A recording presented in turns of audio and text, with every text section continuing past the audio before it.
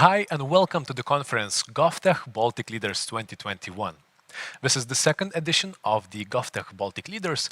First edition, back in September 2019, kicked off the GovTech movement in Lithuania. And last year it grew the one-day conference into a full week of talks about innovations in the public sector. This year the conference is back to one-day format, but it's ready to provide a full dose of new things in GovTech. Today, we'll focus on 4 keywords: enable, grow, experiment, and fail. We believe that these keywords provide guidance for innovating in the public sector. These 4 words also represent the 4 tracks of the conference. Enable. What drives innovation in the public sector?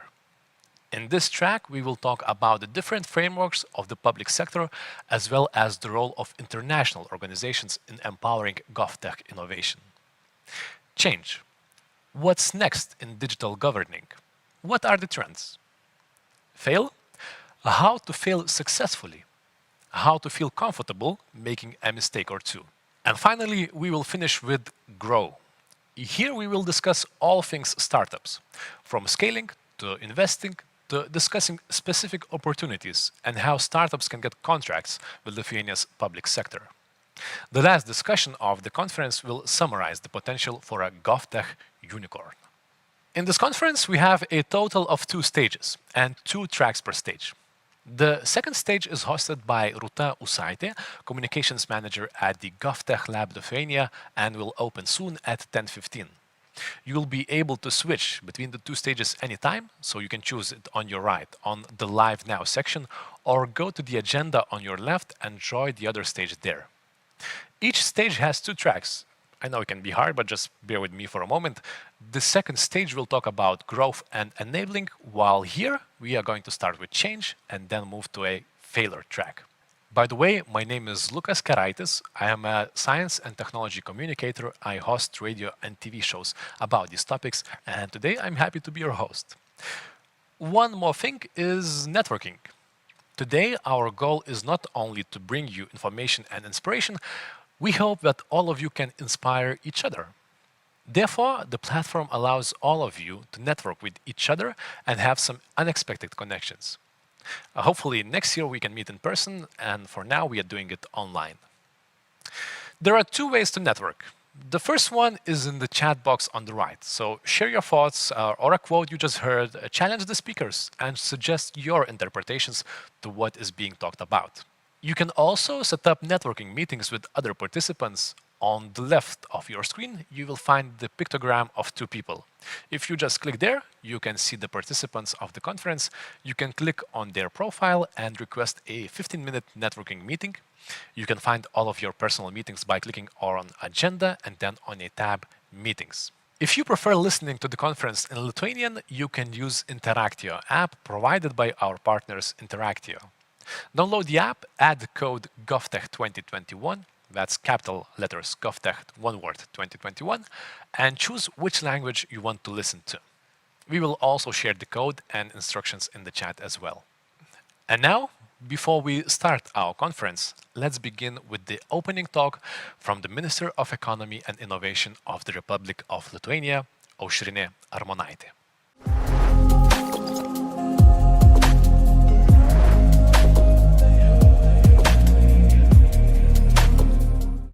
Dear participants of the GovTech conference, dear members of GovTech community. During these past 2 years, GovTech truly became a global phenomenon. And here in Lithuania, we also experience rapid growth of GovTech initiatives. However, it still remains a niche. So we have to change it, and we want to change it together with our brilliant GovTech community.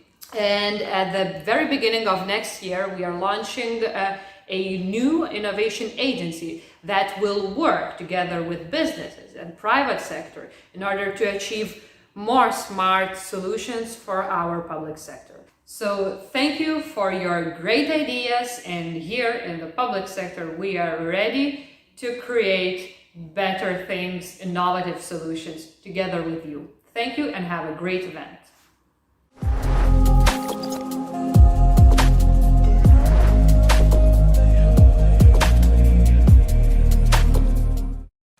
Aušrinė Armonaitė. Thank you very much.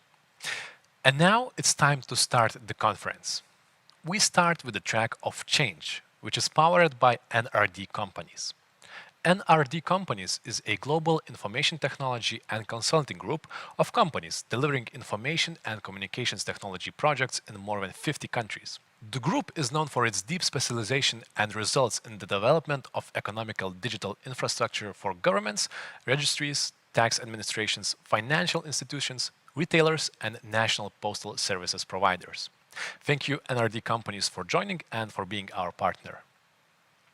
Baltic states are often recognized as one of the leaders in the digital government space. Well then, who is the best to talk about what's coming next in the digital transformation of the public sector? In just a moment, 3 Chief Information Officers, or CIOs, from 3 Baltic countries will present us what are the next big things on their agendas. We start with Eglė Markevičiūtė, the Vice Minister at the Ministry of Economy and Innovation of the Republic of Lithuania.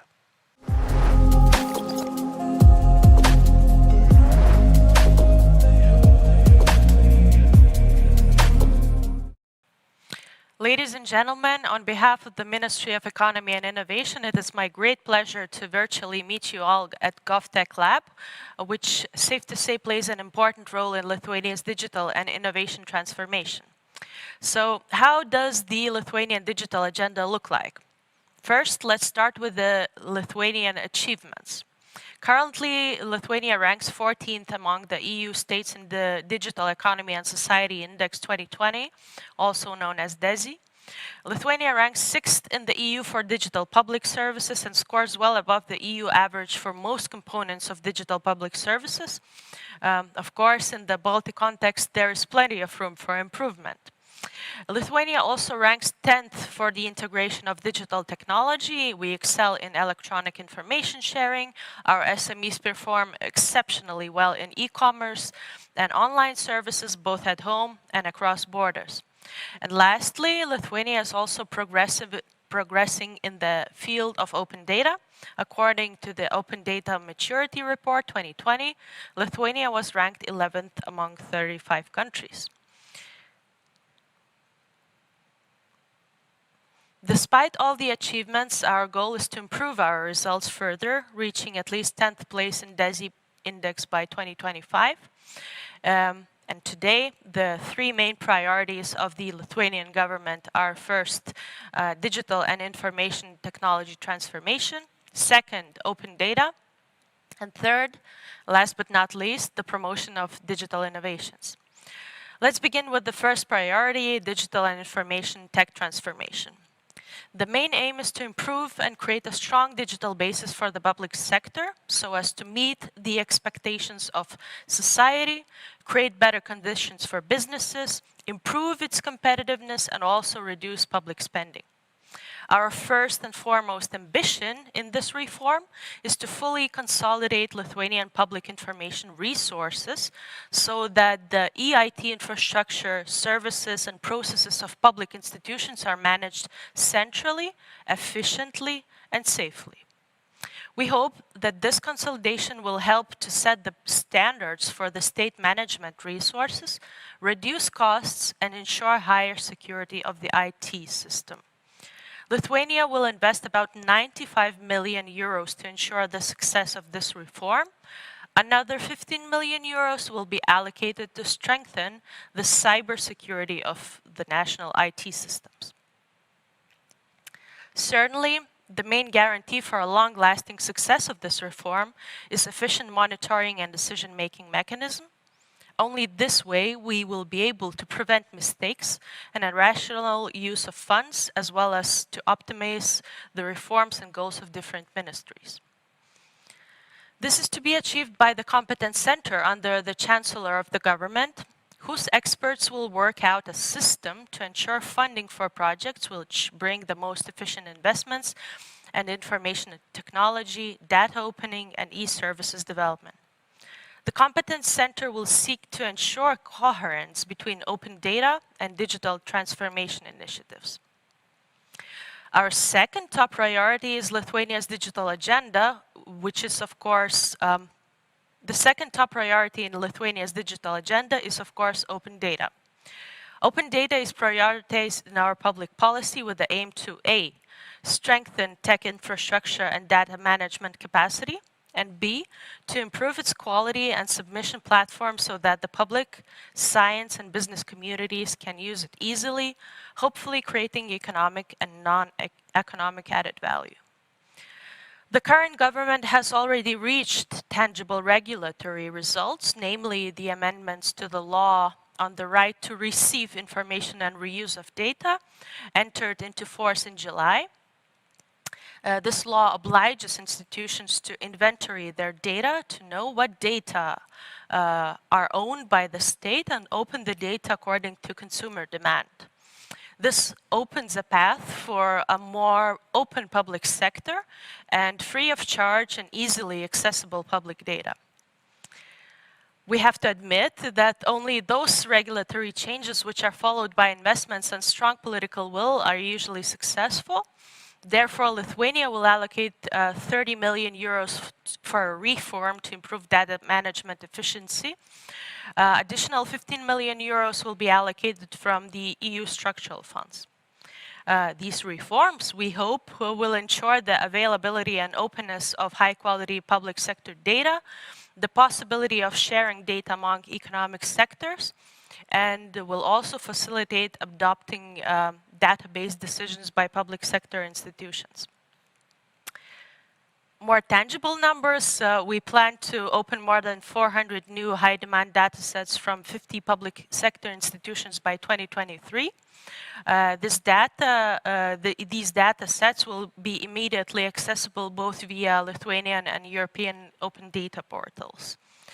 Undoubtedly, the full transformation will require a huge mind shift in the public sector, and that's one of the challenges we at the Ministry of Economy and Innovation also face. Lastly, the third priority of the government is to help facilitate digital innovations and, most importantly, innovators in Lithuania. It is safe to say that the digital agenda is closely intertwined with the innovation policy of every country, and the successes of innovation policy usually spill out to the digital sector as well. Our ministry has therefore launched the Innovation Reform 2.0 with the three main areas of change. First of all, to put certain elements of our innovation ecosystem in order, firstly by consolidating agencies that work with the innovations. Our main goal is to launch a consolidated innovation agency in the first quarter of 2022. The agency is going to help, consult, and lead both startups and more mature businesses in various areas of operation, including digital, to innovate and hopefully thrive. The second area of change is ensuring accessible financing for innovators. At the end of last year, we've launched Innovation Promotion Fund, which is set to grow to 41 mil by the end of next year. Of course, our goal is to cultivate it even further. The third area of change is, of course, strategic and regulatory. The ministry is currently drafting a startup development concept. We will also lead a national agreement between digital businesses and the state by mid-2022 to make sure red tape and bureaucratic disturbances are eliminated as much as possible. Additionally, Lithuania has foreseen financial incentives, roughly 15 million euros, for startups developing products and solutions for artificial intelligence, blockchain, and robotics in the Recovery and Resilience Facility plan. And also, additionally to the Recovery and Resilience Facility plan's digital component, Lithuania has foreseen financial incentives, roughly 15 million euros, for startups developing products and solutions for AI, blockchain, and robotics. We are also planning to invest in the launch of an information and communication tech competence center, which is going to contribute to the sustainable development of ICT startups. And also, we cannot speak in real numbers as of yet, but the EU structural funds will also contribute greatly to the development of innovative digital and non-digital startups. Of course, such a short amount of time is not enough to cover all the goals and challenges our ministry is currently facing, But since it's a GovTech Labs event, I will not finish my speech without thanking the GovTech project team for this conference and in general for bringing the GovTech term into spotlight in Lithuania.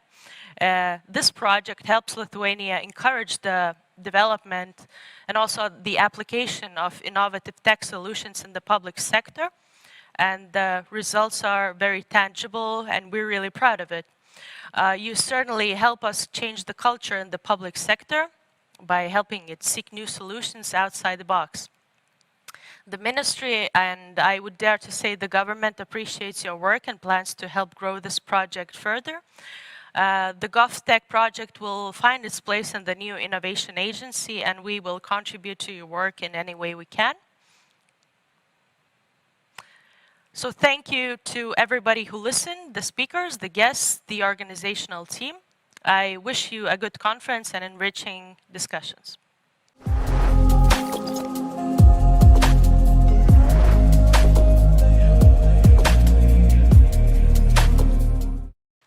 Thank you, Eglė Markevičiūtė. Next is Sim Sikut, the government CIO of Estonia, also titled as Deputy Secretary General for IT and Telecom in Ministry of Economic Affairs and Communications.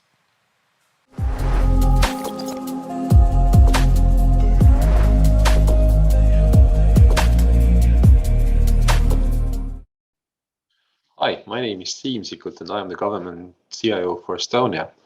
And I'm very glad to share a few directions of travel that we are taking with digital government and society in Estonia here.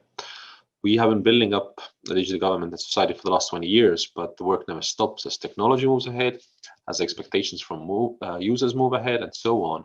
So our new strategy is just about to come out, and we have really set in focus user experience. Our primary KPI for the next period is just to say the user satisfaction with all the services has to go up significantly. We want to be providing the best user experience there is with our services for our citizens, for our entrepreneurs, for e-residents around the world that we have. How are we doing this? Well, there's a few things I want to sort of point out as key initiatives and priorities.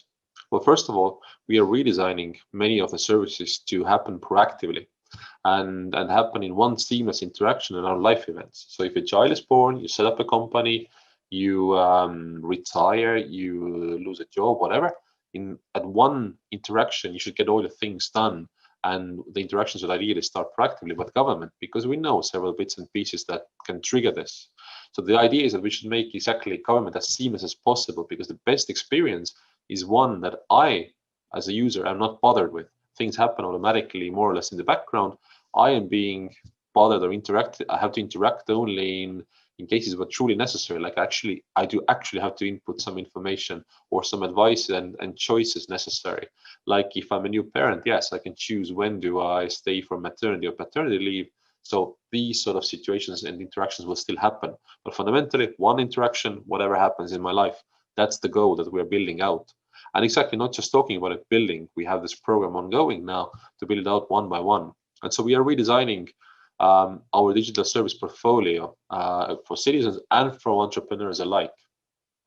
Secondly, we are really working to make our government AI-driven and powered.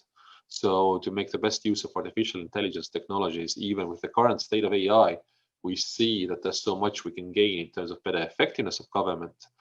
So we have this dozens of cases now in use, one by one from different ministries and so on, in terms of how we are performing better, all the way from automatic transcriptions and meeting notes in courts, or better better inspections by different agencies who otherwise were just shooting blind in terms of trying to provide ensure compliance. But what we fundamentally see from the sake of user experience is that AI opens up a new frontier to radically make it simpler for people to receive information from government and interact with the government for services.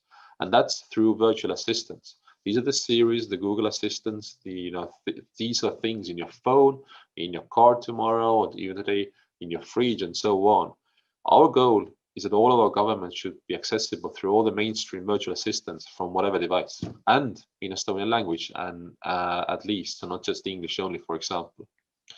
And we're working again to make this happen. So this requires quite a bit of redesign of our architecture, quite a bit of work to also with the global partners to make it possible. But the whole idea is exactly in your pocket. All the government is reachable through your voice the easiest way possible, because voice is our most natural way of interacting. Beyond this, there are certain things we're doing to advance how we do innovation. We are very big, strong believers in open innovation. So we have been opening up our stack for innovators to come work with us in a sort of test bed framework. We are doing obviously more with open data and so on. So we really believe that we should be providing the tools for everybody to build the best next experience for our users. But I want to bring out one more dimension that I think is especially necessary to talk about in the Baltic connection here. So if you go beyond digital government, so we have set our sights to really enable digitalization in the wider economy. And a very core part of it is our efforts to work on what's called real-time economy. So real-time economy means that all the sort of business operations and financial transactions and reporting with government and red tape happens digitally, and more or less automatically. So they are sort of flows of data make stuff happen. Forget about paperwork. And it's also in real time. So look, if one company is to pay another company something, it doesn't have to be that they send an invoice and somebody processes it, and then somehow some transaction of money happens. Instantly, things flow. Same thing with government red tape and bureaucracy. If I'm due a tax report, it can actually just be extracted from my ERP or my sort of financial management systems. Why do I have to submit reports to the government? So these sort of connections and a network or change of data flows is what we want to build out. And the benefit is very simply there. Look, we in Estonia and in all of the Baltics, most of the companies are small, tiny in a comparison. So any sort of efficiency they can gain, any sort of money they can save can be very much add to the competitive advantage on a world market as well. In Estonia, we have estimated that we can save sort of, at more than 200 million euros each year in the whole of economy, and 40 million working hours. So that's time and money that companies can spend on better productivity as opposed to then just getting things done. So obviously, we're not talking about PDFs here. We're talking about actual exchange of data, and also across the borders. So whether it's e-receipts, whether it's sort of real-time taxing, whether it's all electronic invoices, how to make any sort of reporting happen digitally. This is all of the space of the real-time economy. And our 3 Baltic countries have taken steps together in this realm. So that, for example, there's been successful deployment or testing of electronic consignment nodes in logistics, ECMR, but there's way more to do. So as we are pushing for real-time economy strongly in Estonia, I hope we can do the same across the Baltic borders and really make our region here come together into what's today's digital economy standard. Stuff happening real time in the best digital way. These are some of the things we're working on. Happy to always join and share with our Baltic friends and partners, and good luck with your efforts.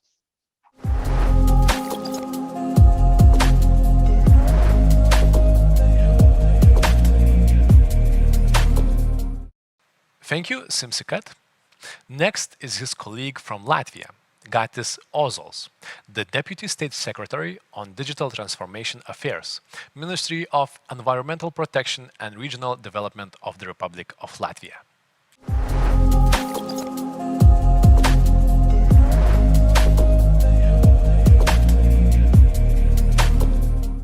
Hello everyone, I'm Gatis Ozols, Deputy State Secretary on Digital Transformation Affairs from Latvia.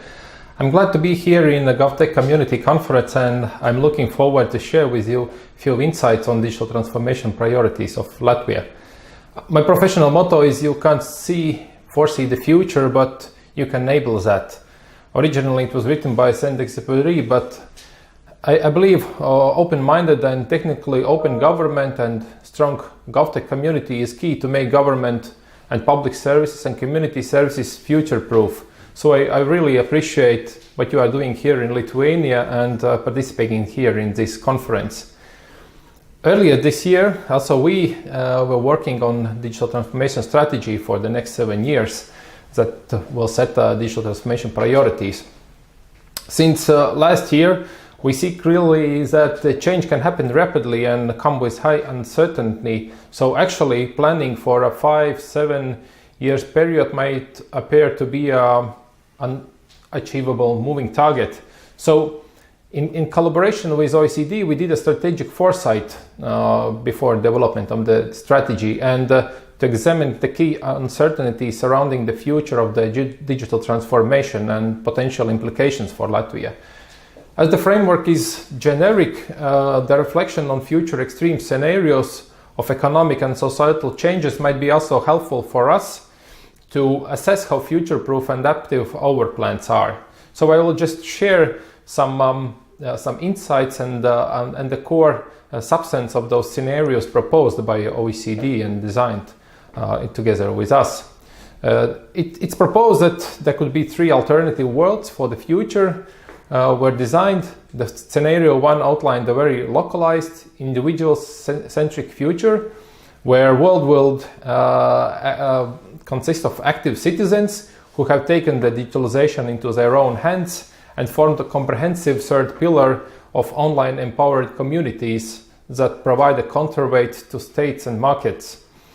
In scenario 2, the digital backbone of economy and society is formed by governments. So core of the society and economy, digital transformation is designed by government platforms. And the third extreme scenario envisaged multinational corporations in much influential roles and responsibilities, displacement of sovereign governments by corporate players who perform many government functions. So, of course, none of those scenarios will realize fully, but when we are designing our future scenarios, it's worth to take into account all those 3. In our case, we try to apply those 3 scenarios when formulating specific strategic goals and design solutions to take into consideration aspects from all of them. For example, one of our strategic approaches is development of platform government, where government platforms play an essential role in digital transformation of economy. At the same time, we see that platforms can't be isolated islands, the government platforms. They must be open to external connections, including multinationals, corporations, communities. And of course, we have to be sure that citizen rights to manage and control their data is also taken into account and secured in those strategies. So that was our approach.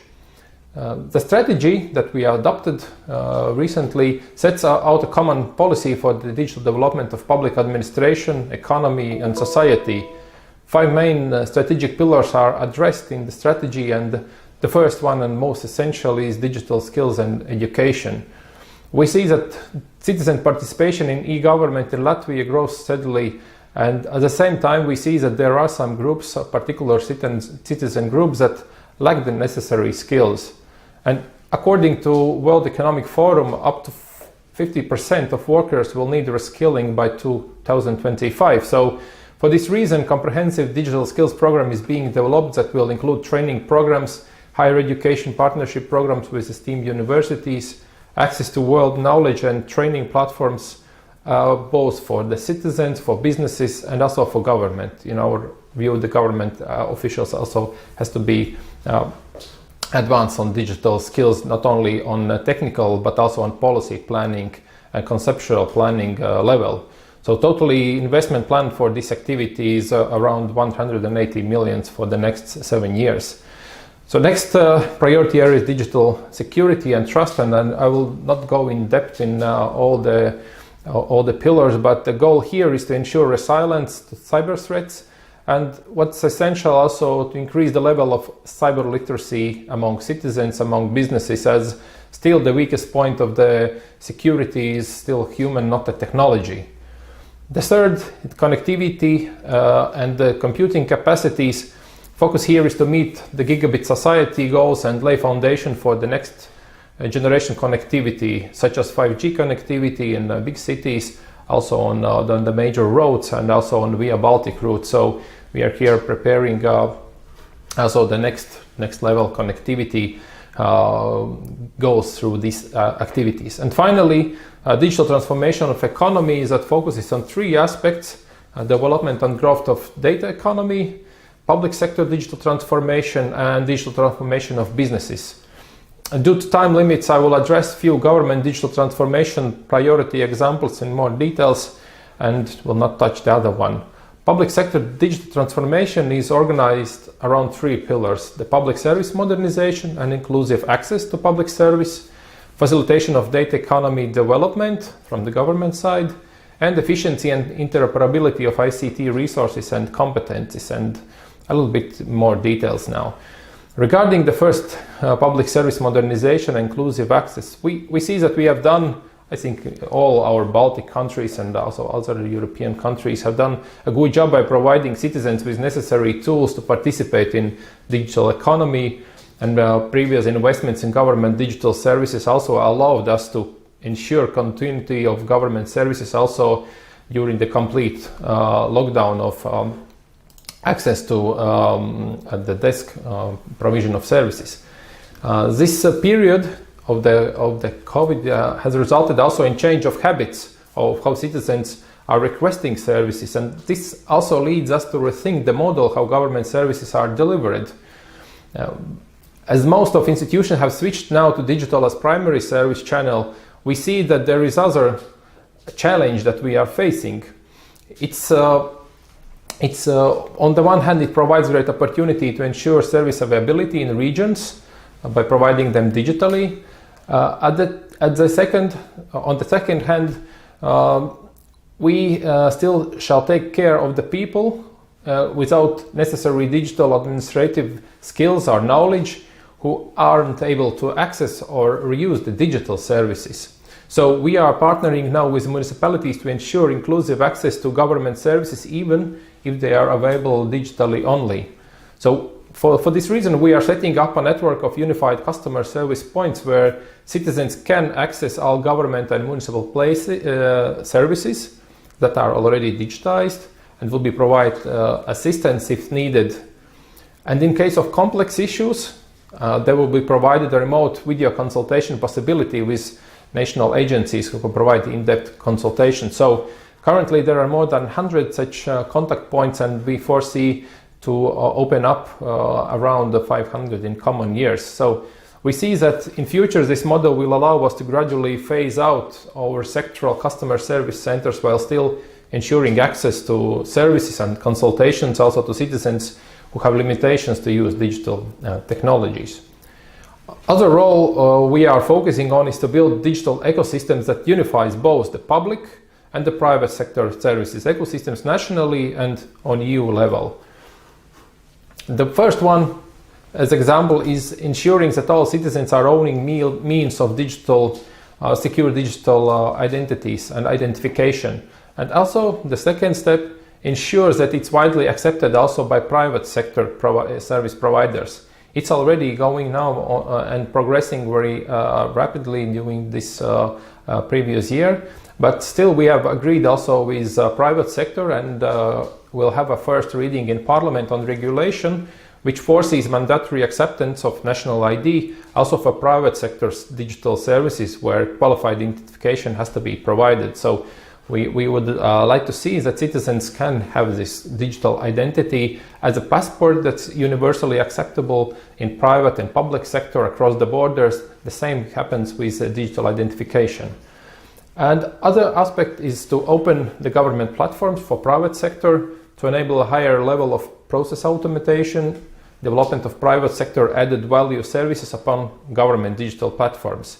So this is how we see how the expansion of public services is envisioned in our strategy. This approach also reflects our strategy of development of data economy.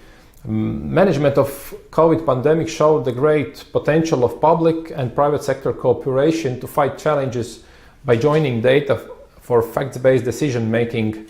One of the good examples that illustrate was the value of data and data analytics was that Latvian public sector was sharing data from different sectors and combined with private sector data to use the data to make data-based decisions in process of planning preventive measures to limit the spread of the COVID virus. And this, if we look on the future, this also makes a major shift for agencies at the moment, as currently agencies are one of the major shifts for agencies now would be to treat and they manage the government data not only as a side product for their core government functions, but actually the provision of data for economy and governance of data shall become a core function of each government agency. So its data is not just open data as a side product of government functions. It has to be a core business, how we facilitate growth of economy. So and this will become a core function of each of the government agencies. So in this area, our priorities for the next period is to ensure availability of high value data from both public and private sector, to develop national data sharing platform for cross-sectoral data sharing and science data sharing, and potentially integrate with EU data spaces, and of course also to ensure strategic data management and analytic competencies across government sectors, and set up organizational model for cross-sectoral data partnerships. And the third action line we are addressing in public sector, as I mentioned it, is digital transformation, is improving the efficiency and interoperability of government ICT resources. We see that current speed and complexity of technological development requires high qualification, professional management, and efficient resource allocation. We cannot do everything by each agency anymore. So the focus here is consolidation of ICT competencies and infrastructure, and focus on platforms and shared services development that would be used not only by government sector, but also accessible to private sector and support the growth of digital economy. So our first initiatives are more intergovernment related. It's consolidation of data centers. We are moving to 4 national government data centers that will combine as a federated cloud infrastructure. But then it's also streams to public service customer support, and moving also to other domains such as data processing, analytic competencies, and so on. So this is a brief introduction to some of our priorities for the future, and I would like to conclude with observations that role of government and the government digital transformation policy expands from building government systems and infrastructures to providing platforms and designing ecosystems that fuel and propel digital economy.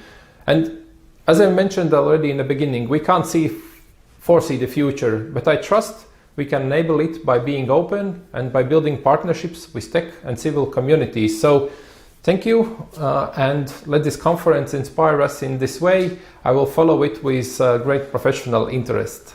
Thank you.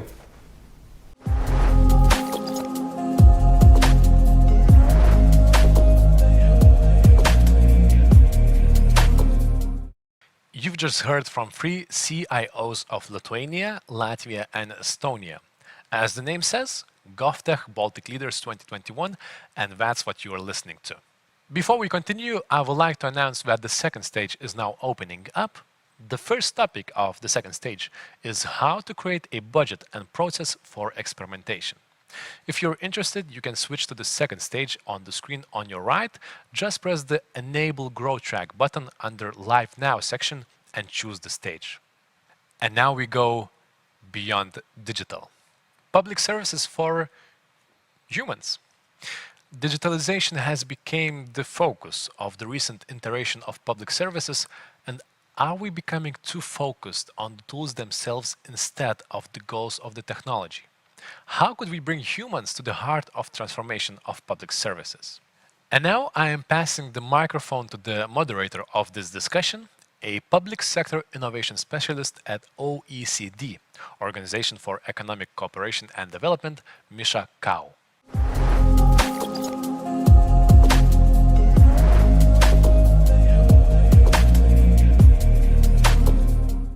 Welcome everyone to this wonderful panel here today that is part of the GovTech Baltic Leaders 2021 conference, where we are looking forward to continuing the conversation from GovTech Week 2020 and of course GovTech Baltic Leaders 2019. My name is Misha Kaur and I am joining you here from Paris today. Recently joined the OECD from the Australian government, and where I'm working on looking at how we actually systemically support public sectors to be more innovative, to adopt contemporary practices that will assist them in achieving better outcomes for our society into the future. And we have an amazing panel here today who are going to share their insights on a really important topic.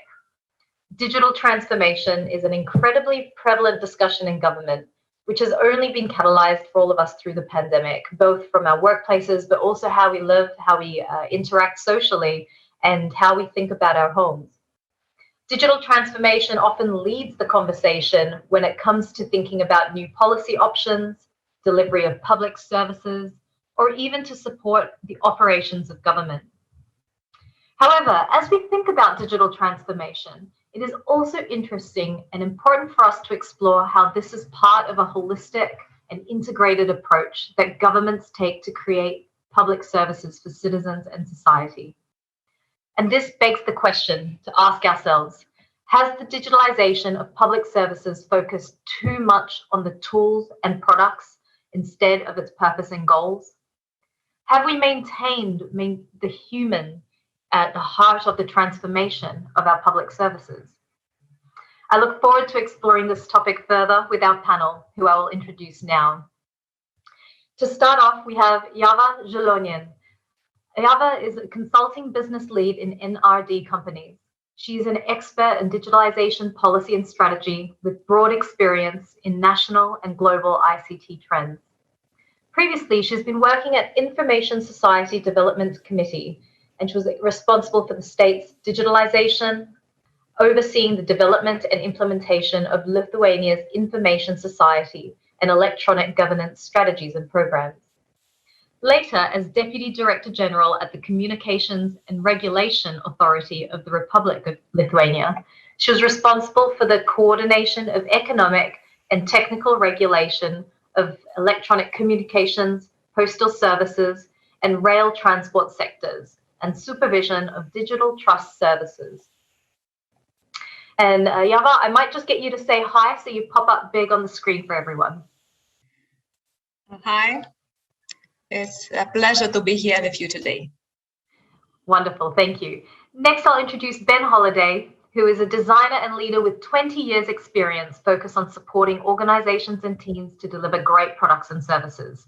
He is currently an executive director at FutureGov, previously leading teams in public sector design and digital programs with the Department for Work and Pensions and the Government Digital Service in the UK.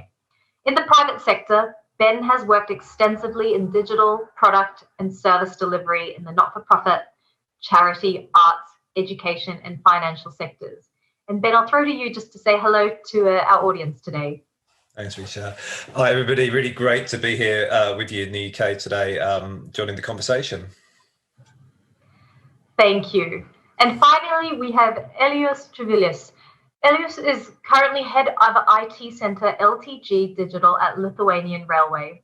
Prior to joining the LTG team, he worked for 2 years as the Vice Minister at the Ministry of the Economy and Innovation of Lithuania and was responsible for the development of digital technologies and the State Digital Transformation Program.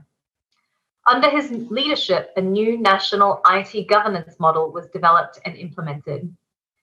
He's a leader in digital transformation, emerging technologies, and policy making. Elios, I might pass to you to say hello as well to our audience today. Hi, Nisha. Hi, everyone. Excited to be a part of this conversation. Thank you.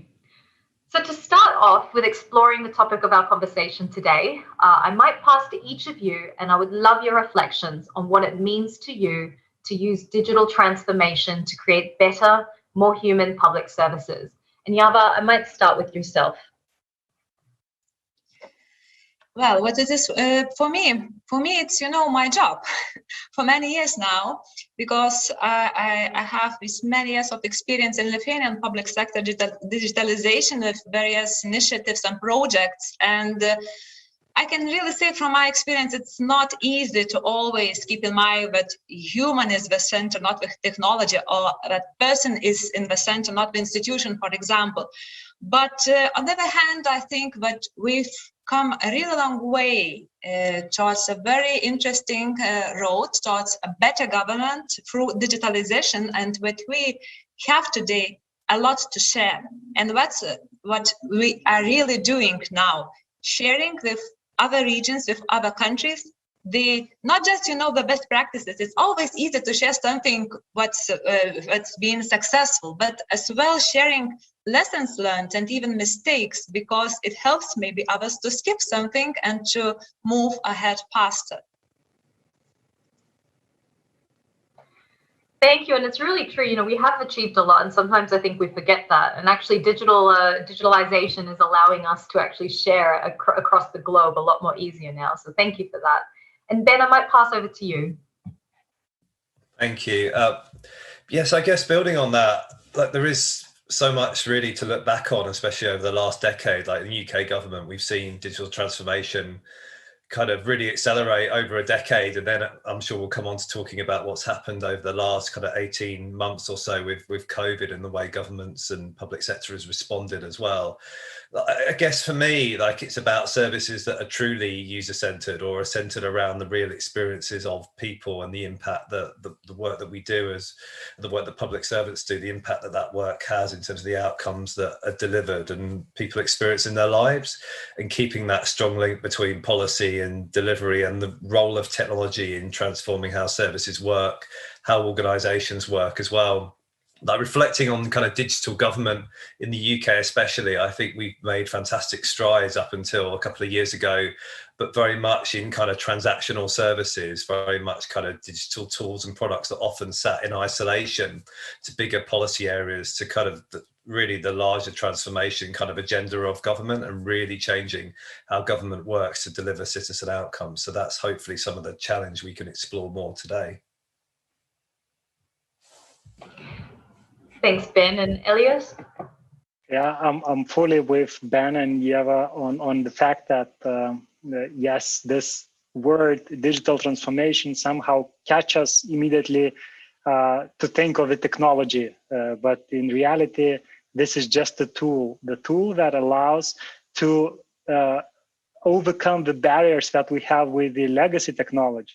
So in other words, it's not about just implementing a new server or utilizing blockchain or employing AI in the services, but rather rethinking the way how we can get the new experience. And this is what I really liked what Ben said, that this is not about services, so to speak, but this is rather on how the citizens experience, the transactions they get.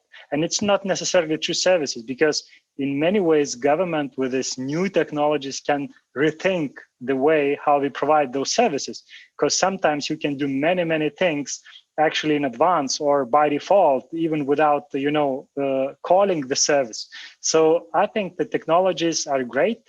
We have to know them just to understand what they are capable to do. But then we talk about digital transformation. This should be the last topic we pick up about the technologies. First is about goals, the targets, and what exactly we want to do with them. Thank you, Elias. And we might actually stay on this topic, because we do often, when we talk about digital transformation, the first thing people think about are the tools or, the products, the fancy new apps that we hear about, the new website, new technologies, AI, things like that. So how do governments maintain focus on that purpose or the goal of digital transformation efforts? And how does digital transformation fit more broadly, and as you say, new business models or broader policy and service delivery or citizens' experiences? And maybe, Elias, seeing as you just left us off that topic, we might start back with you. And of course, Ben, Yava, feel free to jump in organically. Yeah. If I would continue on this notion, I should say, and also personally working as a policymaker, the policy making has this limitation about rethinking it from design. So in other words, actually resetting and rethinking the things should be done differently. In many ways, then we talk about the legislation, we always talk about the incremental things. and sometimes incremental doesn't work. Just, like as an example, there's a candle, right? And it has a light, but you cannot, put more light into this candle to be, more bright. You just have to use an electricity lamp. So that's why I think we should really, really make some kind of isolated, safe environments where we can test absolutely new reality, which is not about doing the increments, but rather building new models, building new ways of resolving those real life problems. And I think GovTech is a fantastic place, a fantastic environment where each country now find out that they can build a safe environment to experiment with those ideas. So I think this is one of the ways to go. And if I may add something to what Civilis, either Elias already said, I think that as well we have to have the environment that enables that, because usually it doesn't matter what we are talking about, digital transformation or something else, we still see that we have a, let's say, regulatory framework or legislative framework which is quite strict.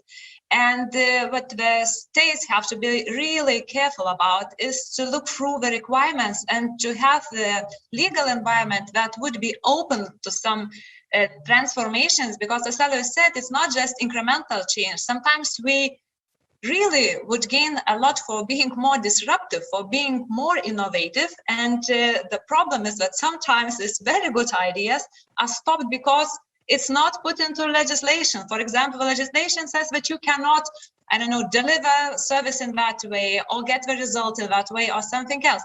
So to have the legislation at the regulatory framework, which is as open to innovation as possible, is very important too. I think for me, it's really the opportunity to change how organizations work. So like quite often we think about the need to move to a new business model. Like quite often I think of it as service models. So what is the kind of model that we deliver a service in terms of how it works, the way that kind of government acts in a relationship with a community to deliver something, to deliver support, to deliver an outcome, but actually putting tools and technology into places more quickly, so being able to deliver real solutions but in a kind of more loosely coupled way, but actually into the hands of staff delivering those services, and letting services be shaped and develop and iterate and basically let those models form over time. The way I think about it, almost it's more of a kind of design mindset, is very much that service models is actually service modeling.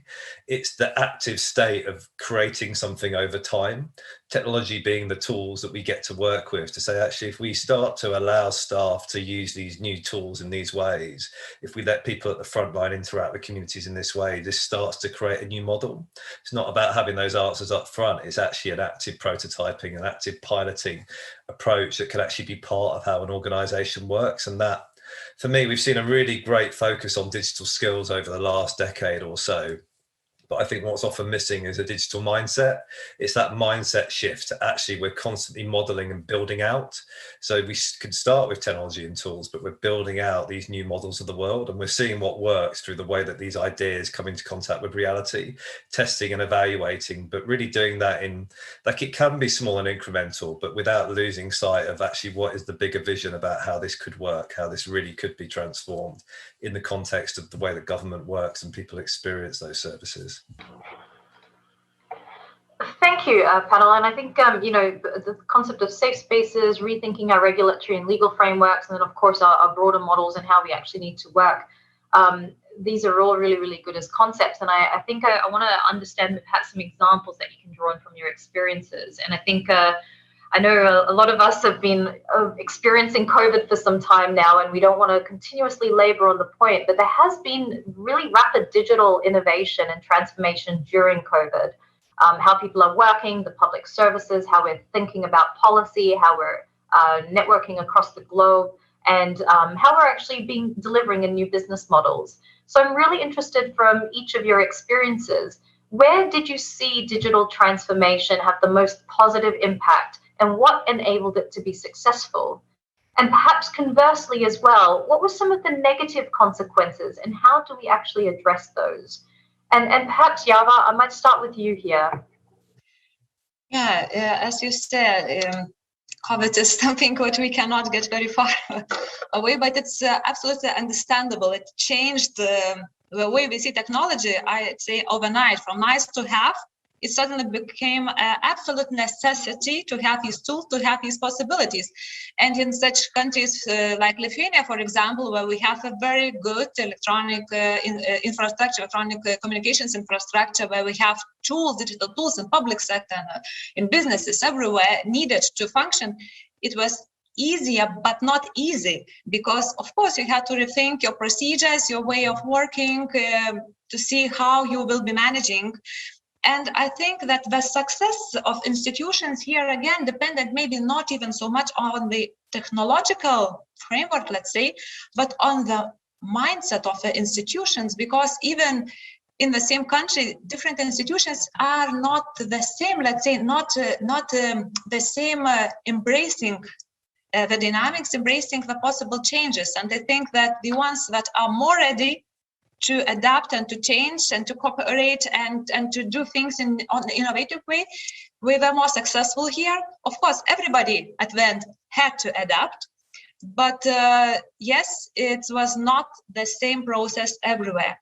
And talking about the problems, of course, not just digital cyber attacks or harmful content, but I think that here again, we are coming back to what Ben already touched upon, the skills. Then we are talking about our society, and when we are talking about digital natives and about people who still don't have these skills. So this digital divide became even more pressing than ever before.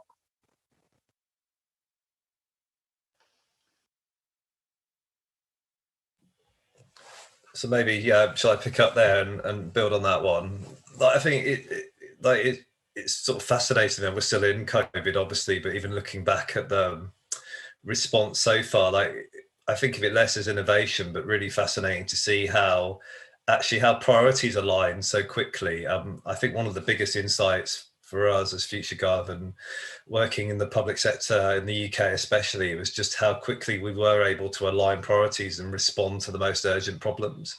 And we've probably never seen before ever in digital transformation that absolute alignment of priorities, and the emergency it was almost like a forcing kind of function that allowed priorities to suddenly be aligned across departments, across teams, to people focusing on the most important problems to solve.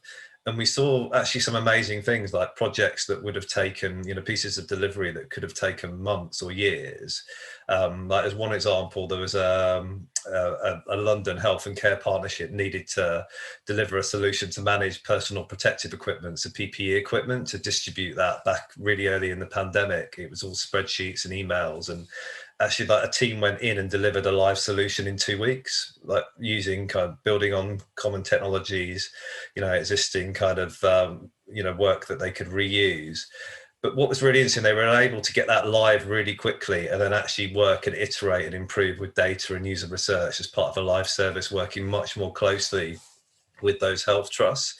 So we've almost seen the kind of delivery cycle and been flipped, rather than spending 6 months developing something just to get to that point.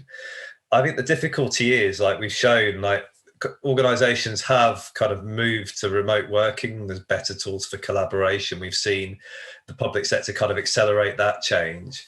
The difficulty is, and the challenge is, returning to a kind of business as usual as we kind of come out, hopefully, of COVID, or return to some level of kind of normality as before, where we've shown that we can deliver technology, we can use digital to do things more quickly.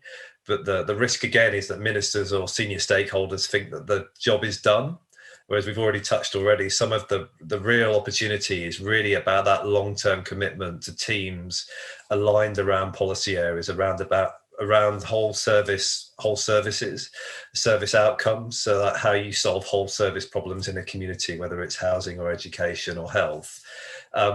And we are, the encouraging thing for me is we are seeing in kind of new digital strategies, so like the Department for Education strategy in the UK, there's a really big emphasis in the new strategies that are coming now for the next few years on bringing policy and service delivery closer together. Things like long-lived teams that are set up around service outcomes. So if you build the service, you're also responsible for running the service.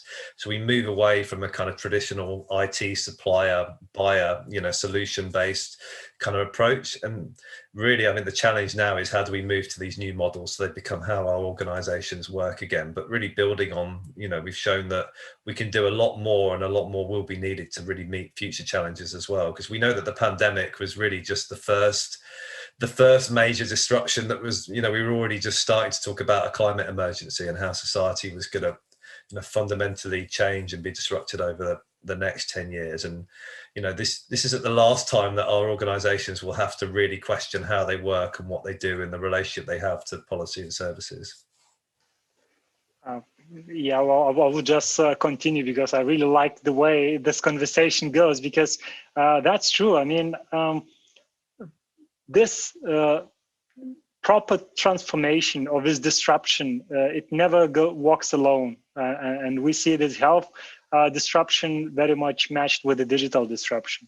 And the good thing, I haven't seen a single minister or prime minister, any country around the world, that they would not now look back to the digital technologies. So in the past, they would ignore saying, hey, this is just yet another topic. But now all of those, they realize that this is a tool that can help them. Now, think of the typical statistics, right? Remember, not many years ago, it was okay to receive some economical data 1 year after actually everything has happened. So in other words, it was okay to make your decision based on information that is already 1 year old. But now with this pandemic, we see absolutely every single country, they realize that they have to know exactly what's happening right now, how the virus is spreading, how much people are dealing with unemployment, how much do we have equipment in the hospital. And all of a sudden, everyone became, really cautious about the facts and the data. So I think this data-driven decision-making has really, went from zero to hero. Everyone now is basing their decisions on data. And this is great. I mean, if I look at any search portal on the current COVID situation anywhere around the world, I see really quite fresh data, which is a new one. Now, coming back to our local country, Lithuania, we also have some very fantastic positive impacts. So like this data lake that our statistics department implemented, and now it was used for the COVID, but now we have another crisis, which is with migration, and they use exactly the same methods and tools to track the migration. And so we see that in the past, it would take months and months to build some kind of system, some kind of reporting. Now they plug in just in a couple of hours. So I think this is a fantastic thing. But then on the negative side, I know that this is not, so to speak, sustainable, because by focusing on something, we are leaving something behind. And I think those things that we will leave behind, sooner or later, they will hit us much harder. And those topics, yes, this would be, climate change, economic situation, any one you will mention, and especially on the people side also that Yeva was telling, we see more and more people, being left behind. Nobody cares about, the emotional health, about the those people which are really had much more attention in the past. So, and also, with the ministries, now that all of a sudden everyone works remotely, that's great. But on the other hand, we have yet not adopted a proper management systems to work in this new environment. And I believe what we see now in the market, that the people try on changing works. Many companies have much higher attrition rates than in the past. And this is because people are losing those social contracts, and we don't know what consequences those are going to be to the government. Because what I'm afraid that the best people will leave the government, and then we don't have, measures to deal with this. Thank you, panel. And I think that is really interesting, because I think if anyone looks back on COVID, digital transformation, data, these are the things that are going to be, front of mind. But so is that human side, in the sense of, exactly, people being left behind. We're seeing people having to change a lot of how they do things. We're seeing the lack of social interactions actually play out adverse ways for people as well. So both sides of this coin continue to be very, very prevalent. And COVID is just one example of a particular crisis we are dealing with right now. But there are different challenges that we're going to constantly have to deal with. And I want to kind of talk a little bit more about this human side, because the discussions on maintaining a human approach when we transform public services, when we do policy delivery, when we think about digital transformation, is not really new, it seems, right? We've heard the terms of citizen-centric, maintaining empathy on the users, user-centric, user-friendly, human-centeredness, human-centered design. So I really want to ask you, why are we still talking about this? And why is this still an issue? And Ben, I might start with you on this one. Yeah, sure. I mean, really simply, it's because often things are not fully human-centered, even though we have programs of work that we label things user-centered design or user-centered transformation. The reality is most organizations still center their work and their perspective on other things. So quite often, I always talk about it as sort of what you organize around or with, and quite often, like it is, I think earlier we mentioned legacy technology.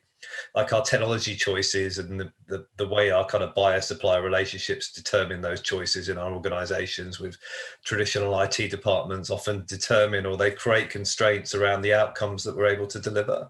They shape the experience of how staff have to work, how people delivering services have to work. And they also, those choices, they dictate what end users experience and the result of what happens as people interact with policy and services. And the alternative to that is like you can really center around an understanding of like what are the services or the outcomes that you're working to help shape and deliver, and the way that you're really influencing the way that change impacts people's lives. So a lot of the services, a lot of the things we did during the pandemic, the public sector did, was really about helping to shape the impact of that change that was going on around all of us, that was affecting all of us. So we're, the various policy, various kind of things and initiatives are all shaping what happens. And quite often when things are user-centered, it's still us kind of doing things on behalf of people. I think the big shift that I've seen in design, which is fantastic, is we're seeing a lot more, especially in change programs, a lot more participatory design work or co-design, which is really like the opportunity to shift from doing work on behalf of people or for people to actually working with them. So quite often user-centered design might mean we do some user research. We may be like, we do a focus group or a survey, but we're still quite detached. We're away from where people are really having that real experience, where the real outcome is, but actually the opportunity is to work with people. So what if the best examples or the best ideas aren't actually our own? It's actually, they're found in the communities that we're trying to serve, that we're trying to work with. And I mean, that's really the opportunity. And like a lot of Future Gov's work actually is kind of working on things like citizens juries. Like even in 2020, we've been involved with things like climate juries. So you bring together representative groups of local people to work with things like local authorities, local councils, local government, to help shape what's going to happen, to shape priorities. And you actually help those institutions to commit to actually taking those ideas forward, to owning those with local people in a way that shapes outcomes in the right way. And I think that creatively and also in terms of real innovation is where actually our best opportunities are. It's really it can be a little bit arrogant to think that actually we're better placed to solve problems for other people because we're not direct. We can say we've had empathy, we've done research, we're seeing things from their perspective, but unless we're really able to stand alongside people and work with them in those communities, I don't think we get to the best possible outcomes for those people and for ourselves and our own families and communities.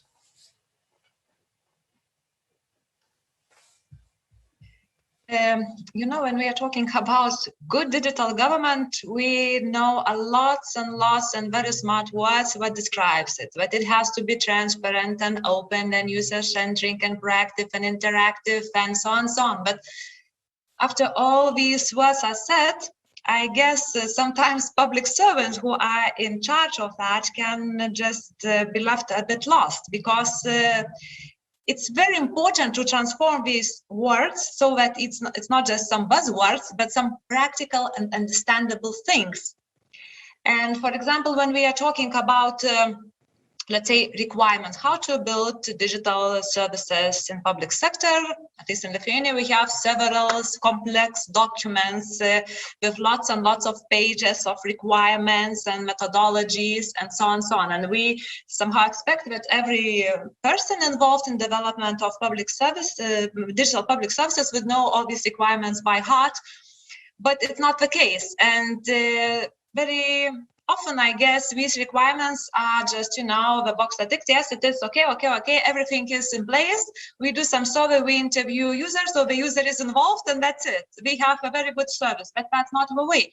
So I guess that a good way forward as well would be providing public servants as well with tools, understandable tools and easy tools that would grow their competence and would help them in practice as well. For example, transforming these very complicated requirements into user-friendly guidelines for servants, or providing some digital tools that we could use to check, for example, particular service and to get clear recommendations what to do better, or providing like platform to build some simple services with really no skills needed for programming with so-called low coding tools and so on.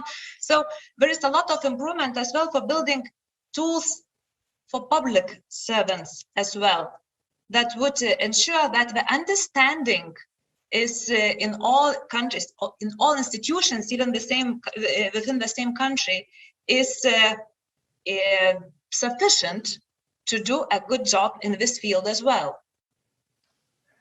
Yeah, so if I sum up what Ben and Yeva said, and I think this is our joint opinion, if a public sector really want to solve public problems, they should start from themselves.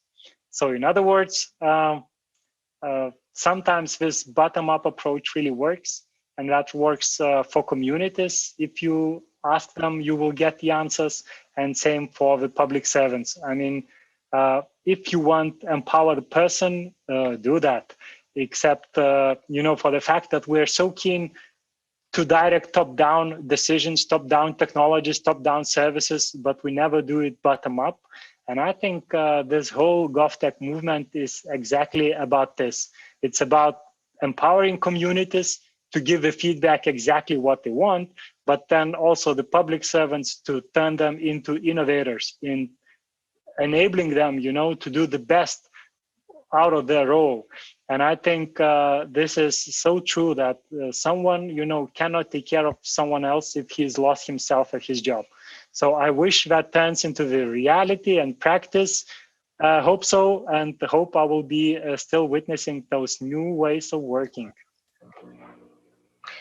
Thank you, Elias. And I think that's a really nice segue into the next question, because I do want to get down a bit more practical into the nitty-gritty for our audience today. And, of course, at the OECD, there's a lot of what we talk about as well in terms of how do we need to transform as a public service? How do we need to maintain agility? How do we adopt contemporary practices such as citizen engagement and things like this, but, have that as an integrated part of the way we work? So these can be really, really important concepts, but can be easy to discuss in theory and then much harder to do when you're actually working in government and in the constraints. So I'm really interested from all of you in what actually doing this and doing digital transformation with humans at the heart of it means in practice for government. What practically should public sectors do to do this successfully? And for public servants, what mindsets and knowledge and capabilities do we need to equip them as well as our citizens with? And perhaps, Ben, I'll begin with you again. Yeah, sure. Maybe just to try and bring together some of the themes already, like we talked about alignment of priorities, like being something that was kind of forced during COVID, but actually how we bring people together around the right problems to solve, and seeing them as whole service or whole policy problems as well, in terms of the way that we frame and understand. Like we talked about requirements today as well. Like actually the assumption and the mindset, if we talk about mindsets, that most starting requirements are actually probably wrong, and being prepared to question those. and really the ability to deliver and demonstrate value by doing something. So learning by doing. So actually this mindset shift, the way that we manage the risk of really not knowing how things will work in reality till we deliver them, is actually by doing. It's by putting things into the real world. And to make that human-centered, it's really questions like, who's the first person this is actually going to help, and how soon? Like, what can we do so this actually starts to make a real impact? This starts to make a real change that we can learn from. And we've talked about technology as tools, but really, I think seeing technology as a tool to build human systems, we can deliver things fast. We can, like, technology enables us to actually deliver real change, to do real work, to prototype, to pilot, but actually to use that as a process of building human systems, to work with communities and organizations, to build out whole service models of how support works both on and offline in terms of how services work for people. I mean, really practically, what we can really do is optimize the tools and materials we work with. We have fantastic technology and tools for collaboration, working together, like equipping and building skills with civil servants, like we've talked about. There's also a really good foundation now of toolkits. Like in the UK, we have a really good kind of government design system and health design system that allows people to actually work and build with technology faster again. Also, things like government as a platform in the UK, where we have shared solutions, shared components like gov.uk Pay, gov.uk Notify, that can be quickly adapted and made part of services. Like, this isn't really the hard bit. The hard bit is the context of how this forms a model, which becomes how organizations work in communities and deliver services, how people work with other people. And we talked about better use of data before. That feels absolutely essential to, like, our learning from COVID. So this really for me is the opportunity to say, like, how can we make more personalized, tailored services that meet individual needs in places? It doesn't have to be a transactional one-size-fits-all approach to digital government. And again, thinking about how we use data to create a more tailored personal experience, which is about individual needs. And then most importantly, to finish, like, that strong link back into communities. So, like, if you can commission work in the right way, I'd say commission work with communities, set up a jury, do a discovery with local communities in the way that you can keep that link and build that link into the wider human system and the policy area that you're working in.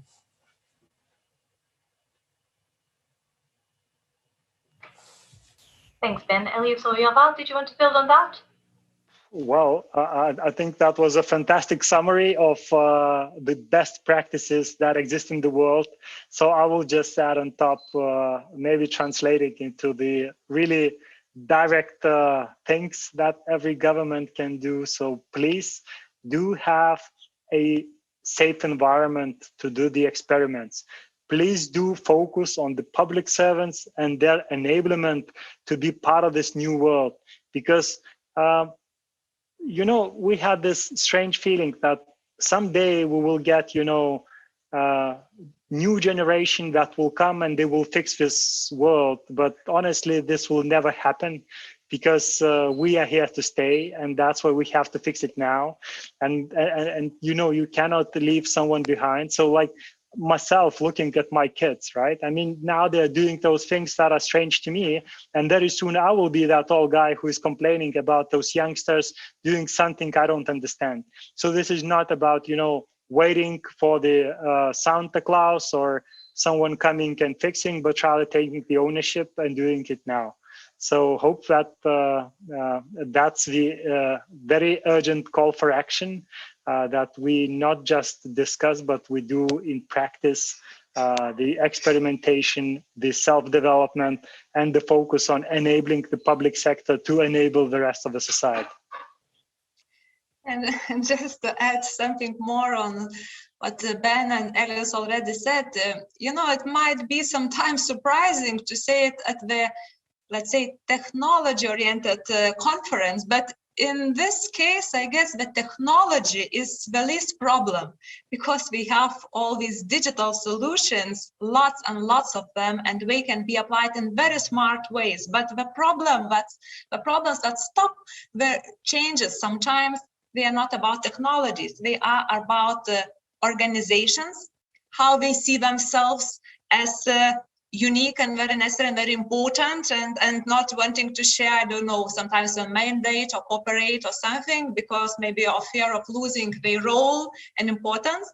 Then we legislation, as I touched a bit before, but again, so having legislation which is not locking on some ways of doing things, but that is open to really disruptive ways of things, and of course the mindset of the people that work there, because again, what I think is very strong in public sector is the fear of failure, but you cannot innovate if you fear to fail, because from time to time you fail, and it's just the way of life. And if we are saying that we've been doing this for 50 years or 10 years and it's been like this forever and it works, so why should we try something new and maybe risk to fail? So I think that not being afraid to fail is one of the most important things for every person in any sector and in public sector as well. Thank you. Yeah, it's a really important, really interesting conversation, isn't it? Because I think, you know, we've moved not just from thinking about the focus on humans in our digital transformation efforts, but actually the enabling conditions that allow us to do that well. And actually a lot of that is about the humans that are doing the digital transformation, the civil servants, the citizens participating in it, and everything that comes within that, the mental models we have, the mindsets we have, the interactions within government, as you say, the conditions that allow us to actually fail in safer ways and adapt to change. So I think it is really important for us to think quite holistically and quite human-centeredly in some ways about those conditions that we work within as well. Now, we are coming to the end of our panel conversation today, and I do want to leave just a little bit of time for each of our panel members to provide one message that you want to leave your audience with today, so you can inspire them in maintaining humans at the heart of their efforts to create better public services into the future. And Java, I might start with you. It's been a really fantastic exchange of ideas, and I really hope that this, what was already said, will inspire and show maybe something new or something to think more about to our listeners. And to wrap up, I think that usually when we are talking about digital transformations, we in public sector, we thinking that there are one side public servants and another side the users, and somehow this one side have to somehow construct very smart, very convenient, very good products for the others. But it's not two sides. We are all, I think, on the same side. And when we are talking about better services or better public sector, in general, we have to contribute, all of us, as much as we can, citizens or private sector and public sector, and to find the ways to cooperate and to leave each of our boundaries and to find ways to do some things together. I think that's not easy, but I think it's inevitable. So my maybe thought for closing from my part is, let's cooperate and let's do things together, because that's the way to move forward and to get the results. Thank you, Java. And Ben, your brief message to the audience today? Yeah, really briefly, like fantastic conversation and great to be part of it. I think just to re-emphasize, like we're talking about the opportunity being people with technology rather than the other way around. And really like the whole topic was about focus on technology as better tools and going further. I think better tools are fine, but we need to focus on the opportunity of building human systems and using those tools in the right way. Reconnecting with people. We've never been more connected yet less connected in the last 18 months from each other. And the opportunity is really to connect and use technology to actually bring us closer together in terms of delivering human outcomes, you know, in society, which is hopefully why we all sign up to doing this work. And it's you know, it makes it worth doing this work because we have the opportunity to really shape the way that people experience change, and that's the challenge. Well, my last sentence into this is, hey, beautiful people, please not just listen to this conversation, but rather, you know, think of what can you take out of it and what can you apply today at your work, at your community, at your institution that you are meeting. I mean, stay positive and join the movement, join the transformation of the public sector. Thank you, Elias. That was a wonderful wrap up. And I agree, I really believe in the public service and the service of public, and these insights that you've all shared with us today, I think give us each something that we can think about, to commit to bring action and take back into the spaces that we have, and the challenges and ambitions that all of us have and all of our audience have. So thank you so much to the audience for being with us today. Thank you, panel, for sharing your insights, your knowledge, your experiences, and your practical opportunities for us. And I hope that for all of you, along with the rest of the conversations as part of this Baltic GovTech 2021 conference, inspires you to think about something that you can take back. Because I think it's true. It is up to us to collectively work together now to make a difference, so we can continue to create a better world into the future. Thank you very much, everyone. Have a wonderful day.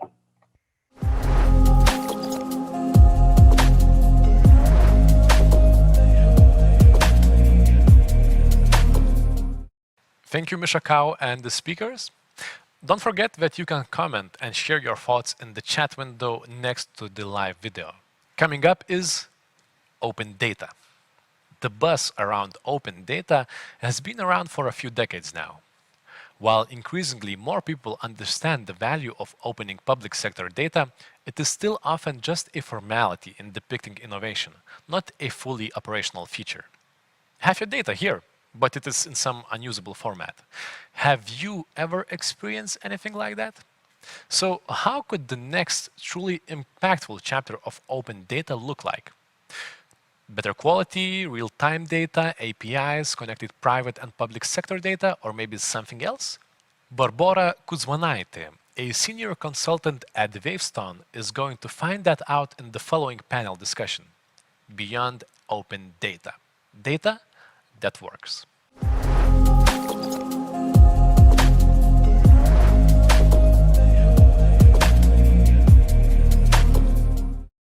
Welcome to the Beyond Open Data, Data That Works panel, part of the change track of the GovTech Baltic Leaders Conference. Thank you for tuning in today. My name is Barbora Kuzmanaitė, and I am a senior consultant at the European Services Practice at Wavestone. I will be moderating today's panel with a wonderful lineup of panelists beside me, and virtually as well. We all have heard the term open data. Some might even consider it a buzzword these days. I doubt that any digital conference goes without mentioning the topic, yet here we are. Open data still has a lot of untapped potential, and today, together with you, I hope to discuss how we can unlock the potential, touch upon the challenges that remain in achieving it, and also dream a little bit about a data-driven future. To help me achieve these ambitious goals in the next 45 minutes, we have some excellent guests today, representing both the private and the public sector view. Besides me, I have Marta Solendra, a CEO and co-founder at DataHood, a location intelligence platform that helps businesses and city planners to analyze neighborhoods and make them more sustainable. Right beside him is Gerta Jurkonienė, CEO and co-founder at Okredo, a data platform which integrates open data, credit bureau functionalities, as well as credit scores and insights to help companies to increase sales and manage risks. Joining us virtually is Dr. Eglė Radvilė, Head of Intelligence Solutions and Data Management at Vilnius Planas, and Erika Kuročkina, Advisor to the Minister at the Ministry of the Economy and Innovation of the Republic of Lithuania. Thank you all for being here today. I hope we have some time to tune in to other panel discussions taking place throughout the day. But let's kickstart our panel with an age-old question.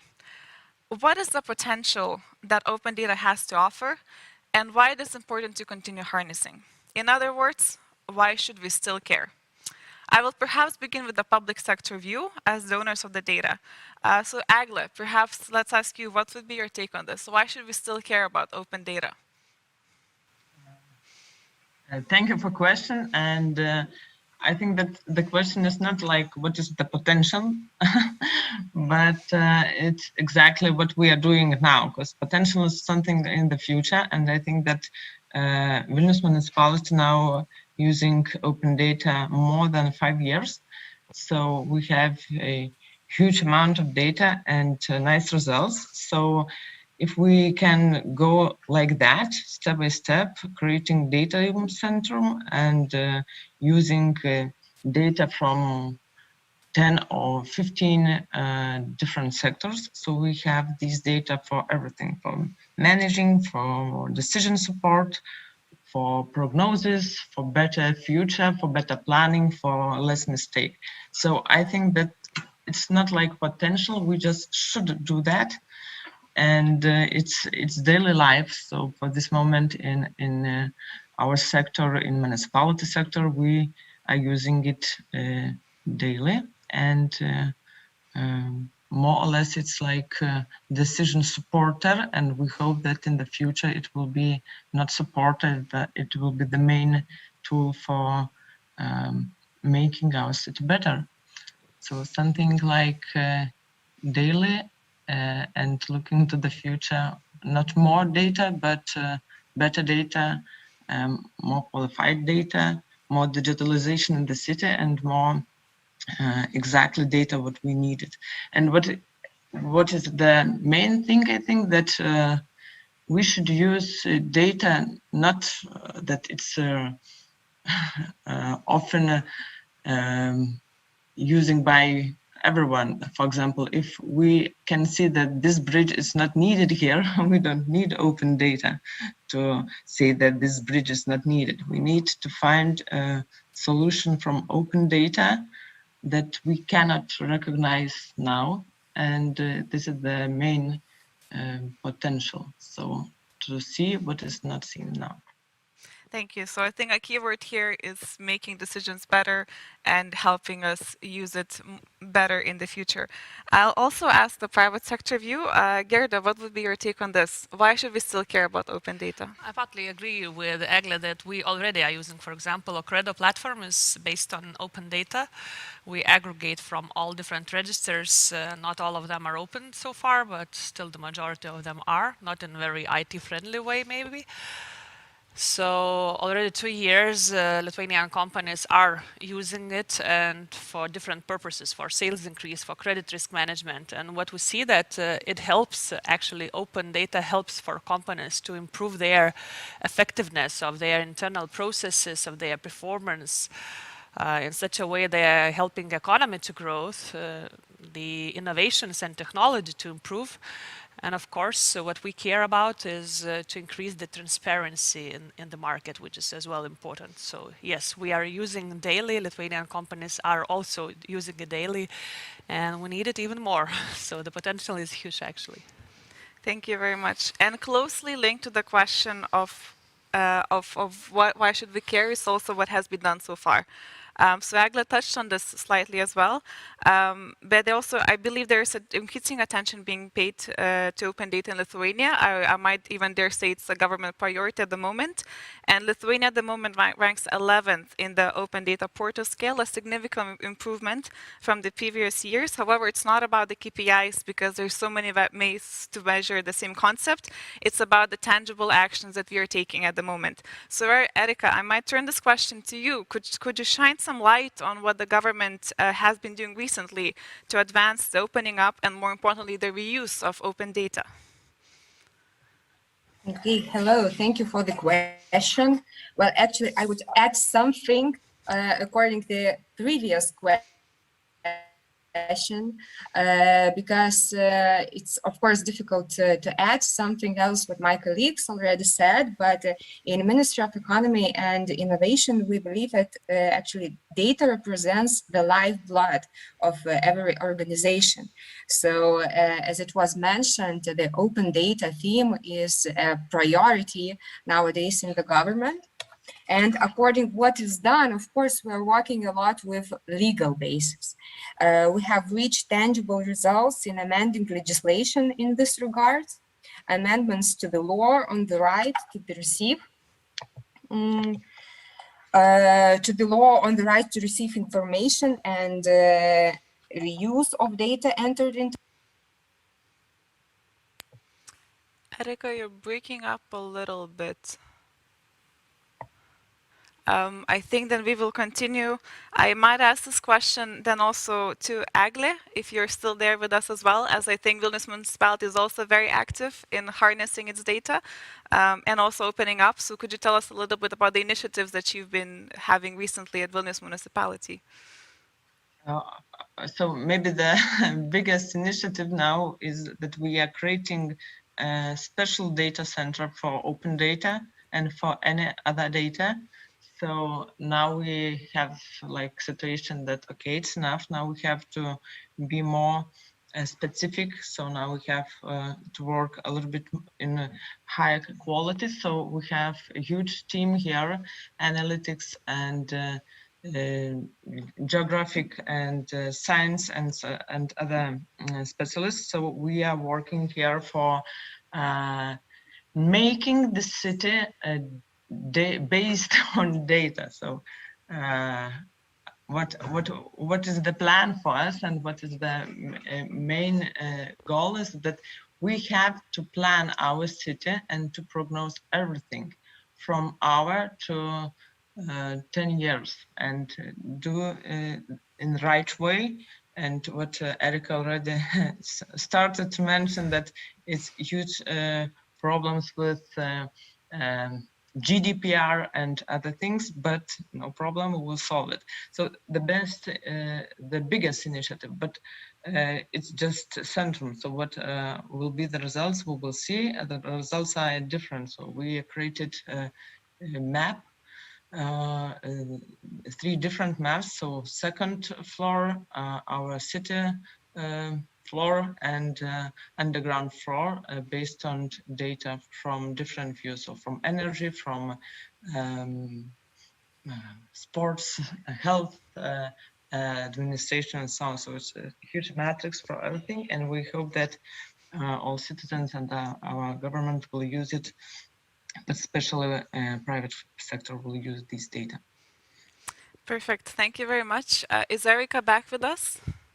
Yes, I'm already back. I'm really sorry because I'm not in Lithuania at the moment, so I have issues.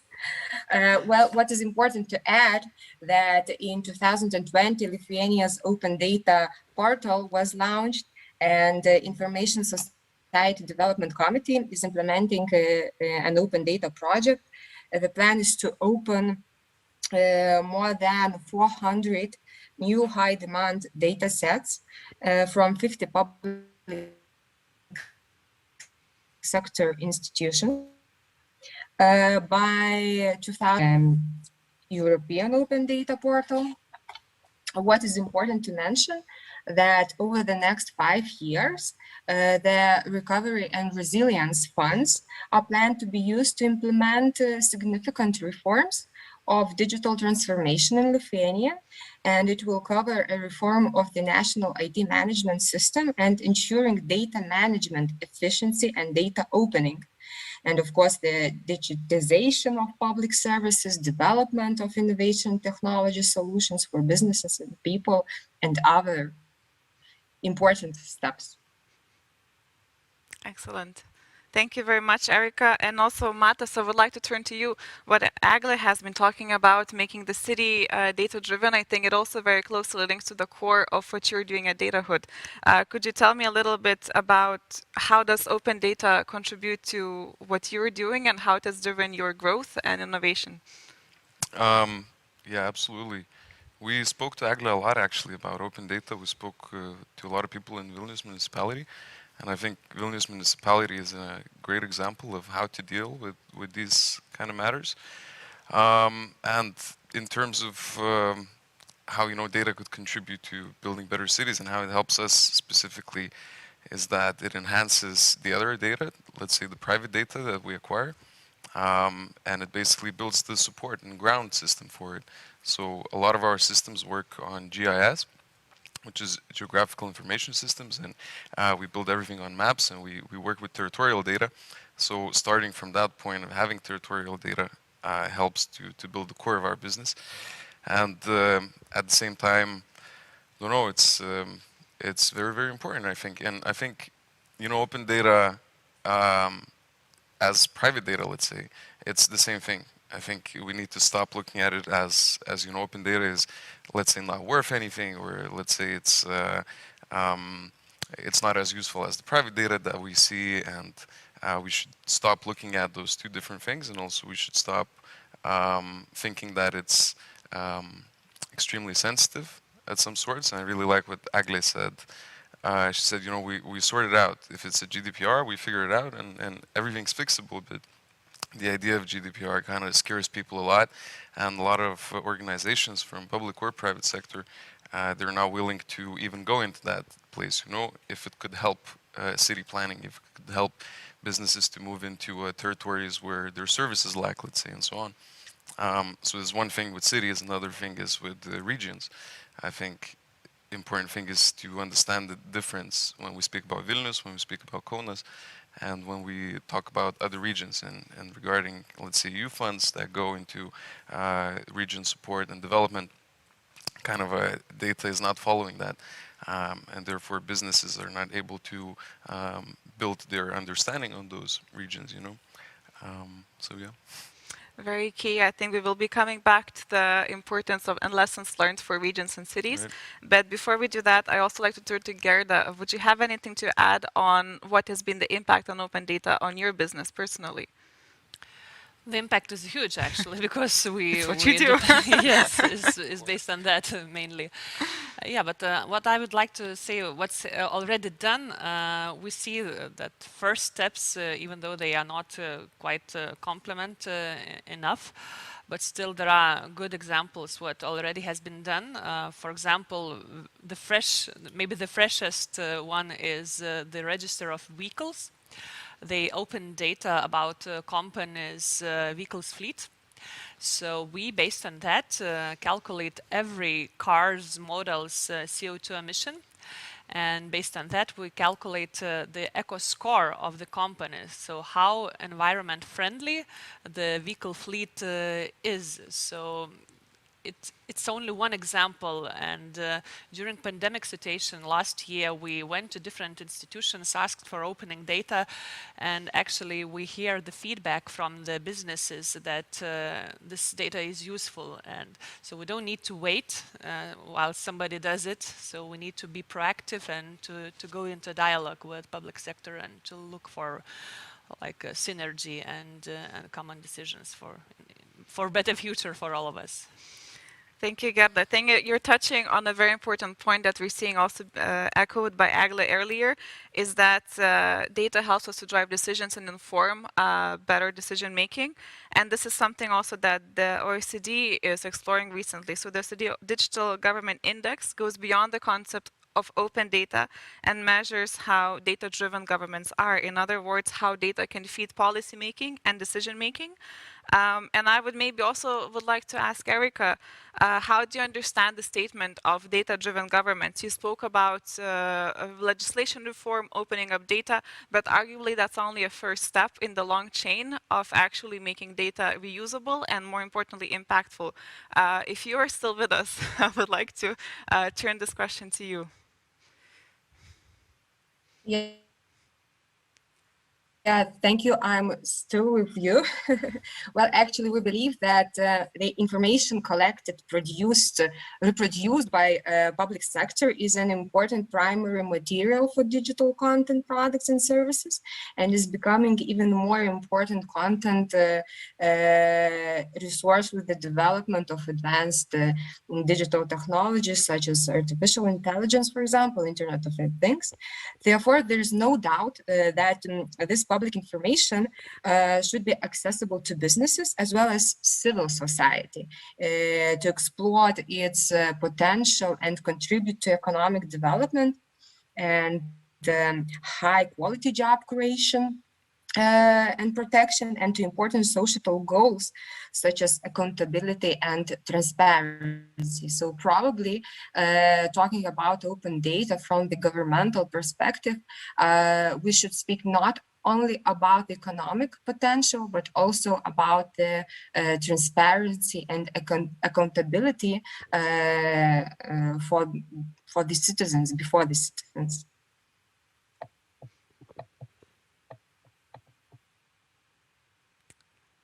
I think we lost Erika again. We lost your audio. So I will also ask Egle as well. Matas mentioned that you've been in talks, right, with the Vilnius municipality and how your business can take open data and make it again useful for the public sector. So Egle, would you have anything to add as well about how Vilnius municipality is being data-driven in making its decisions and also collaborating with startups like Matas and others? Yes, so we were talking a lot with DataHood and even started to think how we can directly corroborate, help each other. So I think that in the future we'll do it more and more. But the main example that we are always mentioning, it's our international startup called Trafi. Trafi, born based on open data 5 years ago.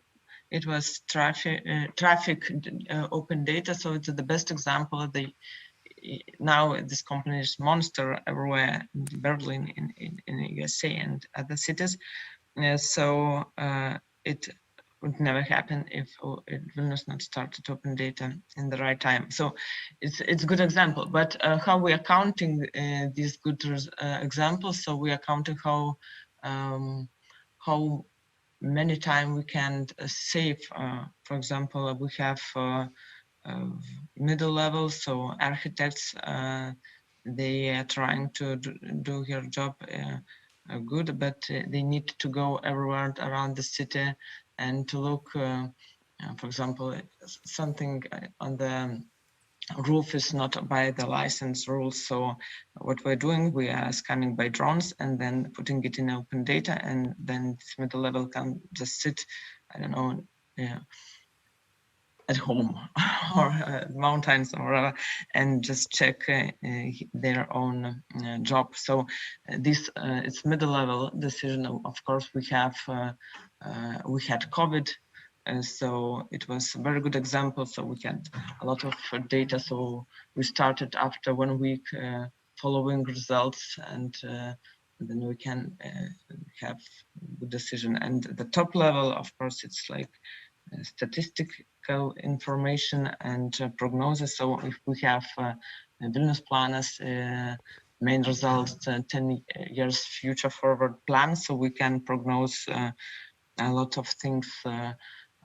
How many schools, how much schools we need, how we can put streets in the right way, to how many people will live, and so on. So everything in the city is about the data. So the main issue is to create ideas how to use data. So exactly.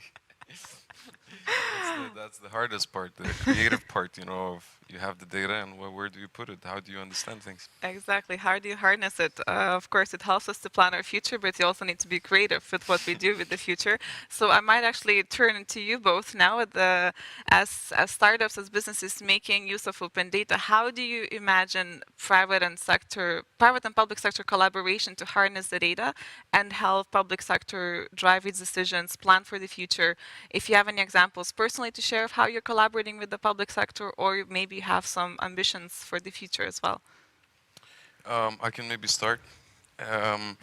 When we started some time ago, we've been hearing conversations about opening up private data for the municipalities, for the some governmental institutions, you know, and we were specifically talking about telco, and that is very sensitive and that is very, very private and so on.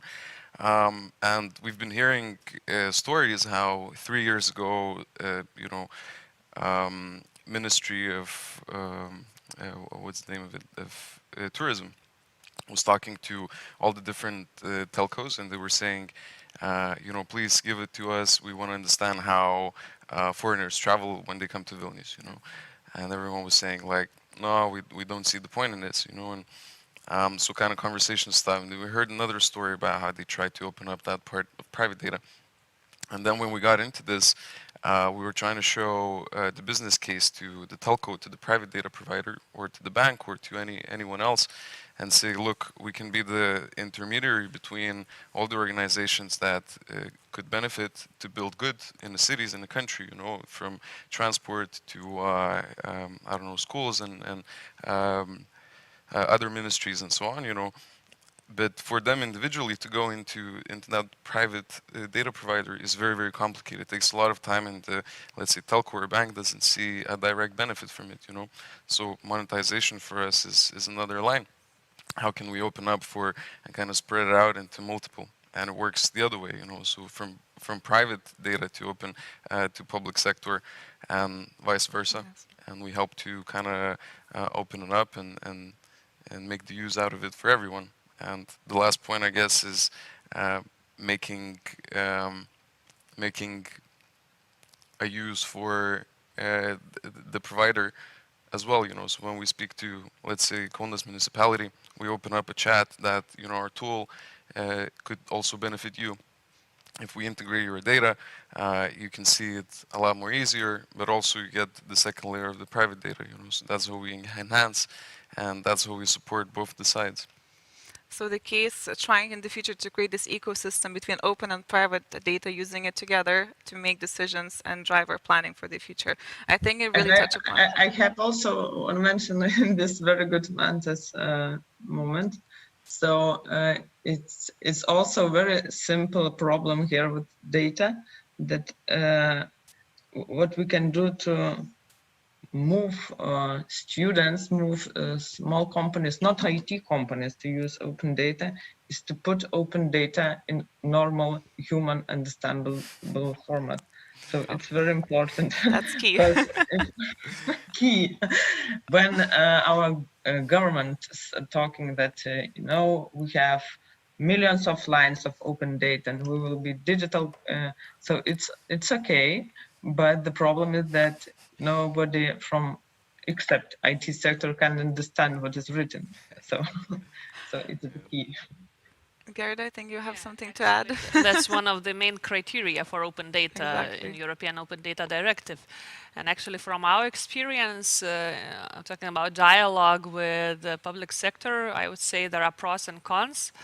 With some of them, we really are having quite good projects and good progress because the data is IT friendly and we already created value-added products for SMEs. But in some cases, some institutions are really just seeking for, like, you know, putting the check in the checklist that we already opened, and that's okay. And even from some, we heard such, how to say, interest to make their own services. So in some way, they are even competing with public sector, with private sector. So I would say that this shouldn't be the case. There should be the separation: what are public services for taxpayers' money, and what services should be diluted for private sector. So I would say that there are a few steps, but it's not enough to say that we are already opened. We need to, and public sector needs to have intensive dialogue with private sector. Is it okay? Is it data IT friendly? Is it enough? What's the updates for? Is it okay? Because some cases it's like monthly one just Excel file, you know, and do whatever you want. So no, it's not opening data, and it's not. It doesn't meet open data criteria even. So I would say that we are in the right direction, but not reached already the goal. Yes. Publishing a scanned PDF is not enough. yeah. Scrap it. Sure. Scrape it. Yeah. Can I add also something Absolutely. to what was already said? Because at the moment, in public sector on the national level, in the ministries, we face with the problem with lack of awareness. It's a challenge in Lithuania is that the concept of open data is not yet understood very well by everyone in the ministries. And of course, with the training, seminars, promotional activities, and increasing the digital skills of public sector officials to ensure the data importance and innovations potential is understood well. Undoubtedly, the full transformation will require a huge mind shift in the public sector. And our government's aim is to guarantee investment consolidation as well as regulatory and other incentives to help public sector employees to get on board. So I think that the biggest problem between the collaboration of public and private sector is lack of awareness, just. I think we are very naturally transitioning into the talk of the challenges. We spoke about what data means, why it is important, what it can help us achieve, but all of this is sometimes yet to be done, as there are some challenges that Agle began touching upon, Gerda mentioned. So we spoke about awareness from Erika, we spoke about the right way to open up data. I will still turn to the startups, as you're arguably the first consumers of this data, and arguably it can contribute to your business the most.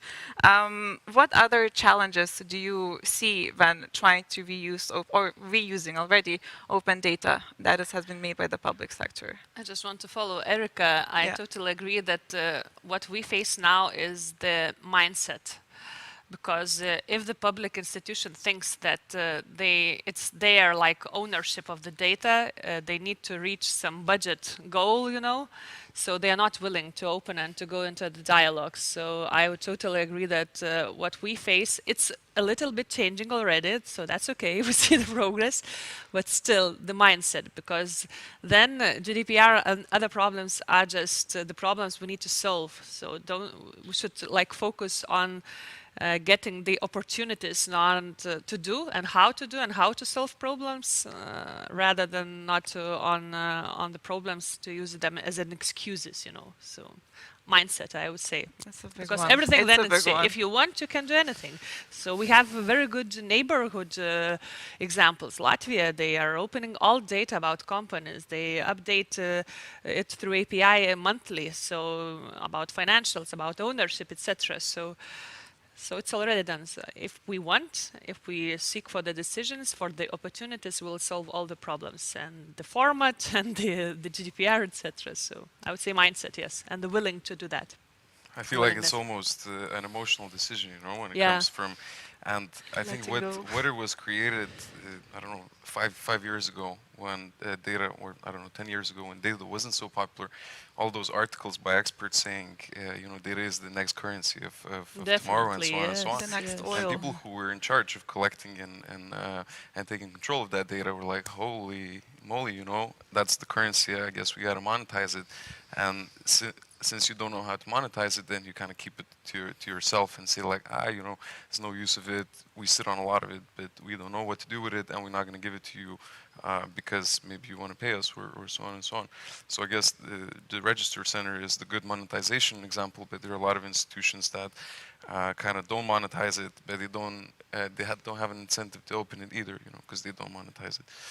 Yeah, and arguably there's a lot of homework to be done before you can open your data in a way that is useful and meaningful. So unless you have a clear business case in mind, and you see, it's in both ways. It's like negative, because if they don't monetize, they don't want to open because they don't see the. And in such cases where it's being monetized, they have their budget and they need to look for that, you know. So they say it's our money, we don't want to give it away.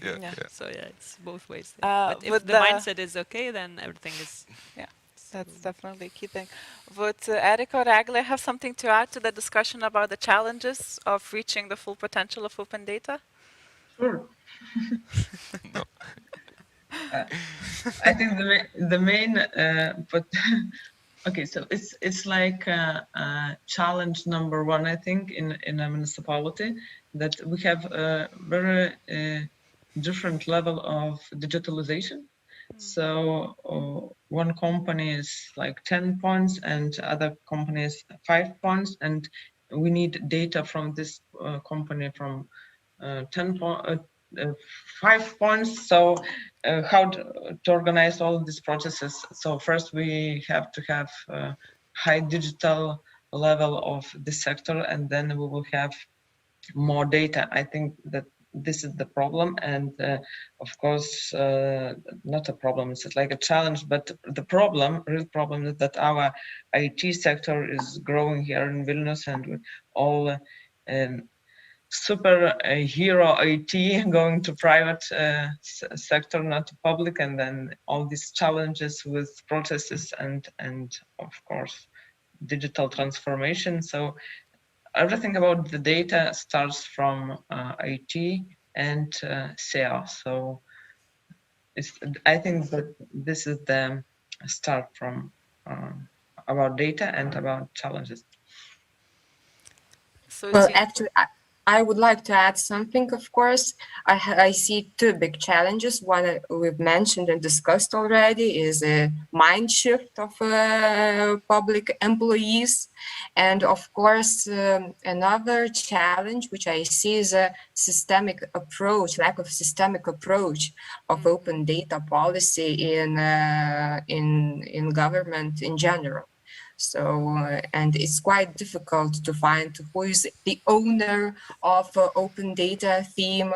Sometimes it looks like one ministry, sometimes it looks like it's the national government or something else, or institutions on their own are doing everything. So also to make one national open data strategy, or I don't like the word strategy because we have lots of strategies, but like a plan of how we are going to open public data or something. So I see these two big problems: a lack of a single approach to open data and lack of awareness, once again. Yes, unless you write it down, it doesn't exist. So it seems you have a full package here: awareness raising, perception of true benefits of how I should open up the data, lack of a single coherent approach to this. Mindset, absolutely. Before we go a little bit in how we can overcome those challenges, I also would like to come back to Egle, as she's representing the view of the municipalities. And it's something also Matas has been mentioning before about the importance of regions and cities and how sometimes they are maybe a bit behind or less aware of the importance of open data, and there seems to be a disconnect sometimes between the national and regional and local levels. So Egle, Vilnius municipality is doing a lot of things in this domain. Would you have any advice or lessons learned to share with for other municipalities to hear that might be relevant? I think that the most important thing is to have three different level of people. So first of all, our administration and our mayor is fully support open data. And the first question, if we do not have arguments, it's what about the data? And then it's our middle level, we have to create here, we already have a little bit data culture. So if you're doing something, use data. And then it's IT department, and our IT department, our Jonas and his team is really fanatic of open data. So we don't need to do a lot because we have this good situation. So what is lesson learned? That everybody have to agree that we need it, and these who not agree with this, we already finishing it. So we have data policy, and we will share with, of course, with everyone, with anyone who wants it. So it's data about data, and open data. It's a small part of data, and we want to do that. It could be a huge part of data. So if you have data policy for managing, for the middle level, for IT, so then you can run your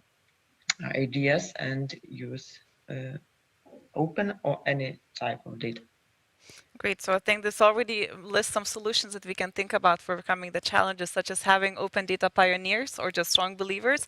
And it seems that also support of the political hierarchy is key in having the single vision towards opening up and being data driven.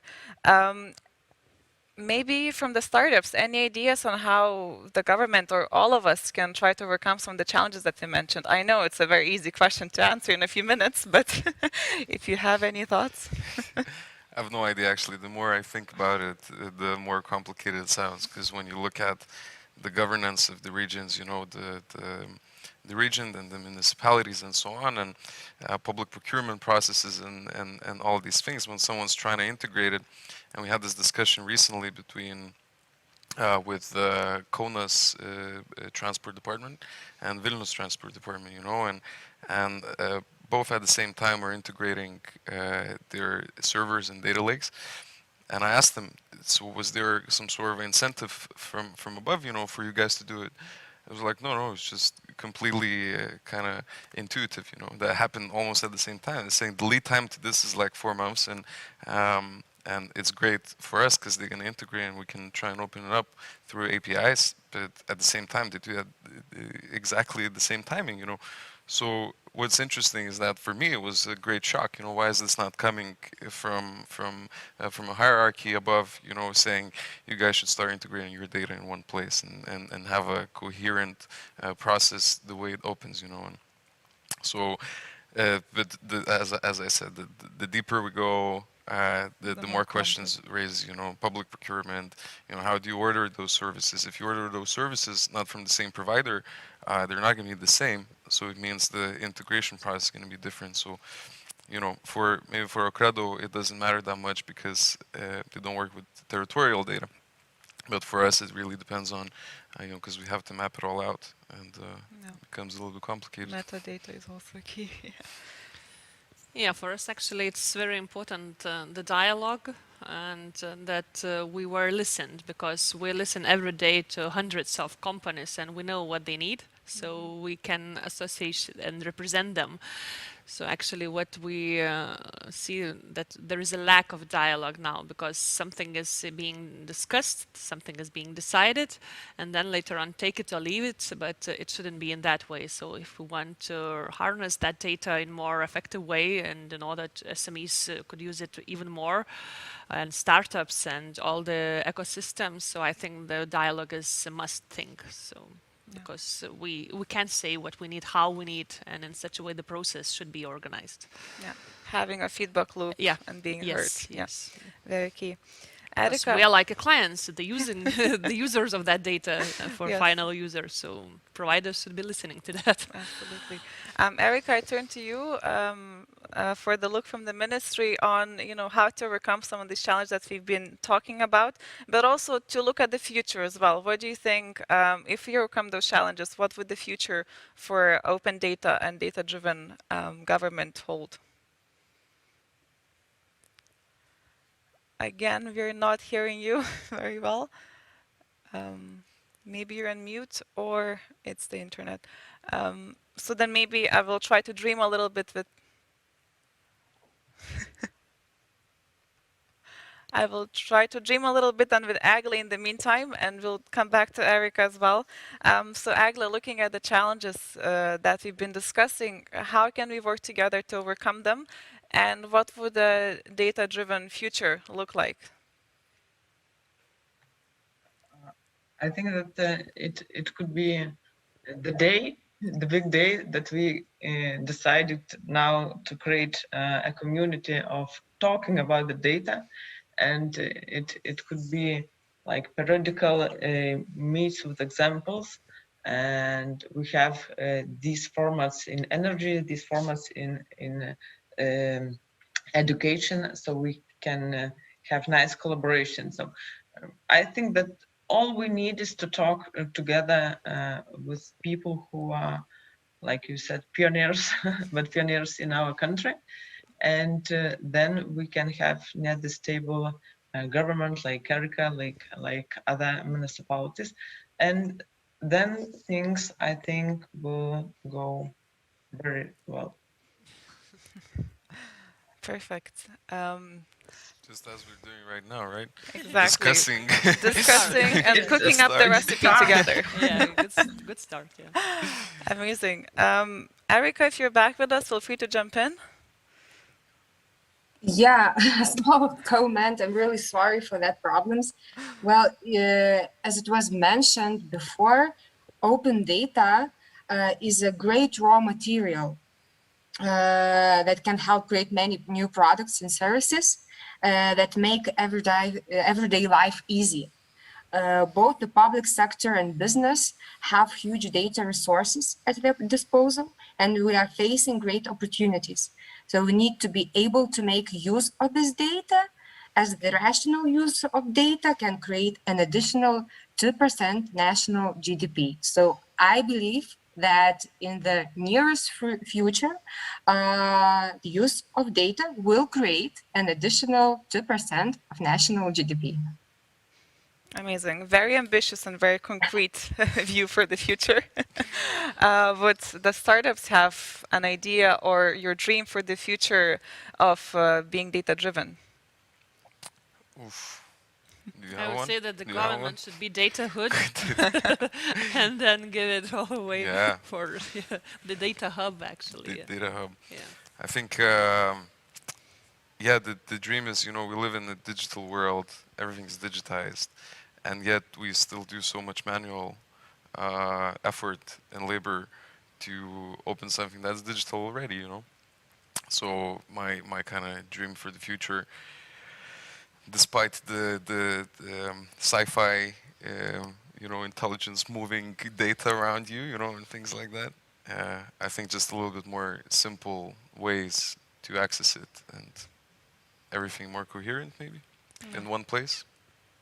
And I would actually, just one more idea, not to focus only on here our local things. There are very, very good best practice examples abroad. So we should take Scandinavian countries, they are leaders, and we should take in all the areas what we want to cover with open data, there are already leaders. So we should as well talk with them, share the best experience, know-how, etc. So I would say that it's European thing should be thinking about, not local one. Perfect. So thank you all. I think we are running out of time at the moment. So thank you for your last remarks and for your dream for the future of open data. Today we touched upon the impact that data can have on our lives, the challenges that still remain in achieving a data-driven future, and together we cooked a little bit of solutions and tried to come up with a recipe. Solved. Whole progress already solved.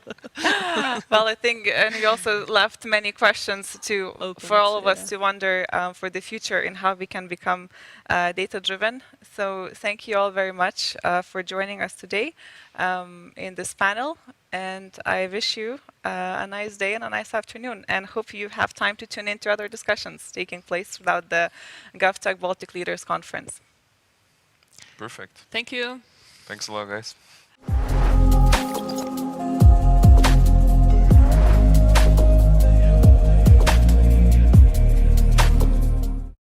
Delivered as promised, open data and beyond.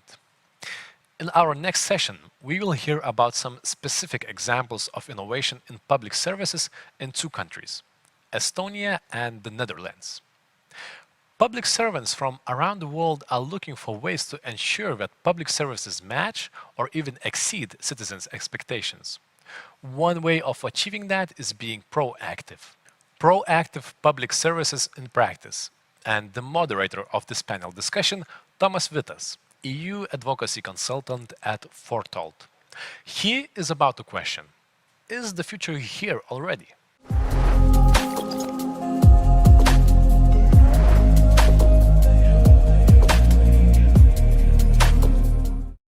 Hello, and welcome to a panel discussion called Future is Here, Proactive Public Services in Practice. This panel is part of the GovTech Baltic Leaders Conference taking place on September 9. During this panel, we'll be discussing proactive public services with specific examples from Estonia and the Netherlands. My name is Tomas Vitas. I'm a consultant at Fortold, which is a consultancy with specialism for EU advocacy communications and public affairs in Brussels, and I will be moderating the session today. I'm joined here today by two panelists, one from Estonia and one from the Netherlands. Would you like to briefly introduce yourselves? Bas, would you like to begin? Yes, sure. Thank you, Thomas. Hello, everyone. Really nice to be here. My name is Bas Oude-Lutteghuis, and I'm a research assistant from DigiCampus in the Netherlands. So DigiCampus is actually a mission-driven innovation partnership that uses the quadruple helix approach to contribute to the digital public services of the future. This means we use the perspectives of the government, the market, the citizen, and the scientific perspective. So I actually graduated at the Delft University of Technology and the DigiCampus on the topic of proactive public services. And I continued working there and published my work at the International Conference on Digital Governmental Research this year. And it's nice to mention that my colleague, Nitesh Barosa, with whom I wrote the paper, is actually the first professor on GovTech, which is nice in line with this conference. So he couldn't be there today, unfortunately, but probably in the future you will hear from him. So good, let's start. And hello from my side as well. Thank you for the invitation. It's really glad to be here. My name is Jaanus Valdman. I'm working with the Life Events program as the program manager in the Ministry of Economics and Communications in Estonia. And in my work and in our department, Digital State Development Department, the service delivery and raising the bar and quality of digital public services, that's in the heart of our activities. And soon it will be 2 years that I've been working with the Life Event Services and close to 5 years in the public sector in general. And prior to this position, I was with the European Employment Services Network. And I have also recently finished a master's in the public sector management and innovation as well. So you could say I'm a bureaucrat all the way through. Great. Thanks, Bas. Thanks, Jaanus. I would like to jump in the discussion with a very open question. So this panel is called Future is Here, Proactive Public Services in Practice. How would you define proactive digital public services? What is the definition that you would go with? I can start if that's okay. Of course. Yeah, sure. For me, proactivity is about moving the initiative from the citizen to the government. And this can be incorporated in many ways in public services, up to a point where actually there's no effort required from a citizen to either consume or trigger a service. I call those fully proactive services. However, these aren't always desired by citizens. So often this does not mean that no proactivity is desired at all, but a lower level of proactivity is desired. So therefore, we shouldn't look at proactivity as a dichotomous variable, either yes or no, but more look at different levels of proactivity, a little bit more like a spectrum, which other research already has indicated. Great, thanks. Jaanus, do you have something to add here?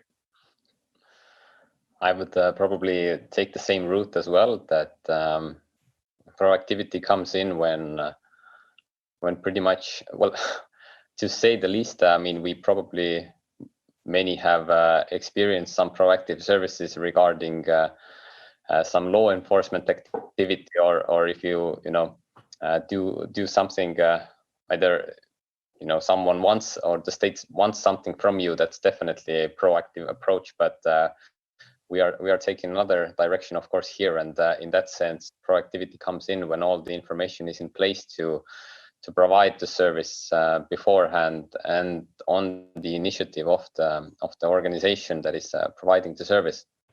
So I must say that it offers a lot, of course, but and turning the tables from just asking the service into providing the service, that requires quite a big shift in organizational culture as well. So there are opportunities, of course, but challenges as well.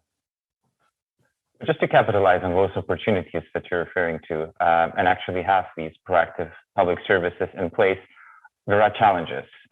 Could you, each of you, give some examples from your own countries what were the challenges that government offices, companies have experienced recently, are experiencing currently, that are serving as obstructions to a wider range of proactive public services? There's one example will have to mention. I'll continue in the challenges afterwards, but actually the Dutch cabinet resigned because of a scandal with public services. Obviously, it's a really complex case and I cannot describe everything here, but in short, thousands of families were wrongly profiled as being fraudulent regarding child benefits, and they were told to repay, and this repay the money they all had already practically received. And this caused a lot of harm, and the families couldn't really do that much. So they were kind of stuck in the system. And it shows the dangers and the challenges that can come with proactively offering services, or even the impact that public services can have on the families and the lives of families, and even the whole political situation in the country. So that's a challenge. I think the main challenge with proactive services is how to get the citizen in control, how to enable the citizen to give their consent, manage permissions, in what sort of way you want to arrange that, because I think that's really essential, but we'll dive into that later. And just to be a little bit more positive, other nice examples of proactivity in the Netherlands are the pre-completed tax return of the tax office, where information is already filled out. That's a really nice service that most Dutch people will know, and is really, really nice. And another example is, but we'll dive into that later probably as well, is the COVID college tuition refund, which I also received last year, which was fully proactive, where I didn't have to do anything at all. So those are kind of examples. I mean, on my part, regarding challenges and the problems that maybe I see, to tell you the truth, that when working with development of public services and seeing how intertwined different problems and different cases are, it's I rarely get like frustrated about something that needs some extra clicks or anything. But and in terms of digital services, most of the services are digital already, so showing up in person to validate an ID card once every 10 years or getting married, it's not such a big deal. But even so, I think in terms we have, although we have digitalized quite a bit, and the services are up and running in the web already, so the user experience part is still in its early stages. So when we look at different public service organizations or different public agents that are providing their services through the web, I think for a regular citizen, and I mean me for myself as well, that's all one state. I don't care if it's like a transport organization providing licenses or social insurance board providing me child support or something. It's all one state for me, and I would like to have like a similar user experience, and I don't want to learn a logic of every government organizations just over and over and over again every time I need some public service. So in that sense, I think there is a long way to go in terms of equalizing and raising a similar quality bar on the logic of how the services are set up. And I think that comes from the fact that the private sector services, they are raising the bar, and the same is asked from the public service, and it has to keep up as well. So what you're saying, Janos, is that in Estonia, the public sector has already provided so many solutions that is considered to be going into the direction of proactive digital public services, but simultaneously companies are also pushing and incentivizing government to catch up sometimes. But the point I'd like to come back to is, Basi mentioned the government issue, and of course, when speaking of digital public services about people's data, this is so reliant on trust. So would you say that this has harmed public's trust in government's ability to handle their personal sensitive data? Yes, it did. I think in general, the trust in the Netherlands is quite high. Trust in digital public service and digital public service is actually of a quite good level.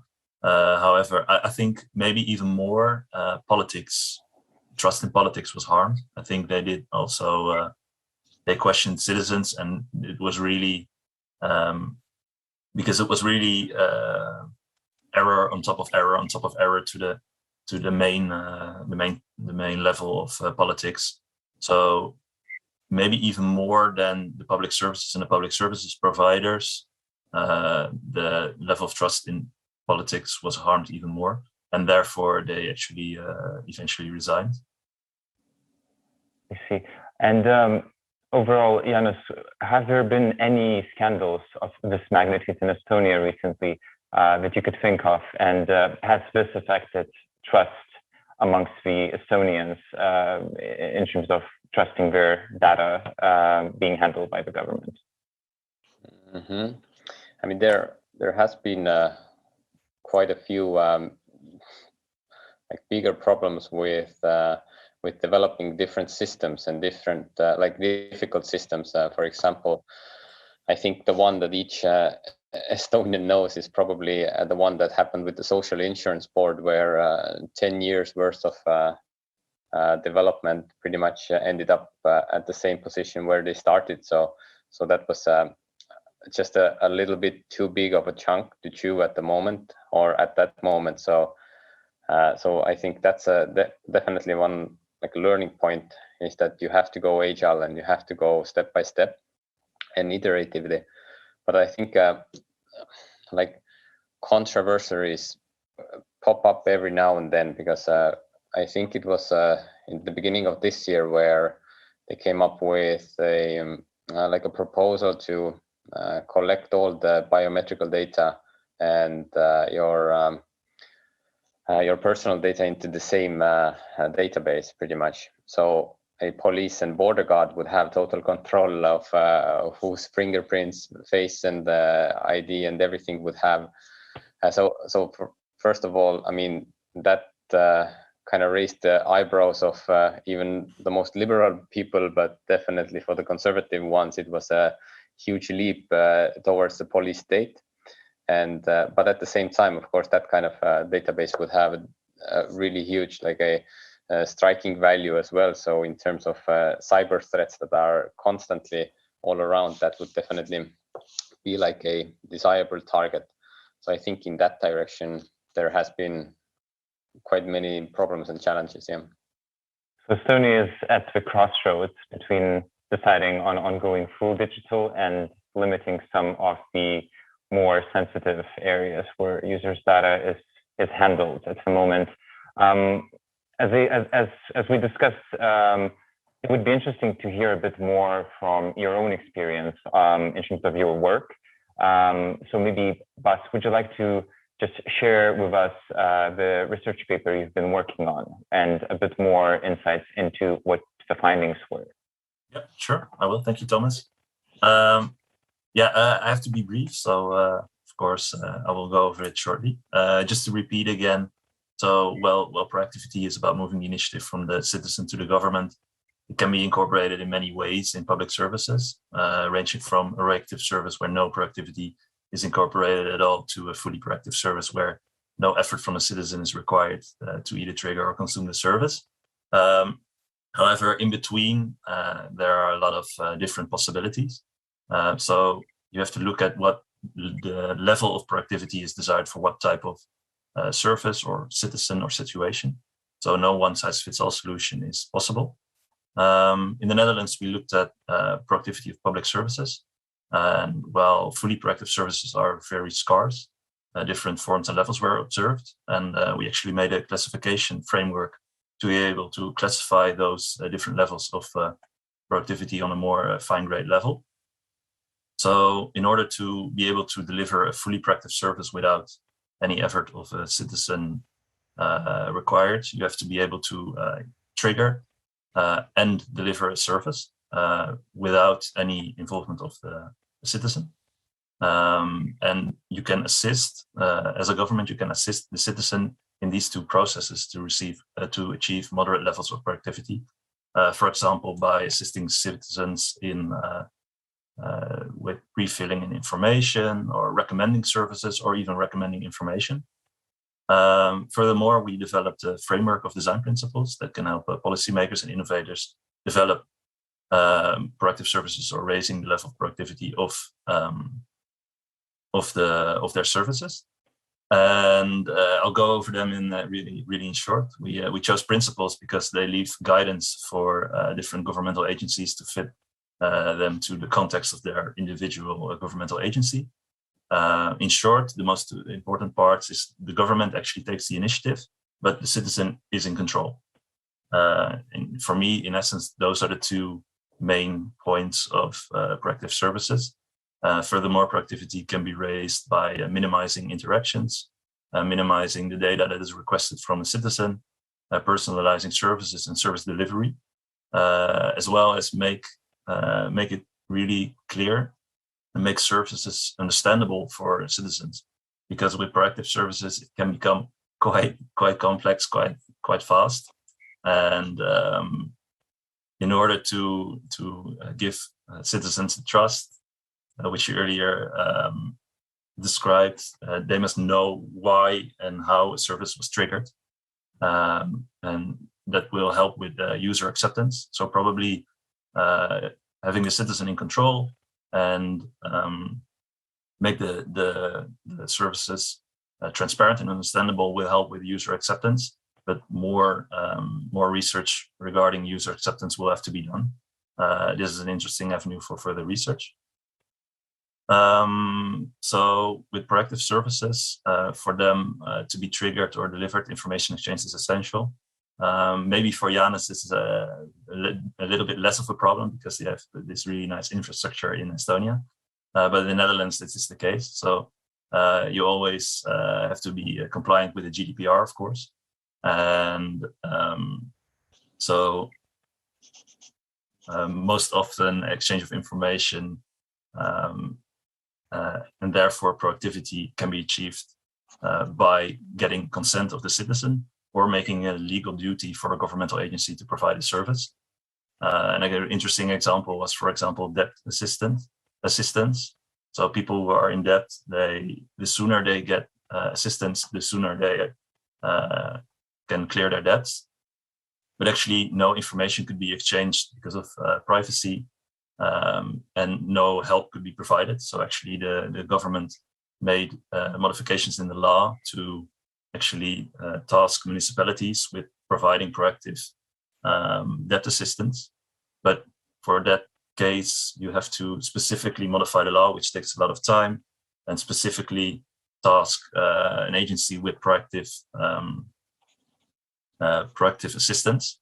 So probably that's not feasible for all kinds of proactive services. So you will have to get the citizen in control in some sort of way for them to be consent to information exchange, current information exchange, or future information exchange, or manage permissions in some sort of way. And as well, other strategies are possible for enabling more proactive services. Looking at it from an information exchange perspective, you can either enable more information to be exchanged, or you can reduce actually the information that needs to be exchanged in order to deliver and receive a service. You could do this by modifying existing laws, simplification of services, or how I call it, bottom-up proactive policy design. Bottom-up proactive policy design, where you base a policy or service to be solely based on readily available or exchangeable information. However, in general, in most cases, you will have to create some sort of portal data exchange ecosystems or self-sovereign identity for citizens to be able to grab control and be in control, give their consent, manage permissions for current and future information exchange. And I think that's the most important step to enable more proactive services, which we'll have to look into the future. And how this can be done best, that's still unclear for me. So if other people have really interesting ideas, I would be really glad to hear more about. As well as for what Janus is going to tell in a minute. I'm really curious what Estonia's plans are. So I'm looking forward to hearing about Janus's plans. Thank you. Definitely. Bas, I would just like to reiterate that, well, the Netherlands and Estonia, both of these countries are often seen at the European Union level as digital frontrunners, faster at implementing some ICT solutions, better at integrating some of the public services. It would be interesting to hear the Estonian perspective, but before you elaborate a bit more on that, Janus, would you say, Bas, that your country is doing enough at the moment to facilitate these services, or these issues, including users' trust, as well as ability for citizens to manage their own data, digital literacy, are they slowing down the process at the moment? Thank you for your question. Good question. First of all, I actually worked with another researcher, Regina Erleheim from Estonia, and I interviewed her as well, so I know a little bit of the difference between the Netherlands and Estonia. Really good researcher, Regina. She has helped me a lot, so definitely also read her work about proactive public services. I think the Estonia and the Netherlands differ quite a little bit. Estonia is more centralized than the Netherlands, and the Netherlands is traditionally more decentralized and split up in agencies with different tasks. So that's always good to remember. And I think from the perspective of the Netherlands, whether we're doing enough, I think regarding public services in general, yes. Quite a lot of things happen. There's a lot of experimentation. Janus mentioned live events, and several agencies are also looking into live events, but that's quite hard. And with live events also, proactivity always comes into play. But with fully proactive, with proactive services, so not public services in general, because I research proactive public services. There are different services that have proactivity incorporated, but there's no general aim for having fully proactive services. So it's more that currently proactivity is included in public services by some agencies, and some agencies have the ambition to be more proactive, but there's no general aim for being a government which only provides fully proactive services. But in the future, who knows? The developments are going fast, and there are a lot of initiatives. So we're doing enough, but probably we need some more time. Great. Well, thanks, Bas. And Janus, how are things going in Estonia, in e-Estonia, as it's often dubbed? Could you also tell us a bit more about your work and what are the challenges that Estonia is facing now, aside from the trust in data handling? What are other insights that you could share? Yeah, thanks a lot for the time, and just a quick reply for Bas as well. I mean, in Estonia we do have to comply with the GDPR as well, but I do have to say that the system is in a way you said it's centralized. At the same time, it's decentralized in that way that the country is quite small, and we have like one ministry handling not so many departments maybe, but at the same time the information is spread between agencies, and the once only principle applies in every direction. I think it's even written into the law that when some information is already been asked and it's available through some agency, then it is forbidden to ask it again from the person. So the agencies must share data. But I did prepare a little bit about Estonia as well, and where we are at this point. And although I'm working with the live event services, that in many cases they do bundle up several proactive services, and the live events are quite a bit like a broader view on the topic. but then again, I think it's good since this gives like maybe like a broader understanding as well, is that that proactivity is a concept that is definitely worth pursuing, but then again, it's just one of the concepts. And in terms of life event services, Estonia has taken its aim to develop 10 life event services by the year of 2025. And these include like the birth of a child, it's getting married, also a death of a close one, and a few others as well. We have a roadmap about 5 or 6 of them that we already know what's going to happen in the next few years. But after that, every day it's a work to put that roadmap in place as well. But all of those life events are sequence of public services, and they might segue in several like different steps depending on the personal situation of the person.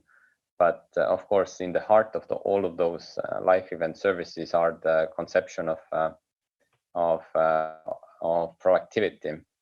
So you might say that that proactive services are those building blocks that the life events are made out of. But of course, life events, they bring about maybe some totally automatic services, or they might include a step of facing or meeting face to face as well. So that's totally so that's why I say that proactivity is one concept in the broader term.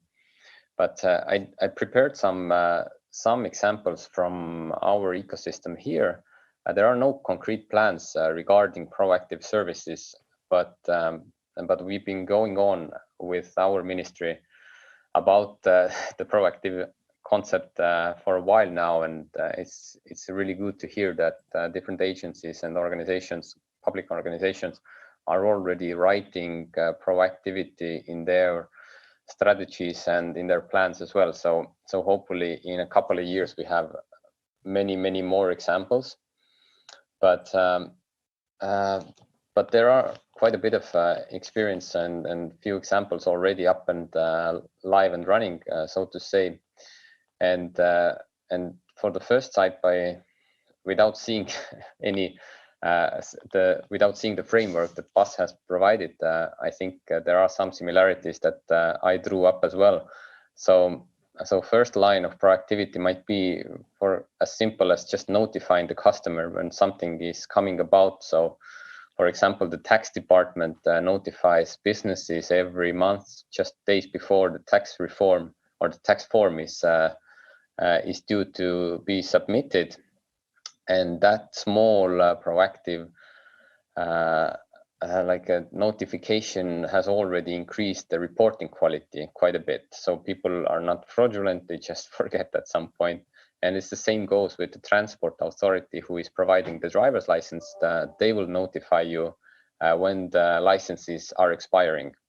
And as they have worked quite a lot and quite hard on their service, the only thing right now you have to do when the transport authority is notifying you is that you just have to pay the fee, and they will send you the license home if everything is already there. So your picture, your name, and your address is correct, and that's just a really straightforward and easy service that they provide for the customer. Janos, just to quickly jump in, when someone, an Estonian, is handling such matters as declaring tax, being in touch in terms of driver's registration, is there a centralized system for that? Is there like a government portal where you log in, you have your user ID, and it's all centralized, or do you need to still go through different channels that are responsible for specific sections, like the taxes? Social security, are they integrated or are they working as separate at the moment? Yeah, right now, I mean, in terms of the base layer, each person has its identification number, and based on that, you are the same person in every system. But in terms of a single digital gateway,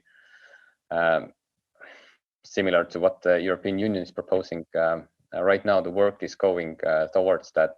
Right now, you have all the links are bundled up in a single gateway, but you have to do your things in those web portals, and there is no like a single sign-on solution right now as well. So you probably need to log into every different like a portal to do your taxes or do your driver's license, but we're working on that as well, and hopefully in 2 or 3 years we'll get most of the services, like the entry point at least, in one single government agency portal that is eesti.ee, which means estonia.ee. Well, thank you. And how is it in the Netherlands? Do you have a centralized way of logging into government services? How many different portals are you using yourself, just to check if things are going as they are supposed to be going? Let's say I still have to use many portals, but there is actually right now one portal where you can log in and you can see your data. So you can view what portal has what data about you in a centralized portal, but that's view only.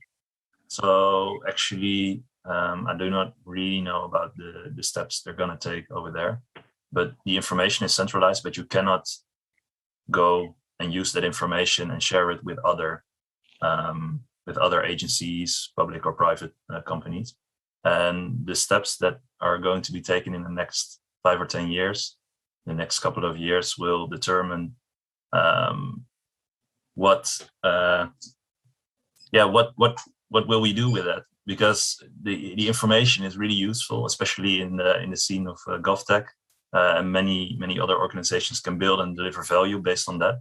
But currently, we only have view only, and whether that portal will be raised to be able to modify or share or give permissions, that will the future will hold that for us. So I don't know.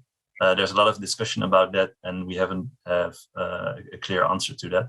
So probably this will take some more time. I see. So it's relatively similar if we compare Netherlands and Estonia. Just as you mentioned, it's a bit of a different approach. But Janus, you, I believe, had some other examples to share in terms of specific projects that have been implemented in Estonia. What are those, and how is public trusting them? Are there any that touch upon people's personal data that is sensitive? And if so, have there been any discussions recently around that? Yeah, sure. I mean, we are, of course, taking baby steps when it comes to, really small steps and going quite, not taking too many risks. But there are quite a few exciting proactive services. For example, when a company hires a new employee, usually the employee will receive a health insurance from the employer. Previously, these were like separate steps requiring the employer to file like multiple forms, but now it's like a single action when the employer is registered, and then the insurance is given automatically as well. And the same is with birth of a child. The child will automatically receive the health insurance, as well as it will be assigned a family doctor. So there, a small amount of personal data is exchanged, but it's done in a really protected manner, and all of that, of course, saves time and hassle. But I think a really nice example, and I think the most exciting one, is the one where the child is born, and there are several benefits provided by the state. It's the childbirth allowance, the child allowance, and the parental benefit, and some more. And all of those are required. Those required the new parent to file an application. But now, for a bit more than a year, the model has been turned the other way around. So when the population registry has the information that the new child is born, then that information is automatically sent to the social insurance board, and their system is generating a personalized offering based on how many and how much of the different benefits the parents are eligible for, and that offer is sent to the parent like 2 or 3 days after the baby has been born, and the only thing that the parent needs to do is then either accept it or decline it. Of course, they can send some request about it as well, but that leaves a lot of time hassle-free and to spend time with the newborn for the parents. So that's definitely one of the places where a lot of personal data is being transferred. But I would say that it's been like it became a standard quite fast. People are so used to it, they just like it. I think it's one of the most popular services in that field, and I haven't heard that there are problems with persons that say that okay, you used my data and I don't think it's either it's protected enough or I didn't want to receive that. So in that field, it's very well welcomed. But I might include another and the third line of proactivity as well, where I see that the proactivity is not the service itself, but it's just part of one service, and you might include that as a life service or life event service as well. But we have an example from a local municipality, and who is like using the proactivity to solve the challenge with the youth that are not employed, educated, or in training. So the young people who are off the map. And the data about them are like automatically filtered, and persons potentially in that group are listed and then contacted in person by the local municipality. So it's just the first part that is proactive until the contact takes place. And there has been like a huge debate about whether this is a too big breach of privacy or not, but so far it's been like agreed that the potential harm that this kind of privacy breaching does not outweigh the concrete good that is coming out in terms of young people helped on track again. So that's definitely one of the alleys that might be problematic, but then again it's discussed through, and right now it seemed reasonable. So it's very interesting to hear that in Estonia, and I wish I had a similar experience when you register and you start a new job, that things are handled automatically. Well, the example used was the insurance, which by itself saves time for government employees and just ensures that it's a smoother onboarding process. It's also very interesting on the point on childbirth and automatic registration on that front. But what you just touched upon was this sort of trust, and that just takes me to a question on our data and sort of people's trust in government handling data. What if, and this is a part of a debate, what if something is leaked? What if there's a cyber attack? What if what has happened in Estonia or more recently in some other European countries, what if this information leaks? It's then being used by some private companies or specific parties that want to harm countries. What would you say against such arguments that discourage implementation of services just because of the possibility that there might be an attack? And by extension, where would you draw the line between using people's data in government sphere, as well as sharing data with private companies that can be providing similar public services in partnership with governments? Do you have any thoughts on that? Sure. I mean, just briefly on that, on the first part, what if something goes wrong? And I think it's definitely something will go wrong at some point. And as cyber threats are just growing day by day, it's really easy to even to go online for 100 euros. You can probably organize a cyber attack, and it's really easy in that sense. I'm not, of course, encouraging anyone to look into that field, but I think now, and it's been so for a while, I think that the security must be by design. So, for example, in Estonia, the data is really decentralized. Even if you attack some sort of database, you would only get just like really small fractures about certain person that what he's been getting or he or she been eligible for or whatever. So I think by design it can be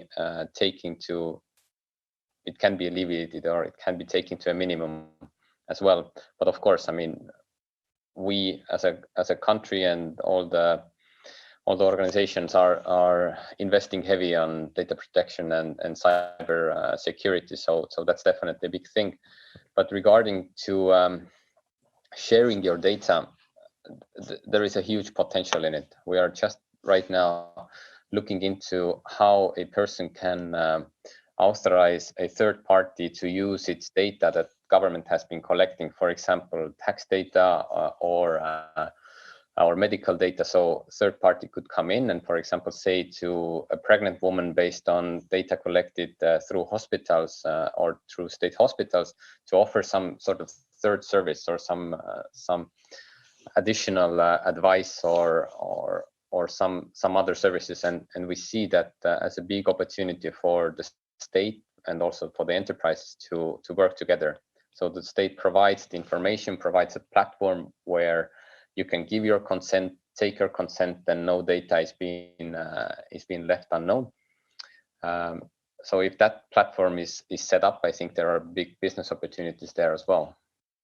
Do you have something to add to that? No, I'm really curious with the last point Janis said. If you have such a platform, it actually can serve as a platform for so much other things.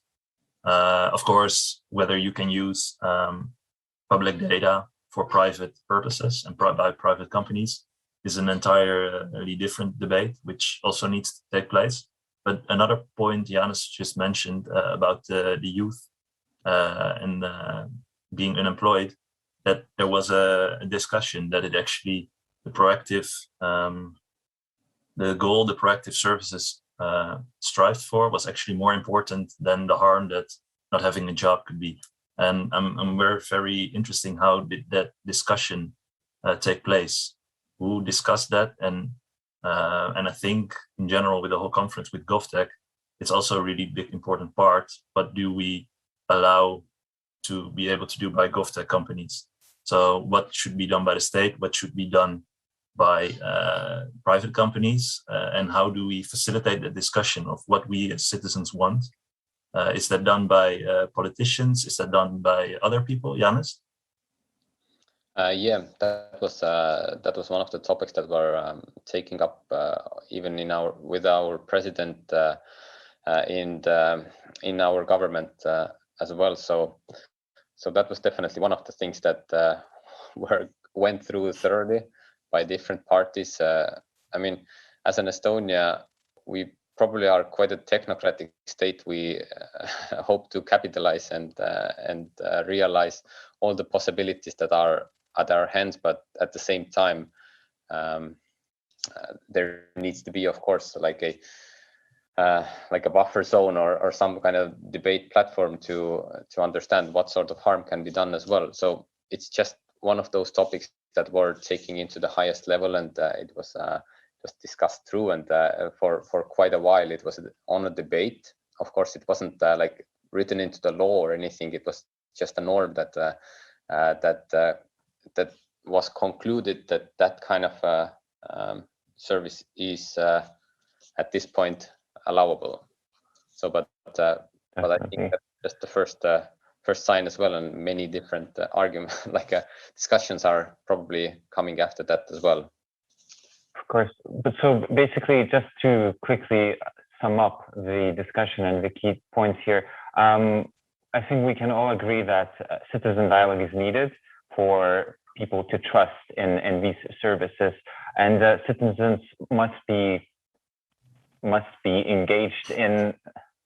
Okay, this will have to be cropped somehow.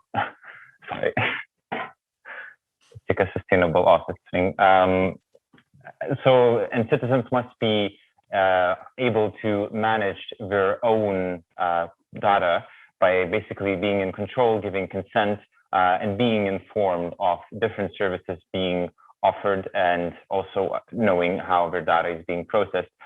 Before we finish the discussion, just a few points. Do you have some last words, 30 seconds, to add to this discussion?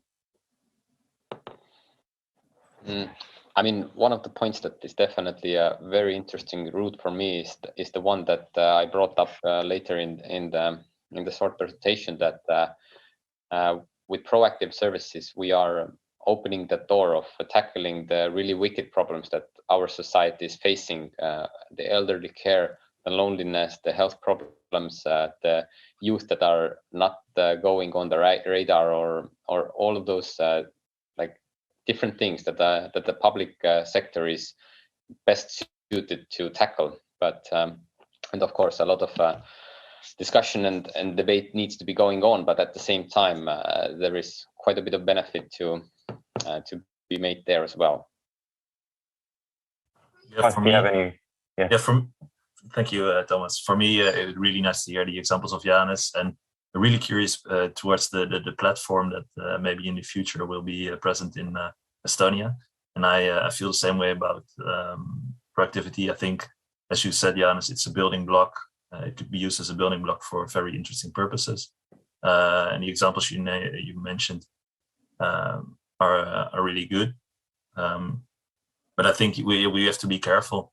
Like with proactivity, you can actually include people who you couldn't reach before. And that's a really, really nice aspect. But you have to make sure that these services are, especially for the people you cannot really reach that easy, that are not that tech savvy, you have to really make sure that the proactivity also works for them. Because those are the people where you can get the most benefit, who probably most often are the persons who are not really comfortable maybe with the digital services. So you have to think in proactivity, not only fully automated, but also look at other channels, at proactivity as well. Sending someone to someone, like an actual person to someone who's unemployed, that's also proactivity. So we should think about including everyone with different proactive ways, proactive services. So it's really interesting what this will have in store for us for in the future. So yeah, thank you so much for the discussion, and really nice to hear about examples from Estonia. And I'll be watching in the upcoming years, Janis, what kind of cool things you will be doing. So on behalf of GovTech Lab Lithuania, I would like to thank you both for joining this discussion. And for our audience watching us live right now, I would like you to stay online, check some other panels. There are different discussions on different public services related topics. And I do hope that you will also use social media to engage and comment on this event. So thank you again, and see you in the next discussion.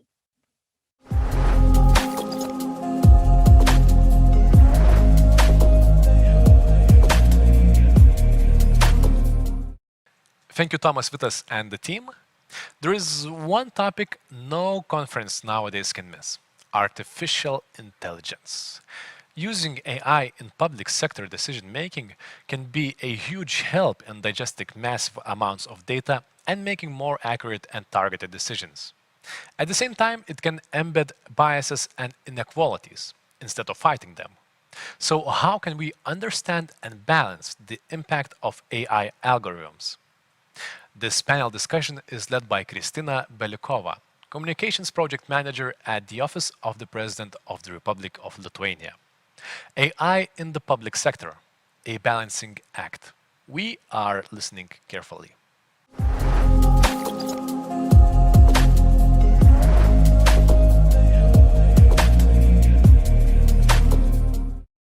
Hello to everyone watching us online, and welcome to a discussion on the use of artificial intelligence in public sector. Just 10 or even 5 years ago, artificial intelligence seemed something so out of the real world. But today, it is all around, and it has become an integral part of our daily lives, even though sometimes we do not notice it. Forward-looking companies started applying AI very early in order to make their services better and cheaper for their customers. A little bit later, governments hopped on a train and started looking for ways to provide better public services and optimize decision-making with the help of AI. However, with every opportunity comes the new challenge. And the same applies to the use of AI in public sector. How do we overcome the algorithm bias? How do we make governments accountable for the use of the AI? Is the AI really a solution to current challenges faced by governments or just another buzzword or a trend? We'll try to find answers to these questions in the upcoming 45 minutes. And for that, we have an amazing panel of experts today. Let me introduce them to you. First of all, with us, Burmi Balaram, Head of AI Research and Ethics at NHSX AI Lab. Ashley Casavan, Executive Director of Responsible AI Institute. Benjamin Mueller, Senior Policy Analyst at Center for Data Innovation. And Tom Westgarth, AI Policy Consultant at Oxford Insights. Now, I would like to give a minute to each of the speakers to shortly present themselves. Burmi, why don't we start with you? Hi, everyone. I'm Burmi Balaram. I'm the head of AI ethics in the NHS AI Lab. I lead our AI ethics initiative, which was launched earlier this year to invest in research and support practical interventions that can complement and strengthen existing efforts to validate, evaluate, and regulate AI-driven technologies in health and care. And I'm particularly interested in countering the inequalities that may arise from the ways that these technologies are developed and deployed.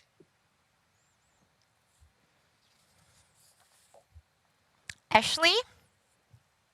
Hi, everybody. Thanks for having me. It's nice to be here. I'm the executive director of a nonprofit organization called the Responsible AI Institute. And our effort is really to develop a certification tool for the assessment and evaluation of AI systems to ensure that they're being built in a responsible manner.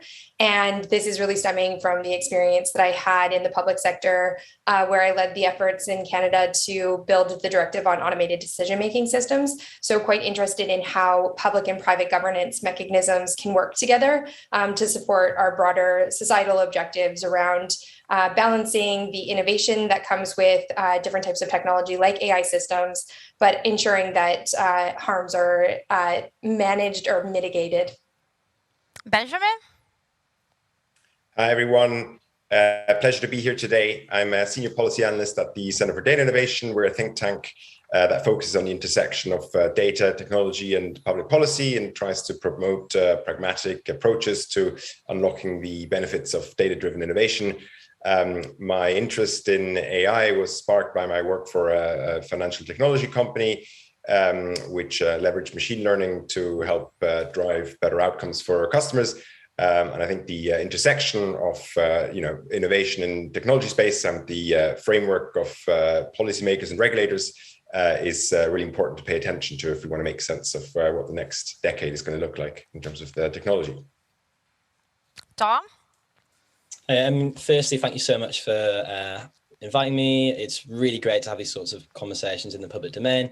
I'm Tom. I work as an AI policy consultant at London-based startup Oxford Insights. Some of the recent projects that we've done have involved working with DCMS. So that's Britain's Department for Digital Culture, Media and Sport, using what's known as human in the loop machine learning to find companies that are in the emerging technology space, as well as working with the Office for AI on research and development technology transfer. But more specifically, my interest in the AI space, I mean, they're very broad, but a couple that spring to mind. First, around computational biology. I think that biology is really having its AI moment at the moment. But secondly, questions around AI ethics and its governance. Are we able to align the preferences and values of machines with the preferences and values of humans? And who is being appropriately accounted for in the certain data sets that we're collecting, and who's not being accounted for? I guess those are the sorts of questions that really stimulate me, and why I think this is one of the most pressing spaces to be in. Thank you. I would like to kick the discussion off with the question to you, Tom. Governments are facing unprecedented challenges in various domains today: health, ecology, climate change, migration, and many more. Can the AI offer solutions to these challenges, or at least partially come to the rescue? Where, in your opinion, is the untapped potential of AI in public sector? Yeah, I mean, I think it's a great question. There's a real issue in the commercial market right now where AI is getting slapped on things to kind of market it as a way of dealing with problems. Something that I read up quite a lot on is around the climate crisis.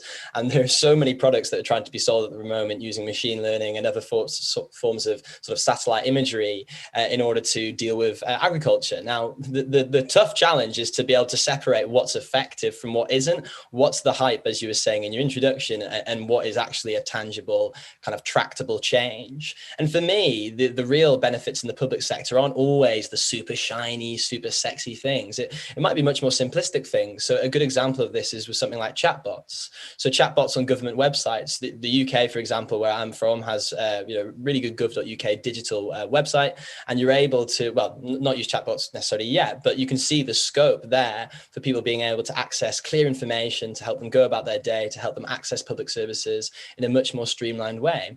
You can see that in education as well. Think about the massive educational inequalities that we have, not just at an international level, but domestically too. I think there is some real space for innovation there. But it's also worth bearing in mind, we don't want to fall into, I guess, a solutionist trap. We don't want technology to be seen as this thing we can shoehorn in to deal with a lot of other complex social issues. Sometimes we've got to accept that technology is not the be all and end all, even though we all love it and are really fascinated by it. That's why we've attended this panel. That's why we have dedicated our careers to it. But you can think about that, or even a good way of thinking about it might be around indirect effects. These things will be immensely valuable to the market. And actually there could be enormous amounts of tax revenue gained, which could then be spent more directly on the social impactful products or goods or services that we care about. So, although I think there's enormous scope, we've also got to be careful to not think that it's the be all and end all. Would anyone like to comment or add on to what was said? No, okay, then we proceed with another question. Burmi, you're helping British government to maximize the potential of AI in the domain of healthcare and social care. Thus, I would like to address the next question to you. COVID-19 pandemic has pointed to the need to modernize national health systems in order to increase their resilience. What can AI do in the domain of public health and healthcare, and what are the risks that come with it? Thank you for your question. So I guess I can talk about AI and its potential uses in health and care more generally. So for example, when we talk about the potential of AI, we often point to examples like using computer vision to support the diagnosis of diseases and conditions, using AI for classification purposes, such as being able to identify patients most at risk from certain conditions. We can also use it for forecasting. So for example, predicting which patients are more likely to be long stay patients. And forecasting would hopefully would enable us to make better use of capacity and resources, and therefore improve efficiency. However, with all of these tools, we must ensure that they are safe and they're ethical and effective. And that's essentially what the AI lab as a whole has been set up to achieve. So we want to accelerate the use of these technologies in health and care so we can harness these sorts of benefits that I've just mentioned, but we also want to be careful that we manage its integration into clinical pathways responsibly. And during the pandemic, what we did was we set up the National COVID-19 Chest Imaging Database, also known as NCCID, which enables researchers and commercial developers to access a huge trove of relevant imaging data, and they can use this to validate or train their AI solutions. And the sort of solutions that we're encouraging include supporting patient triage and management and determining disease severity. And we know that healthcare staff are under a lot of pressure and that they're very stretched, and that this was the case even before the pandemic arose, but that these conditions have intensified. And anything that we can do to ease the burden on healthcare professionals is very welcome, and hopefully that's where these tools can come in. In terms of the risks and challenges with setting something like NCCID up, we need to ensure that the data sets that we're curating are of sufficient quality and quantity, that they can be used to validate algorithms for patients across a range of demographics, and that the solutions that are being proposed genuinely serve patients and the public. Thank you. Would anyone like to add or comment on what was just said? Ashley, at the Responsible AI Institute, you're researching the ethical side of AI when it comes to data rights, privacy, and fairness. The algorithms that we have today are known to be biased and have the potential of further deepening the discrimination of certain vulnerable groups. Could you indicate the areas with the highest risk of ethical dilemmas, and how can these risks be addressed? Thanks. I think it's a good question. I think that similar to what we've heard both from Bernie and Tom it's really important to think about this in the use cases or by use case specificity, and not just to put this broad brush on all types of AI systems.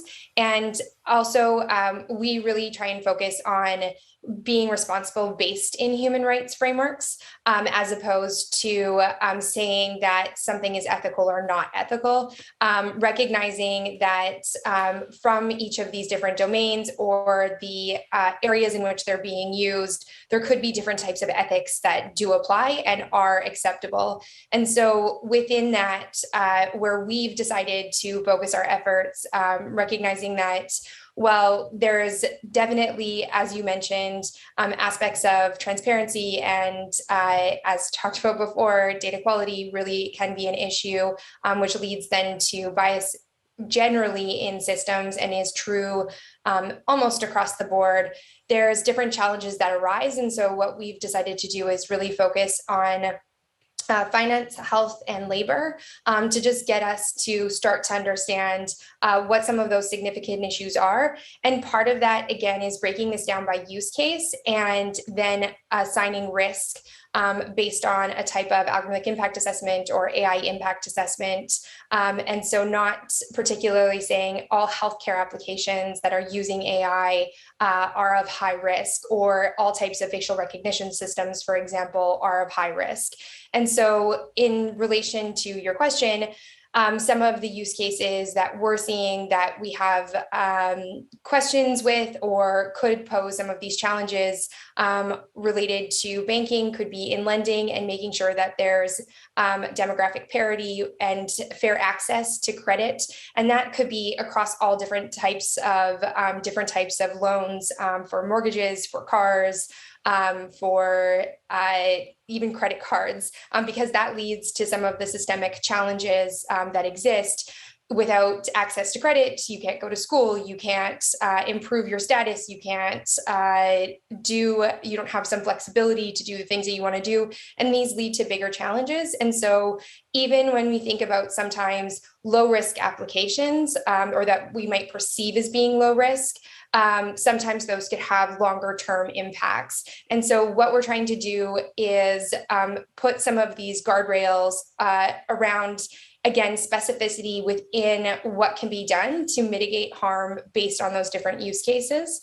And in that, identifying really 3 types of harm is what we look at.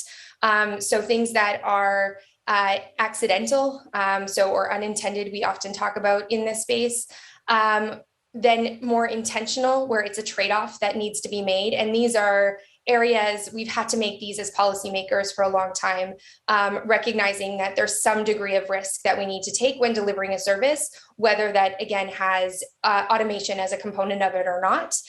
And then looking at some of the systemic challenges. And so that could be, again, like I mentioned, with access to credit, it might not seem that big of a deal that one demographic, young women don't get the same amount of credit that older men do, but it does perpetuate these harms over time. And we've seen that with different types of demographic communities, minority communities as well. So, and our objective is to identify a lot of this and as I said, ensure that there's remediation activities, not to identify whether that's ethical or not ethical. And would you consider fairness, let's say, to be a responsibility of governments when they purchase solutions from the developers, or it's actually the responsibility of the developers to offer ethical solutions? I think it's both. I think that's such a good question. It is, and we're working on a procurement initiative right now with the U.S. Department of Defense, and it's really interesting because it's an initiative to prototype different types of AI systems. It's called Tradewind. You can go check it out. And so what's interesting about it, though, is that it's both a prototyping vehicle to quickly get AI into the government and try and test it out. But it's also prototyping how do we actually procure AI systems, and trying to think about where does responsibility lie between government that's demanding or requesting this because they want to improve their service delivery, like Tom was mentioning earlier, or there's just better ways to go about in doing some of the lines of business that we as government need to think about. And then also what's on the responsibility of the vendor to make sure that their product and how they, all the way from design to how they train these systems, and then going into deployment and are identifying to the government what needs to get done, are being thought of, and also making sure at a minimum that there's no pointing fingers at the end, that there's a recognition that there could be issues and it clearly articulated in advance. And so one of the things that we're doing as part of this prototype is requiring a responsible AI management plan to be done by the vendor, approved by government, and then looked at through the course of, again, design, development, and ongoing use and ongoing monitoring of the system. Benjamin, we see the abundance of ethical issues and aspects to be considered.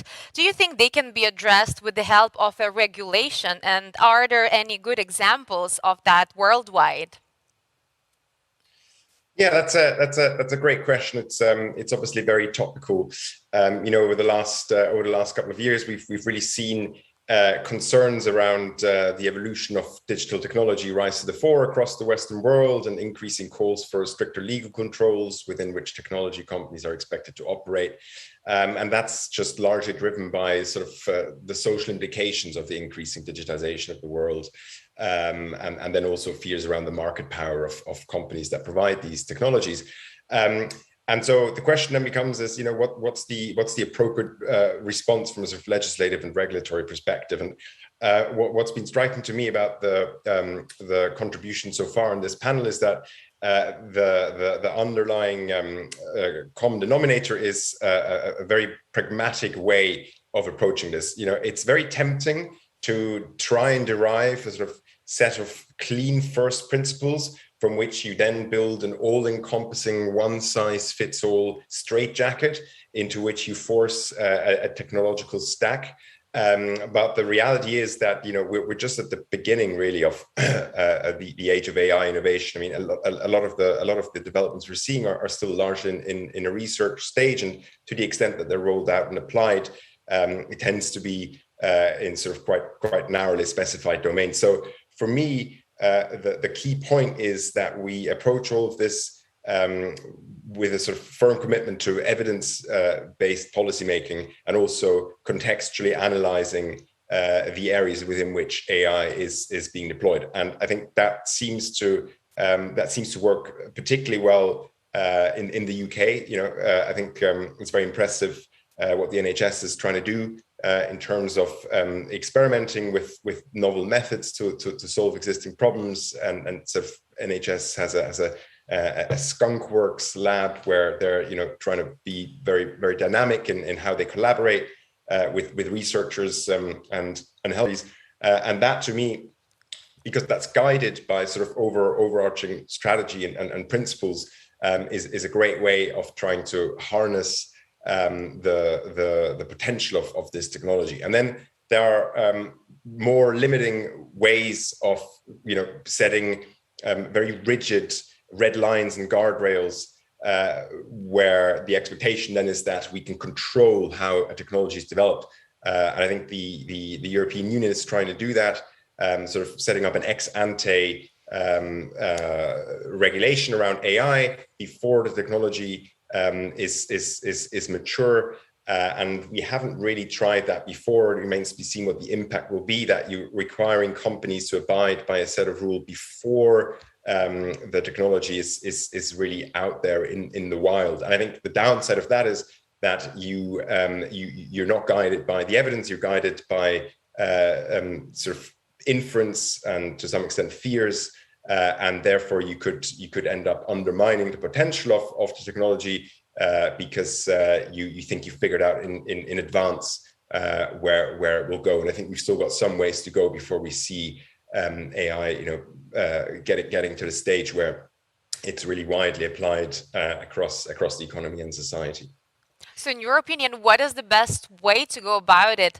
To strictly regulate it because, AI is a new technology and there are a lot of risks, or to just let it go and let developers experiment, try to apply it in different ways in public sector and then learn from your mistakes? What is the best way? So I think that the way this has been handled in the past, for instance, in the UK's financial sector, the regulator set up sandboxes for peer-to-peer lenders, where the idea is that companies sign up to be part of the sandbox. They agree to sort of follow regulations, but they're also not expected to follow every regulation down to a T. Instead, they have a close collaboration with the regulator, and the regulator watches, observes, and waits for documented harms before crafting appropriate regulatory framework.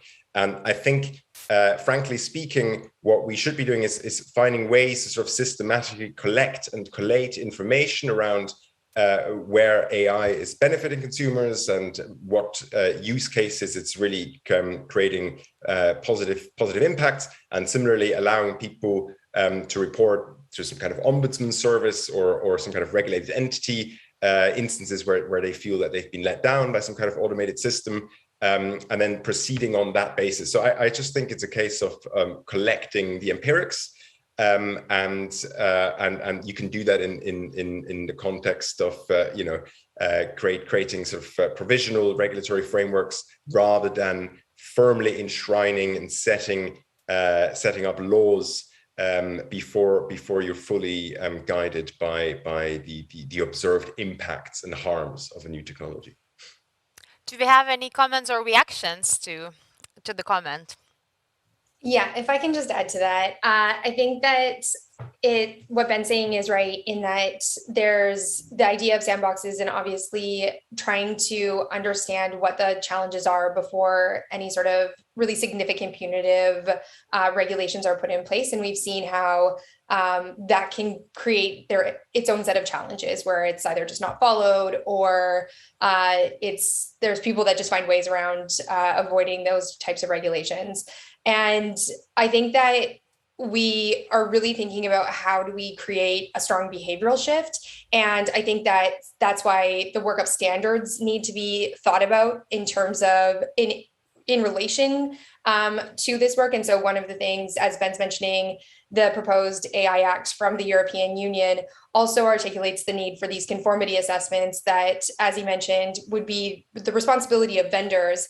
I think that, again, back to my previous comment, that really needs to shift to a shared capacity between the government and the vendor. At the same time, really thinking also about, as we talked about before, these challenges of which systems do we actually view and how we think about, because they've articulated the need for just high risk systems to be reviewed in this, and how we think about, as Ben was saying, really looking at what those use cases are and those implications. What I would add to that, though, is that there's already a strong understanding of how to build well-engineered technology. And we already have standards in society for this. We already have standards for data quality. Those are conventions that are not typically brought into a policy level. They seem too deep.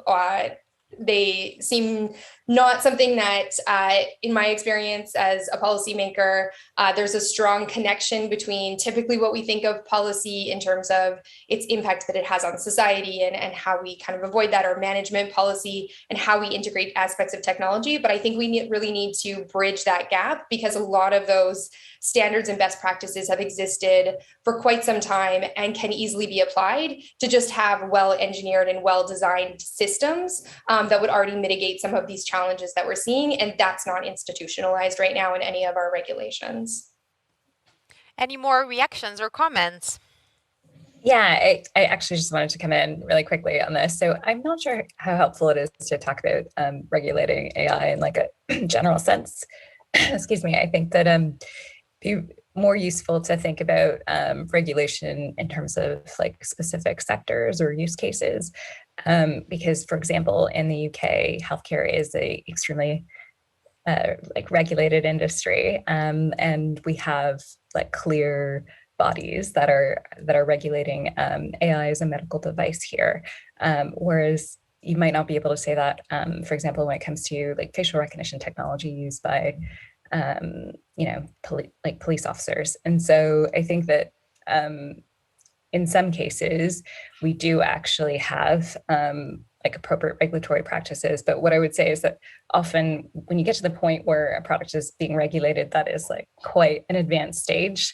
And I think what's helpful here about what Ashley's articulating is that, if we think about AIs in terms of the pipeline approach, there are points within the development and deployment pipeline where we could intervene earlier through these softer approaches. And that's something that we're also trying to advocate here within the AI lab. So for example, we're working with the Ada Lovelace Institute at the moment to develop impact assessments that could be used off the back of our national medical imaging platform. So as a condition of access to the data, developers and researchers would have to explore the social, legal, and ethical implications of their proposed products at a really early stage when there's still greater flexibility to make changes. And so I think it's, trying to get that balance between, supporting industry as well as ensuring that the products are safe ultimately,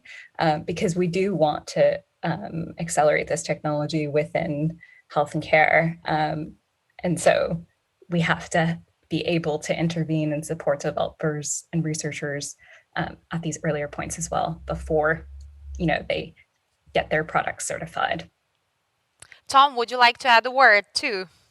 Yeah, I'll be really quick just in the interest of time, but I kind of go back and forth on this question because I think if a lot of us really believe that AI can be transformative, which I'm sure a lot of people listening and people on the panel do to an extent, then we recognize that there's this quite immense geopolitical pressure often to really build up our AI industry, and because of the kind of often the fractious nature of our politics. And the problem with that is it creates the incentive to perhaps move quite quickly or to cut a few corners. And obviously, if you're not thinking carefully enough about that, and if you do also agree with the kind of assertion that AI is going to be this kind of transformative general purpose technology, then there could be this problem with the locking in of certain bad, whether it's systems or values that then are kind of widely disseminated amongst our amongst our economy and that society. So there's always this problem with the ex ante versus the ex post, where almost the harm could then be done, but then you need to obviously assess it prior as well. So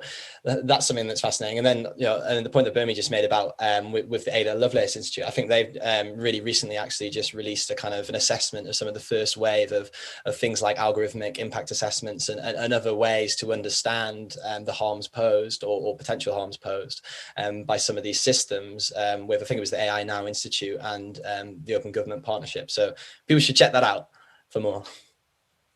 If we look around the world, we see that the AI and the use of the AI in the public sector and the way it is perceived by the general population differs a lot. It is very different in Europe, United States, or China.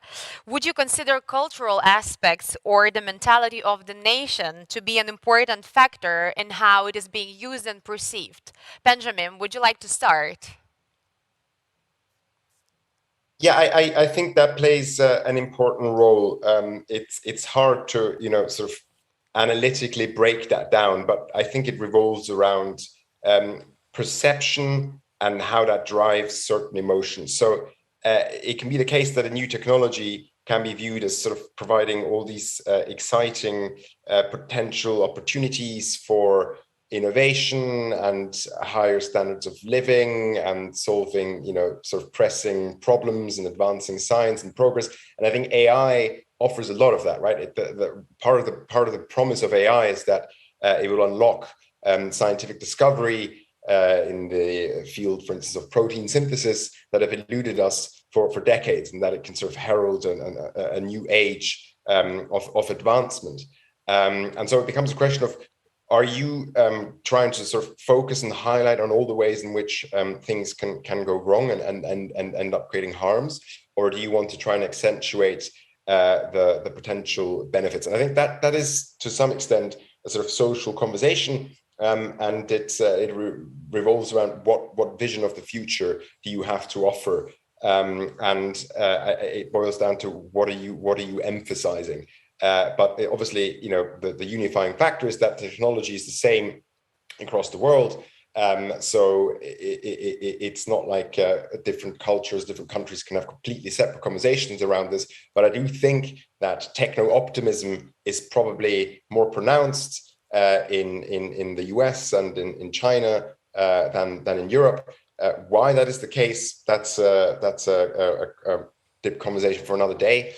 But I think that if we are driven too much by fear, we can end up, and this boils down again goes back to the debate about ex ante regulation or not. If fear informs your approach, your policymaking approach, and how to roll out a new technology before it's really taken off, you can potentially rob yourself of some of the benefits that we don't really know yet what they will be. But it's sort of parallel to or analogous to before the dawn of airplanes in the 1920s. If you create this sort of strict legislative framework around what engines are allowed and what routes can you fly and at what height can the plane fly, before you actually give the technology time to sort of be rolled out in the real world. And we didn't take that attitude back then.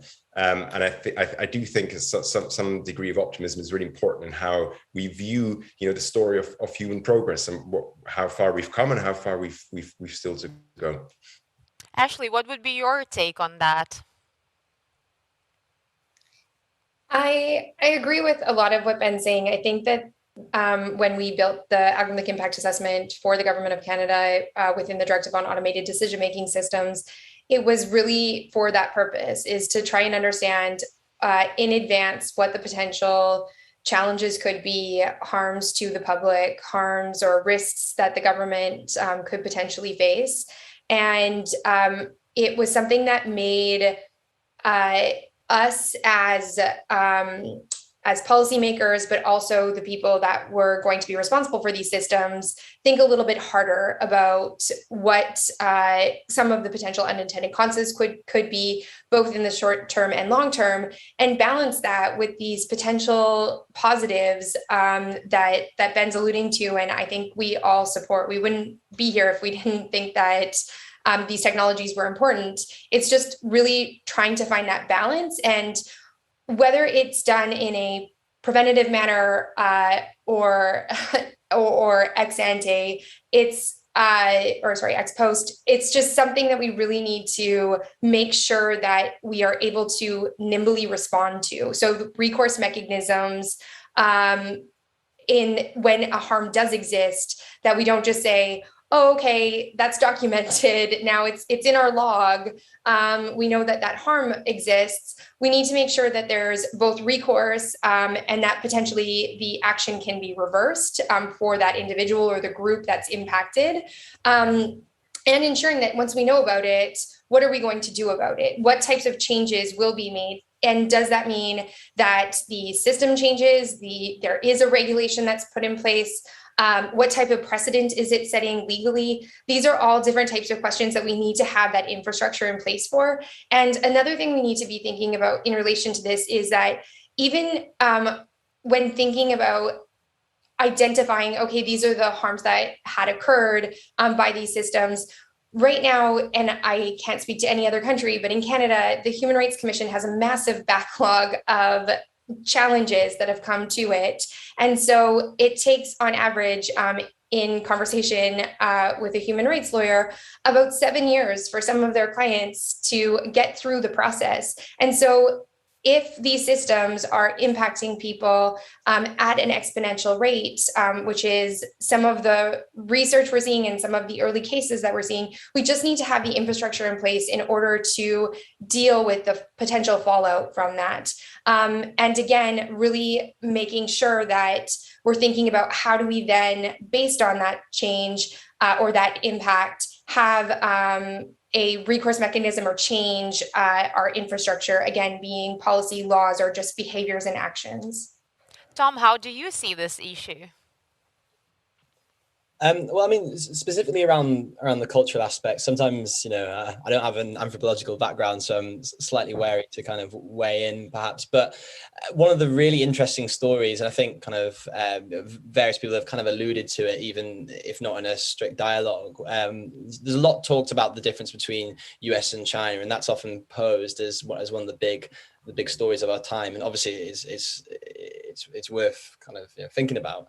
But around technology, I think one of the most interesting stories, or the most interesting fishes, is actually between Europe and the United States. And I think it's something that Ben was kind of alluding to before when talking about the EU's slightly more kind of prohibitive approach, certainly their approach to things like facial recognition technology. And the US, I think about 19 out of 24 different federal agencies have used facial recognition technology in 2020. Whereas in Europe, I think the approach is a lot stricter. They sort of see it as this high risk sort of system, along with a bunch of other things.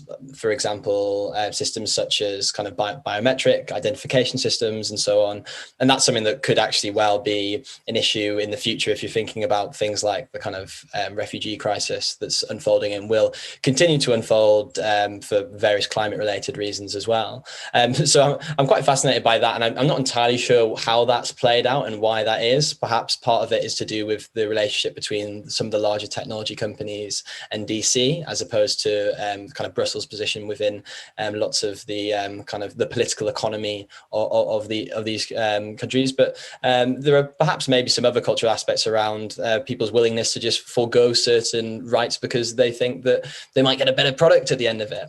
And that's part of the question, isn't it? Returning to the question about, do we want to have this kind of human rights oriented framework, or are there other things that we are kind of are willing to forego? And that's one of the big questions within the privacy debate that's happening all the time. And it's really hard, I think, to drill down into what is actually acceptable there, and what point do we think we've actually crossed the line.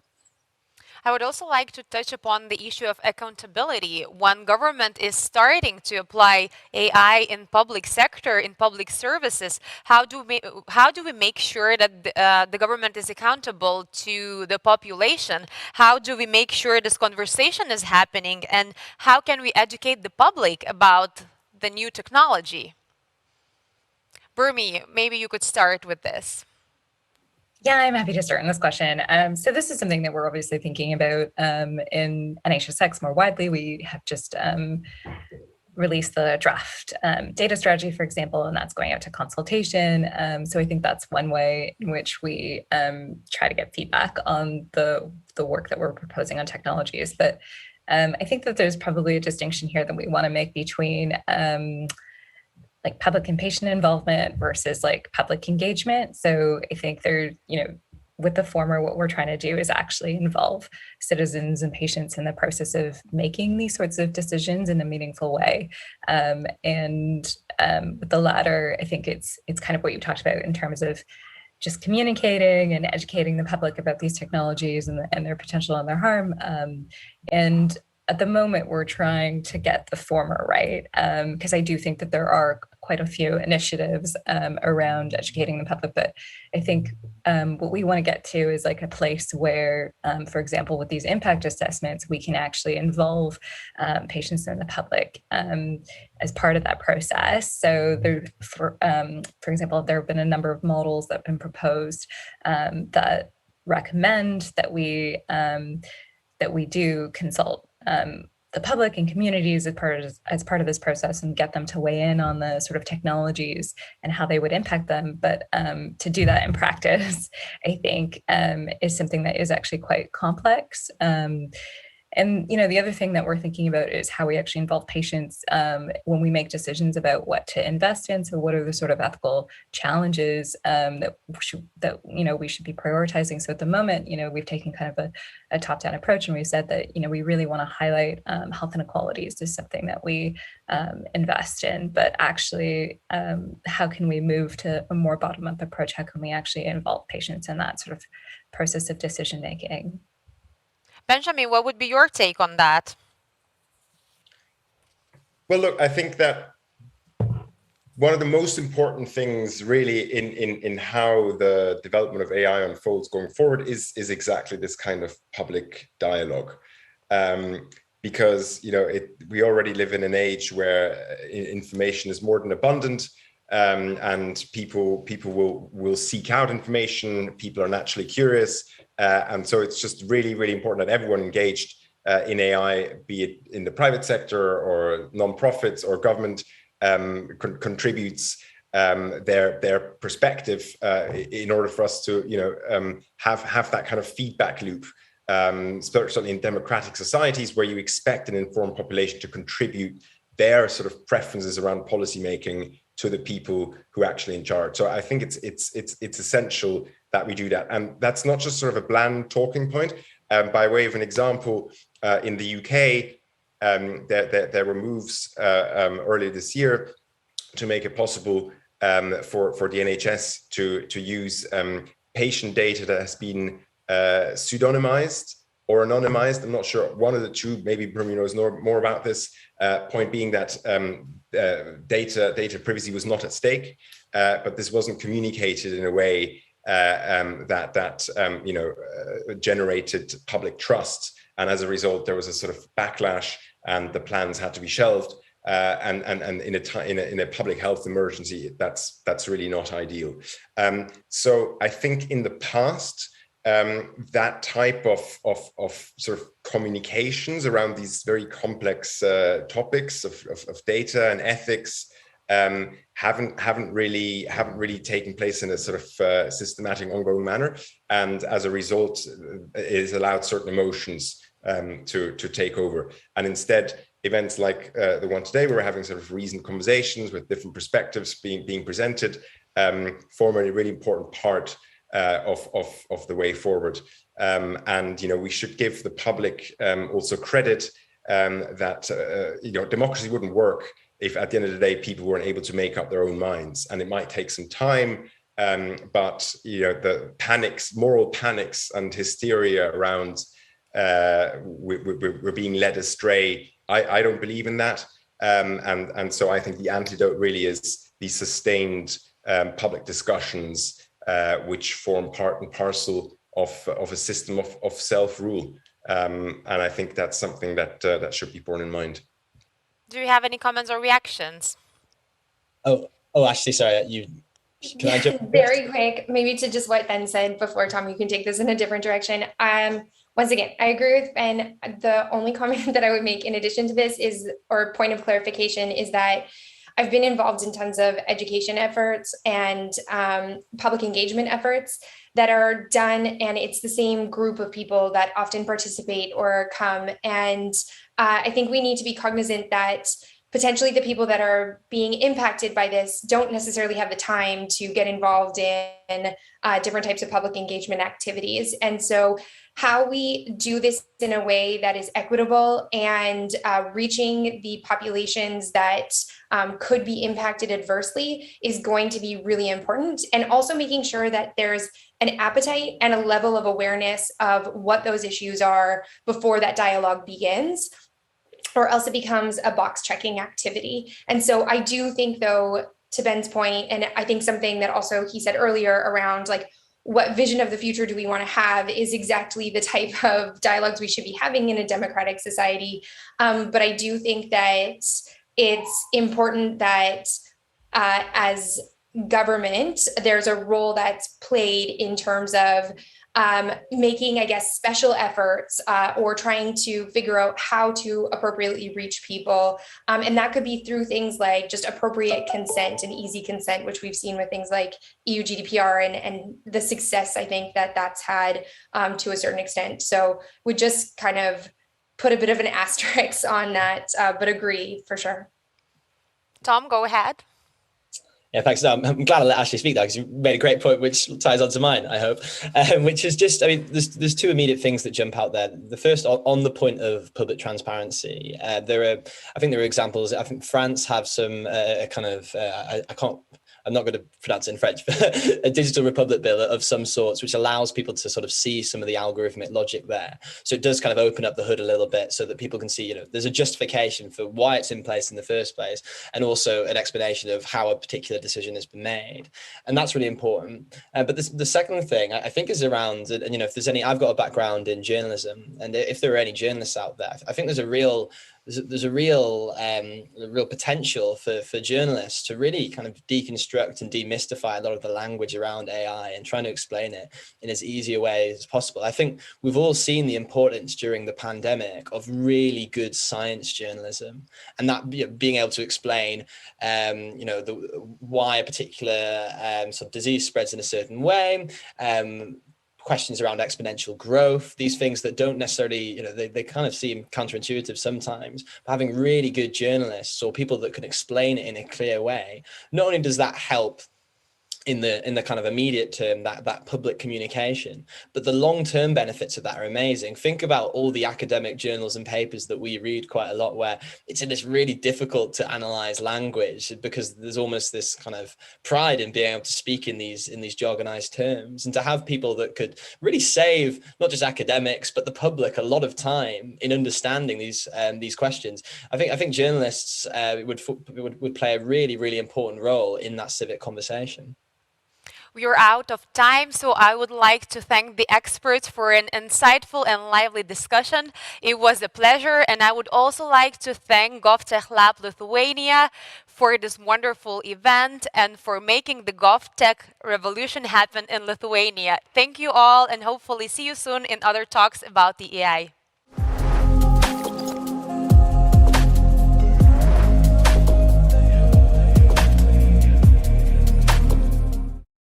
That's it for the change track of the stage. Now we are moving to fail. Okay, but why not after all? As we are about to find out, failure is not always only about failing. If you'd asked possibly the most curious people on Earth, that is, scientists, they would tell you that failure is a byproduct of their work. Can we apply that for the public sector as well?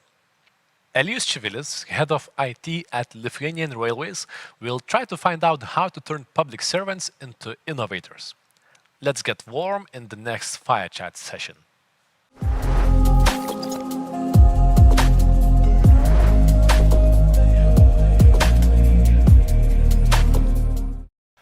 Hello and welcome everyone to this fantastic fireside chat between myself, Elijus Čivilis, and a distinguished person from another side of the globe.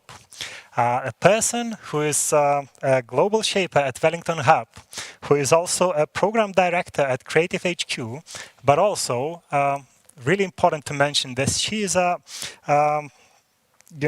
professional dance instructor for the Shut Up and Dance, and that's Sally Head. Hi, Sally. Kia ora, I didn't know you were going to whip those out.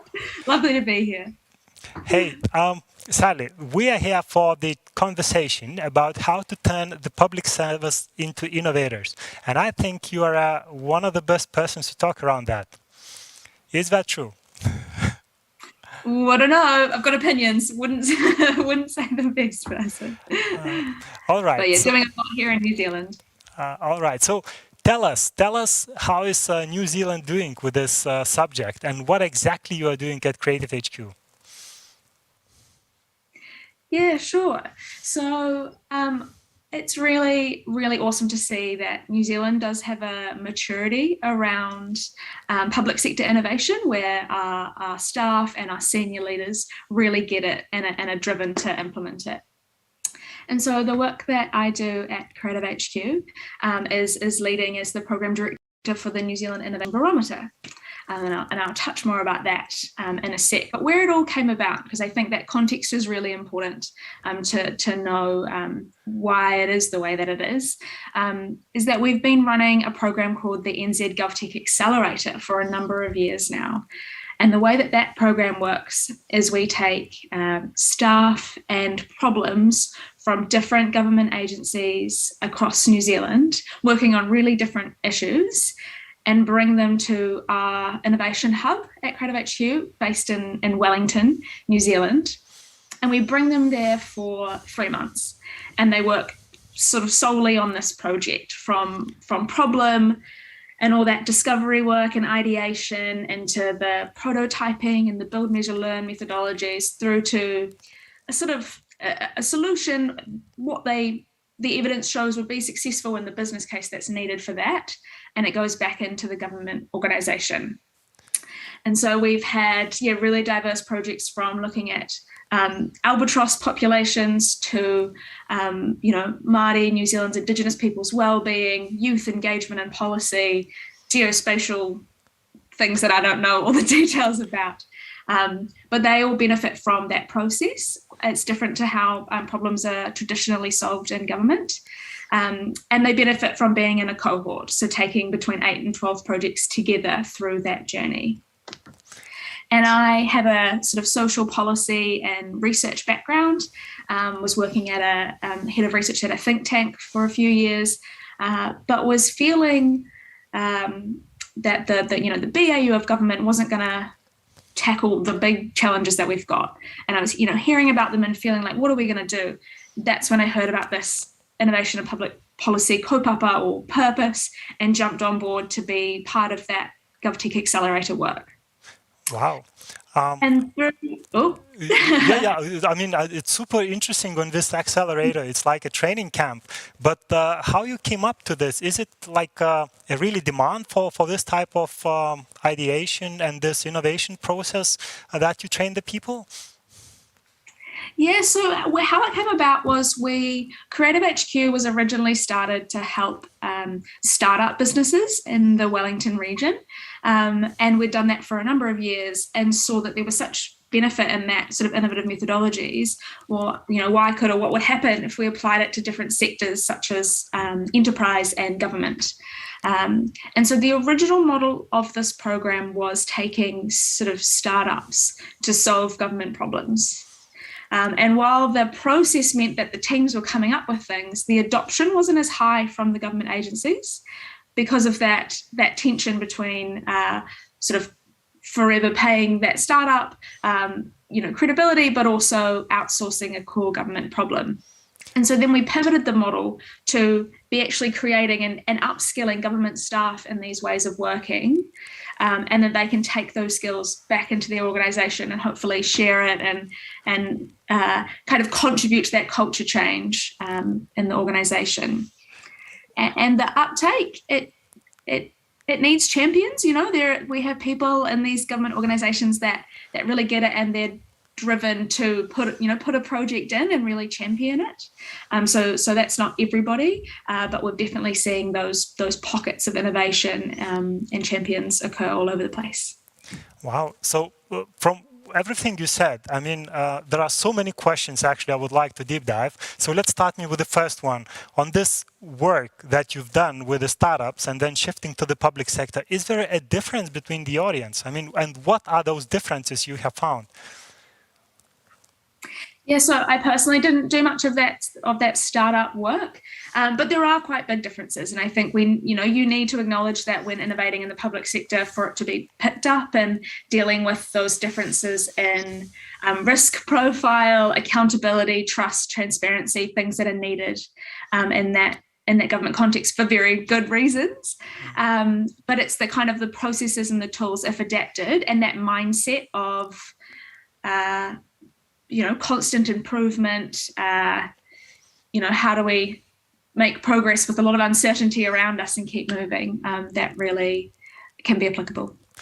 And you mentioned that you really make a change to those people, that they can get back and be champions for innovation. But don't they have, any difficulties then to get back to their previous work and be a different person? Yes. So it's a bit of both, I think. The GovTech Accelerator doesn't, and this isn't just my opinion, we did some research with our local university, that it doesn't just sort of grow their knowledge of those tools. It also sort of instills a confidence in those leadership skills and resilience. They get to own these projects and really manage it and all the stakeholders. So taking that back into the organization is sort of agnostic to what they're working on. So we're really seeing that and this new confidence in public speaking as well, because we throw them in the deep end throughout the program sometimes, talk about their project. But no, they can go back in there and then, you know, all the systems and the processes that my other work, the Innovation Barometer, is trying to help with, looking at more of a system view rather than an individual project view.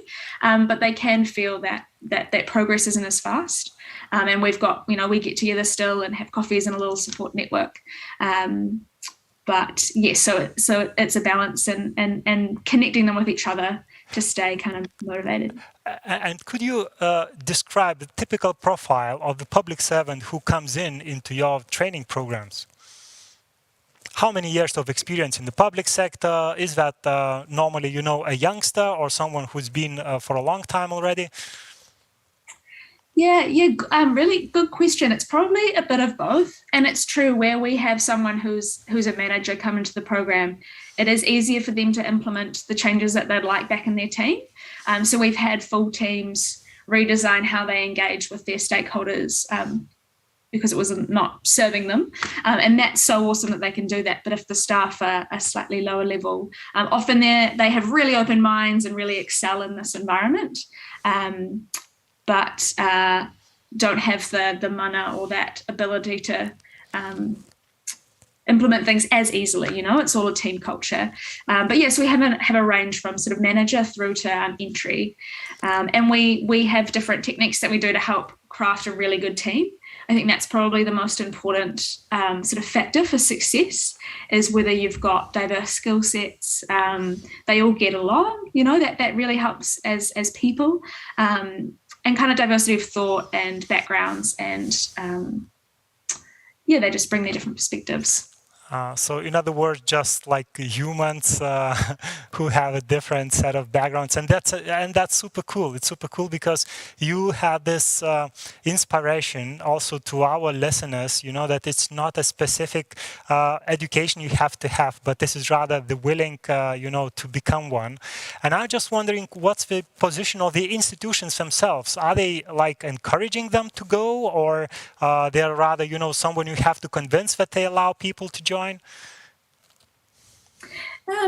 There's probably both. You know, there's probably quite a scale on the receptivity. We have a demo day or like a showcase, a sort of storytelling at the end of the program, and that's held at our New Zealand Parliament. And we get all the stakeholders. You know, ministers come down, and so that has a high sort of publicity or like public viewing, and so organizations are sort of encouraged by that and being, you know, transparent about what they're working on and the problems that they're facing. So organizations you know, really open about participation and keen to. I think it's the things that won't surprise us that might make it be barriers around like resourcing and timing and all of that. But there's ways to get through that. Okay, and so I would love to have 100 projects every year, you know, but it isn't, you know. So how many public servants have been through this program so far? So there's like the people on the core team who are there full time, and then there's like all the support networks around them and leads and stakeholders and things. Core people, probably about 200. Okay, that's quite a number now. But okay, Shali, thanks for this. And you also mentioned in your introduction about the Innovation Barometer. Can you tell us more what it is? Yeah, sure. So often, I mean, I start talking about the NZ GovTech Accelerator is because it's sort of through that and seeing these pockets of innovation occurring. There's so much going on that's not to do with the GovTech Accelerator that's happening in government, but we're seeing these pockets of innovation and thinking, what can we do to support at more of a system level, so that institutional environment that the projects go back into is, you know, better, more supportive and better enabled to let them flourish. And people who want to innovate actually can. And so this kind of curiosity led us to do a bit of a research piece in late 2019, looking at what are those those barriers, or what do we mean by innovation in the public sector? You know, we did a really big wide discussion and lit review looking internationally to what you good folks are doing, and especially connecting in with the Danish team who started an innovation barometer back in 2015. And what we were hearing from this research was that people got it. They really saw innovation as sort of that how that they were going to achieve their strategic objectives. You know, it's not, you don't innovate for the sake of it. It's that how for these big meaty goals and challenges that the public sector is facing. But what was missing was they were left to anecdotes for how to improve. People sort of got it, wanted to do more of it, but didn't really know how from a kind of system level. So from that, they weren't gathering any data or metrics around innovation. And so then we, you know, sort of built off our friends in Denmark and created our version of the innovation barometer. But where ours kind of differs sort of quite a lot would be that we sort of focus on the internal conditions for innovation, but we also talk about examples of innovative projects, which is what the Denmark model really does really well. And so we've got question alignment, and we've worked with them in other countries around that Copenhagen manual, which has been such a good collaborative journey. The Denmark team did a really good job of that. But we created that framework. So we've got about 20 different metrics of innovation. So this is including collaboration with other government entities within their own organization, with the public, you know, taking a really holistic view of innovation, the internal rules and systems. So what are their processes like, their evaluation practices, their leadership strategy, all these different elements. And I could go on and go on, and I should, maybe I'll send you through an image of it so you can see them all. But it's these that we measure against, and we survey all staff in government organisations against these metrics, and then kind of present that back to them. So we're creating that new data and insights to kind of help drive decision making. That's interesting. Would you reveal some insights and data you have found from your recent research? Yeah, sure. So it was quite fun to build the framework and the questions, but quite a few of our hypotheses were kind of confirmed in the data, which is always what you want. But we were seeing the attitude towards innovation, which we assessed was the highest from everyone. You know, that belief that innovation in the public sector delivers value and that people are motivated to innovate. And so, you know, that's a really good push for organizations. You know, your staff are there with the energy and desire to innovate. And then on the flip side of that, we were seeing the kind of rules and systems were the core barriers around resourcing and funding, lack of kind of evaluation in the retrospective learning from your work, sharing the learnings was lower than it could be, and then processes and adaptability. So having those processes that will enable innovation were the lowest sort of areas. And there's so much in there to cut and, you know, data to play with, looking at how the examples of innovative projects kind of all were in collaboration with other government organizations or others in their organization, which is really useful when you're saying, okay, so if you improve your collaboration, you'll improve the likelihood of enabling innovation. So there's all these different ways that we can view the data, and actually a big part of it is running workshops and supporting the organizations to contextualize the data. What does it mean for them, given past work, future work, that sort of thing, and also actions. How are they going to, you know, actually take action to try and improve their conditions for innovation? Wow, it sounds really interesting. And is it available to download or see this report for all the Baltic GovTech leaders? Yeah, it's a good question. So we've got a website, and it has. We're really stoked about this, and I guess this is kind of another angle around information and accountability to the public. We've got the aggregate data visualization available on the website now, so you can go and view that and look at the data. I guess it's sort of the data less insights at that stage, and all our case studies. So we're learning about those innovative projects and writing up case studies about how they're what lessons someone else can take from them. So it's not about describing the project, it's about sharing how they did it differently so someone else can apply it to their work. And so, we really see scope for elevating some of these cool stuff that the New Zealand government's doing and sharing it with the rest of the world and people interested. All right. So, Sally, I would love to continue the conversation, especially on the fact that New Zealand is seeing so much leading in the GovTech and ecosystem with so many interesting projects happening. However, we have to finish this conversation, and maybe your last wish to all the participants of this event and from the other side of the world. I think it's spaces like this, and there's lots out there for us to kind of share those learnings.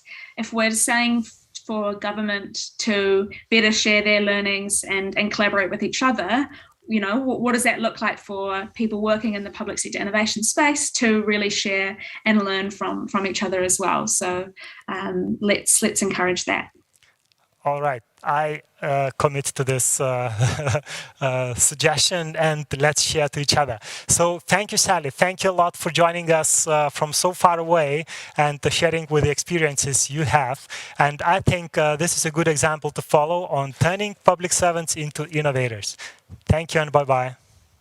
Thank you. See you all. Enjoy.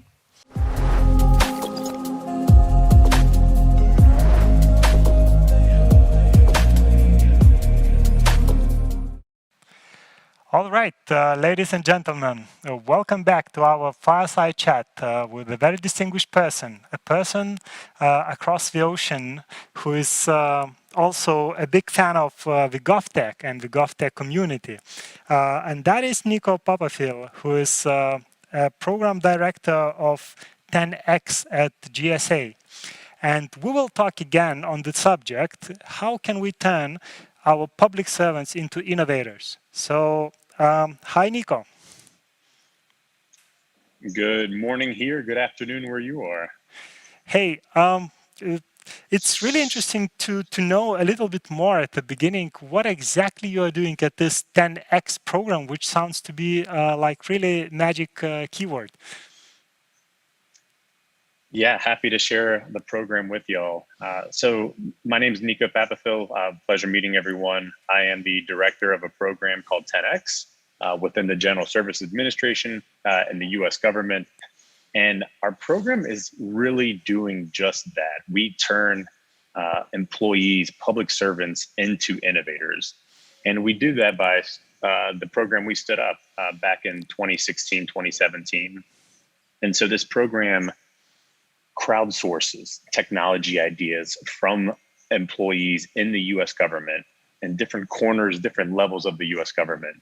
And we wanted to turn those ideas that we collect from them and turn them into real projects.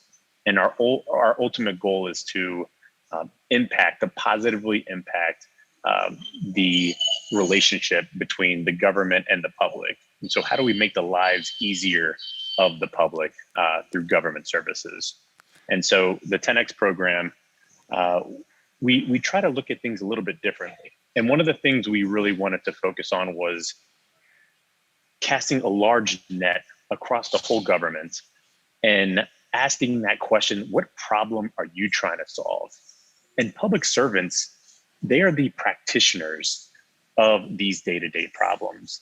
And so that's why we wanted to tap into that skill set and their knowledge to really understand how we can take those ideas and see where there might be a gap, where there might be a pain point that we can solve that makes the life a little bit easier for someone else.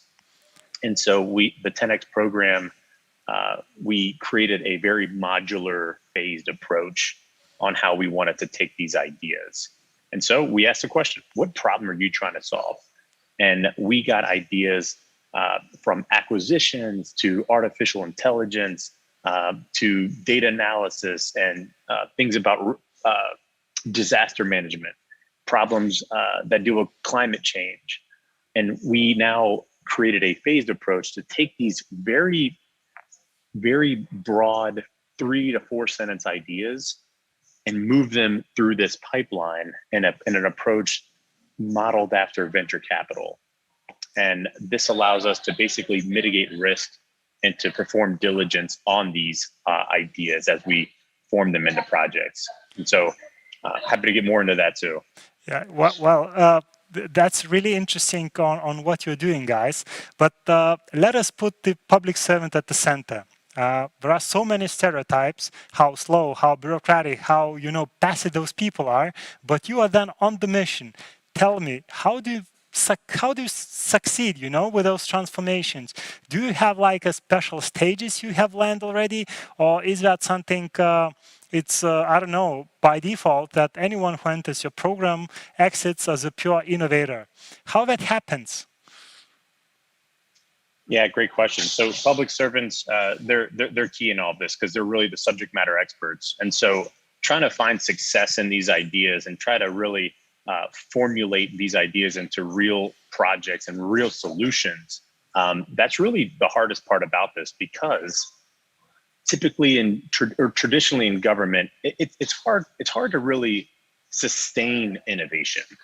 And it's such a large enterprise, and it's challenging because, a lot of people are used to the status quo. And so whenever you have these public servants who are trying to innovate and trying to leave the status quo, that's usually where the magic happens. And so that's why we really wanted to tap into that resource. And these public servants, with their ideas and their creativity, we try to do the hard part. We want you to think of the idea. We want you to help us formulate this idea in the project. But then we're going to hire the staff to come in and really try to take that piece of clay and mold it into something that will work here in the government. And when we talk about sustainability, when we talk about the exit and the success of this, I always say innovation has kind of become a buzzword, but it's that handoff. It's that home of where the solution will live, where the impact is really going to happen. And so we have to work with stakeholders and engage with different people of interest to see how we can make it work with the money and make it work with the politics and make it work just with the technical acumen of the thing. So it's basically one of our day-to-day jobs is trying to figure out how to not only create something, but to maintain and sustain it in the long term.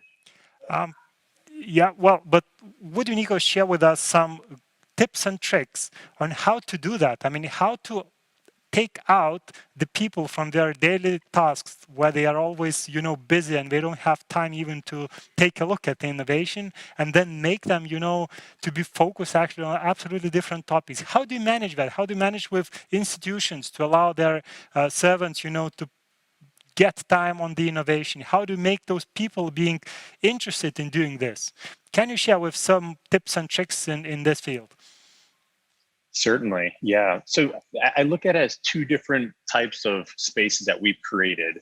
So one is we created the space for public servants to have a safe space to basically submit an idea. And the reason why we wanted to give them access to innovation is because not only are they the ones who are, like I said, the practitioners, the day-to-day folks on the front lines trying to figure out how to solve these problems. But what we did is we created a very low barrier of entry to these public servants because they are busy. They do have day-to-day lives, and it's hard for them to step away from what they're doing to, try to figure out a better way of doing it.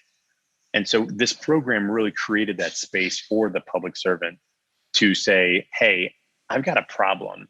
And not only is this a problem, it aligns to these priorities and it has this type of potential impact.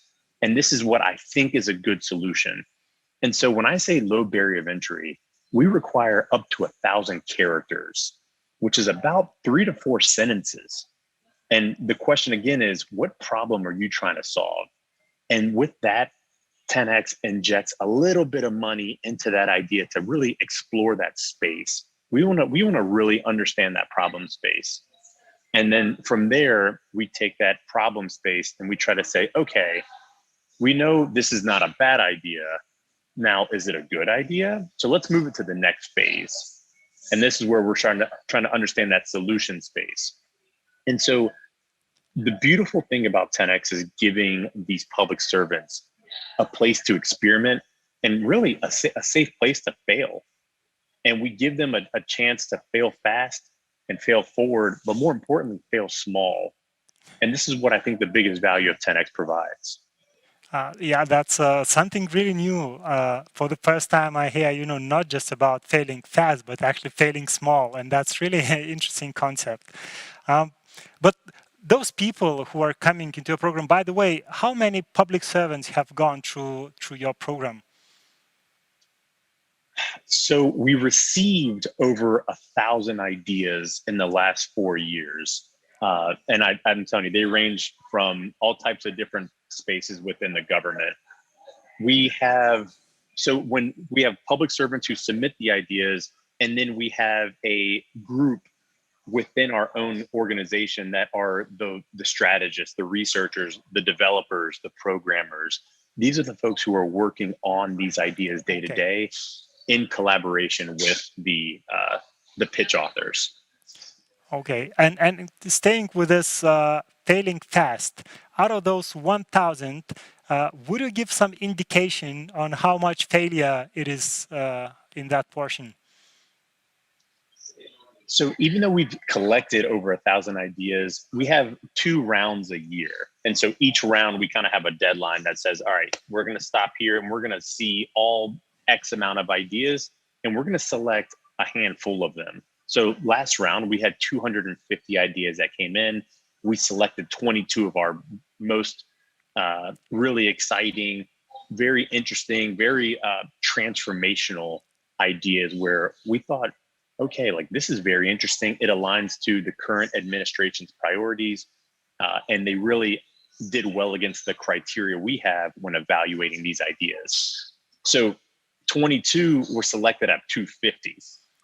And some of those who were not selected were great ideas, but we only have a finite amount of money to put into these ideas. And to talk about failure, out of the 22 ideas we selected, in 10X, traditionally about 1/3 of the projects move from phase to phase, and we have 4 phases. So let's say we have, in a whole year, we have 50 phase 1s. All right, so that means 1/3 of those are going to go to phase 2, which is about, let's say, 17 to 20, and then 3 to 4 of those go to phase 3, and then 1 goes to phase 4. So we do this for a reason, though. Like, we created this funnel. And this funnel allows us to make sure we only move the most promising ideas forward for larger sums of money and to scale and to build on it. All right. But let's get back again to our main topic on turning the public servant into the innovator. Can you name at least one skill that the people are really lacking? The people really need to get it to the current skill set that they can be treated as innovators, not the public servants. Is there something, a magic formula in the person that we could, plug in and suddenly he becomes the one? Great question. Like, innovation to me is leaving the status quo. Anytime you leave the status quo, you are innovating. And to do that, the skill set or the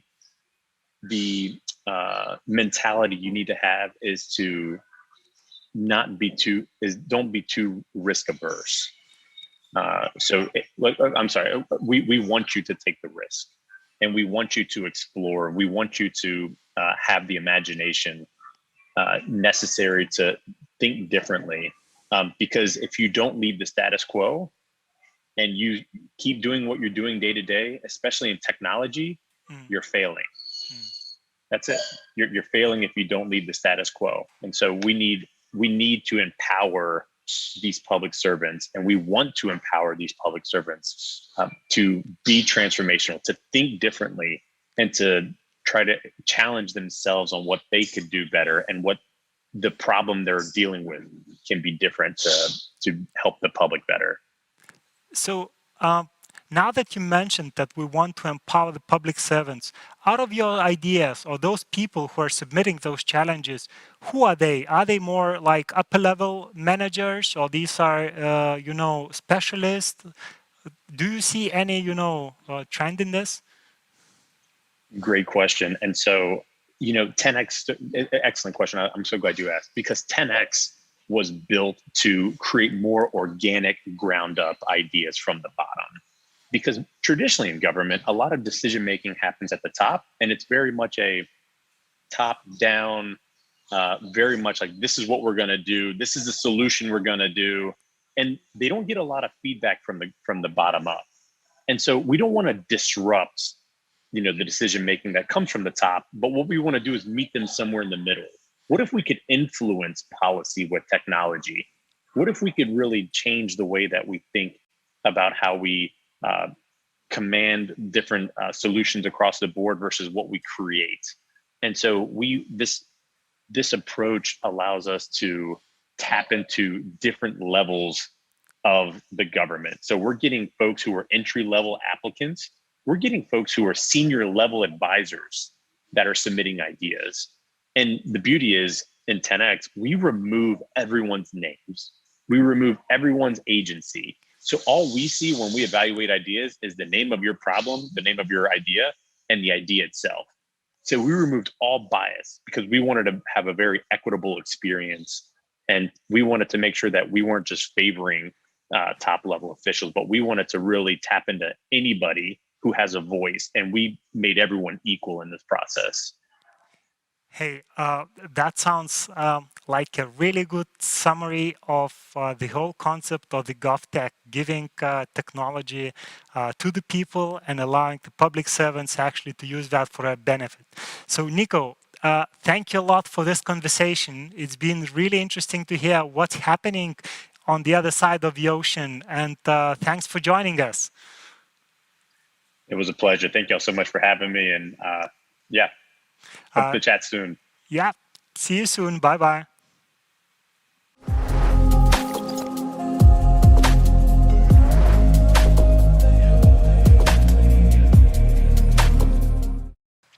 Yes, and from a fireside chat, we are back with a panel discussion.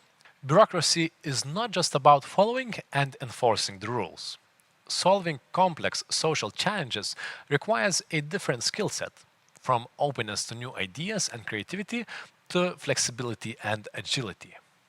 During the discussion, experts from around the world will share their insights about the skill set required and desired for the public servant in today's world.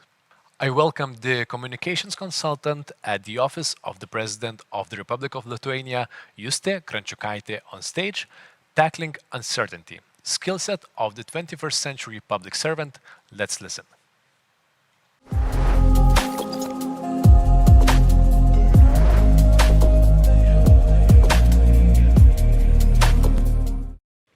Hello, everyone. Hello, dear panel discussion participants. Hello, dear audience. I hope that you can hear us clearly. And today we have a really interesting topic to tackle. We are going to talk about the skills of the 21st century public servant, and where should we focus and what should we do to help the public sector workers improve their skills. I'm Justė. I'm going to be today's discussion moderator. I worked in the public sector my whole working time, so I'm really excited to hear from the experts what skills should I develop and what skills should I improve to stay relevant in the business. I started working in the Foreign Direct Investment Agency of Lithuania, and now I am working in the in the office of a president of Lithuania, so I think this topic is as relevant as to anyone who is listening. And I would like to introduce a really exciting group that is going to participate in the discussion today. So first we have Nitika Agarwal. She is a COO at Apolitical. Welcome, Nitika.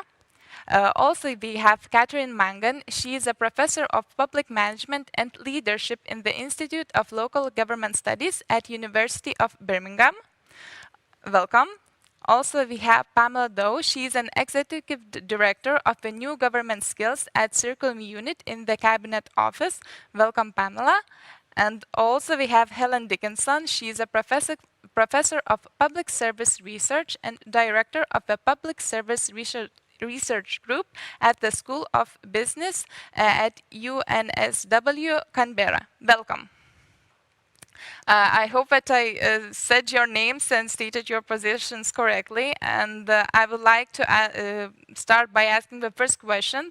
But before you answer the first question, please also briefly tell us what you do every day at your job and how your job contributes to the improvement of public sector servants' skills. So my first question, I think, is really logical. We should first talk about what skills do our public servants need. Today's world is really fast changing. We have the digital era, we have the pandemic, and it really affects not only public sector workers, but also all the workers and all the people around the world. So I would like to ask you, what skills should we develop? And please don't forget to just shortly, briefly tell us what do you do every day at your job. So I see Nitika on the screen, so please start by saying what you do and answer a question. Thank you so much, Juste, and it's a pleasure to be here. So I'm Nitika. I used to be a UK public servant, and I became a founding team member at Apolitical because I wanted to support public servants to propel themselves into the 21st century, and government can't adapt if public servants aren't at the forefront of that adaptation. So Apolitical is a knowledge platform and network used by 130,000 public servants globally. We have articles, website, events on our website, which allow public servants to gain awareness and inspiration from what other public servants are doing. And then we have formal courses to help public servants gain new skills. So every day we're seeing what public servants are contributing and what they are demanding globally. And this feeds into the courses that we produce. So the top demanded courses from public servants that we see right now are topics around digital literacy.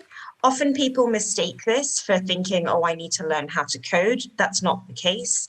The topics within digital literacy that are the most demanded are things like how to experiment, how to iterate, how to think from a perspective of a user.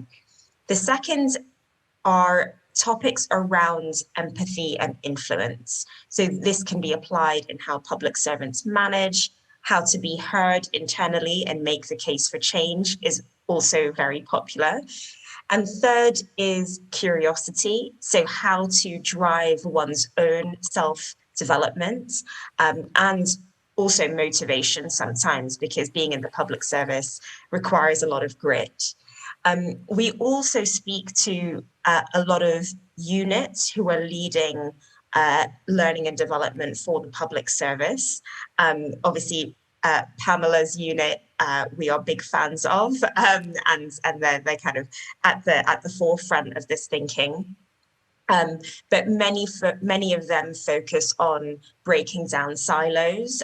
So that includes things like holistic or integrated policy making, how to join up different functions that have typically been split up over the policy making process, which now just doesn't lead to great policy making. Systems thinking, how to think into the future and link your policy area with different areas. So those are the big themes we're seeing from units across governments globally. We have a syllabus on apolitical designed to build 21st century public servants that draws on what we're hearing from individual public servants as well as what we're hearing from these units within government. And you'll be able to see that on apolitical.co. I'll pass to the next panelist. Okay, so thank you. I just noted that you mentioned digital literacy, empathy, and curiosity as the main skills that people want to develop. So who else has something else to add or also agree with Nitika? Yes, please, Catherine. Thanks, Juste, and also really pleased to be here and a fantastic discussion.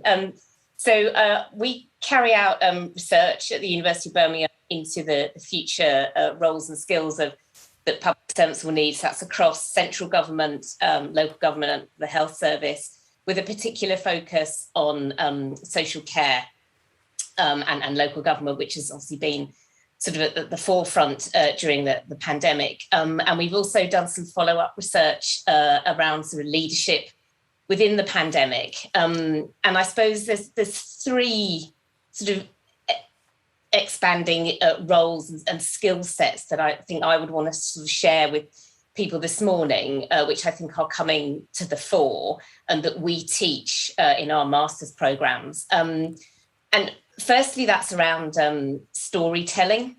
So there's something really important about public servants being able to tell the story of how public services are experienced from individual and family bases. And this really came to the forefront, certainly in the UK during the pandemic, where we saw effective public servants being able to tell stories about the sort of the values bases that they were coming from in terms of delivering services, being sort of energizing, acting as cheerleaders, sort of saying to people, we can get through this, but also being really authentic and telling the difficult parts of the story rather than just sort of sweeping that under the carpet sometimes, which, gives that sense perhaps of a bit of falseness sometimes around our public services. So they were able to articulate the ways in which policies were having impact on individuals, bringing issues to the fore, humanizing those issues and being able to influence policy and practice. So the idea of being a storyteller as a public servant is something really important. Picking up on something that Nitika said, this idea of being entrepreneurial. So particularly in the pandemic, we've seen public servants having to think very differently, acting very quickly, not waiting for permission, bypassing usual sort of bureaucratic sign-off processes. So that's something that has really come to the fore. And what's really important about that is that needs our public service organisations to give public servants permission to fail sometimes and cope with perhaps the negative fallout from that and what citizens might think. So there's something really important about having to establish a relationship and get that trust so that public servants are able to have that space in which to fail. And we think that entrepreneurial approach of thinking differently, being allowed to sort of fail in a quick and safe way is one of the most important skills that our public servants need for the future. And the final role and skill is this idea of being a resource weaver, which we talk about in our 21st century public servant research. So that's really about public servants having individual flexibility and an ability to see the different types of resources that are around them, whether that's, human resource, money, different funding streams, seeing the patterns in a system and bringing that together to perhaps create something different. We've seen this a lot during the pandemic, certainly in the UK, where public servants have used resources very differently, have broken down barriers within organisations. We've had people that would normally be delivering, leisure services, swimming lessons, acting as people who've been delivering, the sort of protective gear, running community hubs. So that ability and that freedom to weave those resources together and create something different is something that we see as really important for our public service servants in the future. I'll stop there and let someone else. Thank you, Catherine. So the points that I scrambled here is first storytelling. I think it's really important. Then entrepreneurship, and you put a really big focus on allowing the public sectors to fail. I think it's really important point to mention, and also flexibility around using resources. I think it's really great for public servants to be innovative when doing that. So thank you, and yes, please, Pamela, you can. Shall I come in there? Thank you very much. It's great to be with you all this morning. My name's Pamela Dow, and as you said, I'm the Executive Director of the Government Skills and Curriculum Unit in the UK Cabinet Office. It still feels quite new, but we're a year old this month, and our mission in a nutshell was to raise the floor and the ceiling of knowledge, skills and networks in government, and those three things are very carefully chosen. I'll come back to those. Essentially, we need more precision and higher standards at the universal level, and then greater specialist and technical expertise, all the things that have been named already, particularly data, digital, and things that perhaps used to be more niche, but are now absolutely fundamental to successful policy and delivery in every government. But I think the first thing that I want to say in response to this excellent conversation is this recognition that we do need skills, and we need to define, prescribe and train for them. There's a fascinating study that I saw from the British Chartered Institute of Personnel Development a few years ago, looking at training hours across all sectors and in Western European nations, and it basically fell off a cliff in the 90s and noughties. And the training hours that particularly large bureaucratic sectors were investing in their people just weren't happening anymore. Lots of reasons for that. More graduates into the workforce. There was more of an assumption that people came with those skills. But also, I think it was probably an underestimate, because the things that we were calling training were actually compliance. They were things like health and safety or IT policies. So we just stopped training our people. So I think it's really just important to recognise that skills, knowledge and networks don't happen by osmosis. And when you arrive in a new workforce, you need to learn them. You don't know what you don't know. So our five-strand curriculum framework that we published an outline of earlier this year, and we're now in the process of, defining, explaining, building, I'll quickly run through the 5 strands, because I hope they're absolutely accessible to everyone working in government and possibly beyond. So strand 1's the foundational training that you would expect in joining any large professional services firm: basic analytical skills, communicating clearly, problem solving, budgeting, project management. And then strand 2 is about that in government. So how government works and how to work in government, how the money flows through local government, Catherine knows well, the union, the constitution, how parliament works, public finances, all those particular things to our domain. And I think we sort of undervalue those, because all these qualities that we know are essential, the confidence to innovate, to fail, to weave a story, you have to understand the fiendishly complex system that we operate in, and weighing up legitimate competing pressures at a local or national level.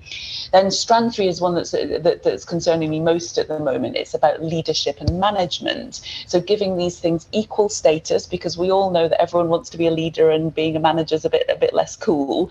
But managing people, managing budgets, managing projects is a vital skill. And also it's about precision. You can't practically train for leadership and management. It's all about learning by watching and learning by doing. But there are knowledge and skills that are unchallengeably necessary to do these jobs well. And again, we've been a bit passive in defining these, and in many cases mandating them. If you're going to manage a large team or manage a large project, we need to know that you've got the expertise to do so. strands 4 and 5, I think the conversation that we most have with apolitical, I think, and others, these are about the increased specific knowledge and skills that are relevant to the challenges of modern government. So strand 4 is about more the procedural ones. So whichever department you're in, these are relevant. The law, commercial, project management, finance, and then, as I say, you know, the data literacy and digital literacy. And you know, I've gone through this year, sort of, you know, people have been using the phrase sort of blithely, and knowing, yes, we must do this, but we're now getting into what's important, which is in the precision of them. You know, what does data literacy mean? Well, it means being able to describe and predict and diagnose and use data effectively. And then strand 5 is kind of my favourite as a policy generalist across Whitehall throughout my career. And it's the domain specific knowledge and skills that you need. If you are working in the Department for Education, you need to understand about the education system. You need to have internalised the fact that there's 26,000 schools, how the money works through the system, how teachers are trained. Similarly, the things that cut across departments. You know, we've got a very, very tough net zero challenge. So we need people who understand about green finance, understand about effective carbon neutral policy. So it is unashamedly quite a precise and quite a demanding expectation of our people. But the offer is, you know, we're not going to leave you to do it by yourself. Okay, thank you, Pamela. I heard a lot of great keywords, and I think I like the main idea that, first of all, we have to start teaching our public servants the skills other than, I don't know, fire safety and how to do all of these basic things. And we need to think further about problem solving, about digital literacy, about leadership management, and just encourage people to do more and to see themselves as more than they are. And thank you for all these great points. And now I see that only the Helen is left who haven't talked yet. So please, Helen, introduce yourself and tell us more about the skills that public servants need.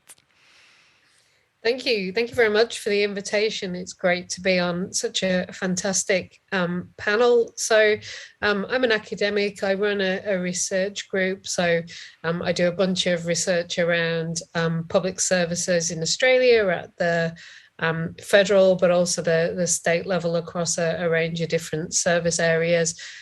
We have a particular focus around policy implementation and around the types of skills, capacities and capabilities that are needed to implement policies.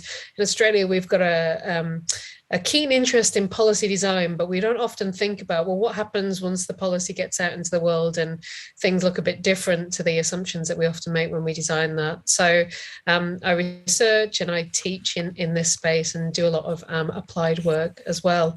And I've been doing research around this idea of what's the future of the public service look like for just over a decade now, and I've had the privilege to work with Catherine amongst other people here.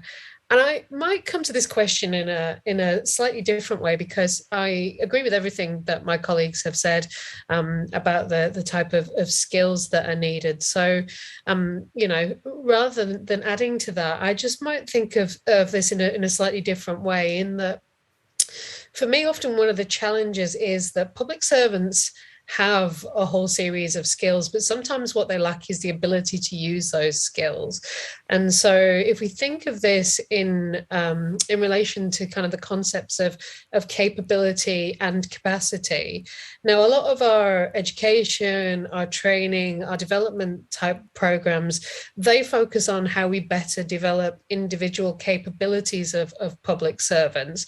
And while they are helpful in developing some of those individual skills, putting them into use in organizations is often where some of that challenge lies. And I think what we've learned over the last few decades is that it doesn't always mean where we increase the skills or the capabilities of public servants that we increase organizational capacity. And some of that's because we sometimes don't allow public servants to be able to demonstrate and to use those capabilities.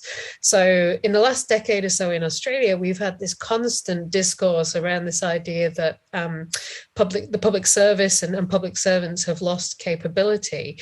And some of that's a bit true because, we've seen an erosion of some skills and some organizational memory where we've outsourced service delivery to, not-for-profit or commercial bodies.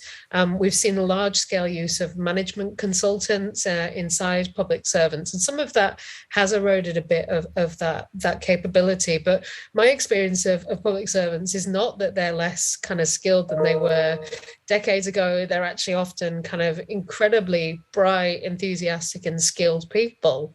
But we don't necessarily trust and empower them to be able to use those sorts of skills. So a key issue for me is about how do we set up our systems so that we can design the governance structures, the organization of teams, and really manage to lead these effectively and really support public servants to take those qualified risks and to try new things and to have appropriate kind of recourse where that's necessary. I think what was really interesting when Catherine was talking about the pandemic is to some degree we've freed up some of the things, some of the kind of constraints that we often have on public servants. So certainly in Australia, one of the constraints you often see around individuals is there are these multiple levels of sign-off for even the most straightforward of kind of activities, and public servants aren't allowed a huge amount of discretionary activity, and so they can't really draw on those strong skill sets that they possess. So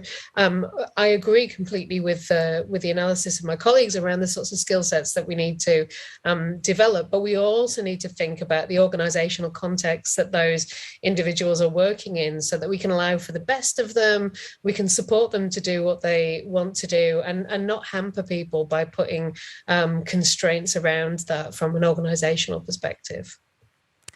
Thank you, Helen. I loved your point that maybe we public sector workers already have the skills, but we need the arena and the opportunity to use those skills. And as Catherine also mentioned, to have an opportunity to maybe fail. And because if we don't fail, we cannot develop our skills and grow as workers, as human beings. Thank you for all your great points. And now that we raised the problem, we should talk about the solution. So what should we do to solve these problems, to help public sector servants be better at their job, feel more safe, to fail and to do what we want to do? So please, who wants to start? Yes, please, Pamela. You can. Oh, sorry, Catherine, or Pamela. Pamela, yes, Pamela. Sorry. No, Please, not John. yes. I'll be quick. I'll be quicker than I was last time. I just want to come back on Helen's really excellent point about consultants. So there's, I mean, as with all these things, there's never one main problem. It's lots and lots of different things. One of the things one of the problems we set out to solve was the fact that we were spending a lot on generalist consultants in government, and the consultancies themselves, some of my best friends are consultants, were saying, you're using us wrongly. You're using us as a sort of remedial, a contingent workforce, and it's but you're fishing in the same pool as we do when you're recruiting graduates.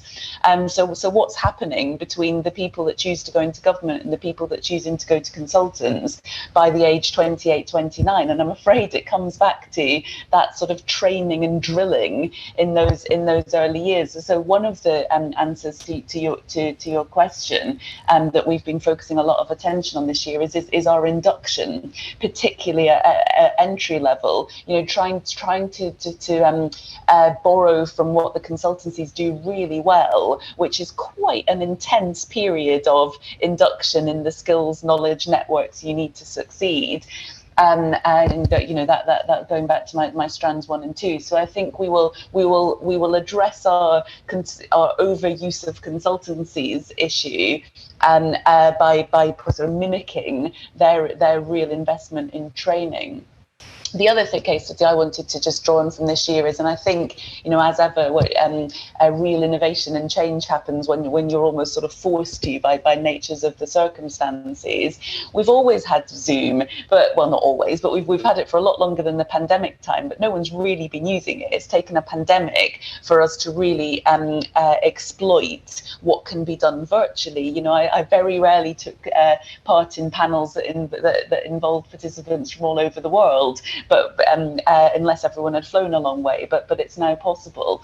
So we have done some really good products, created some very good products this year, using some of the best learning platforms out there. So Future Learn, for example. I mean, there's others. I'm naming them because they've got a particularly good platform, but others have similar. We've created a few masterclasses, one around data for our senior leaders, just getting that sort of universal knowledge base up a bit, and it's involved talks from experts in their field, written exercises, group work, and all in this kind of MOOC,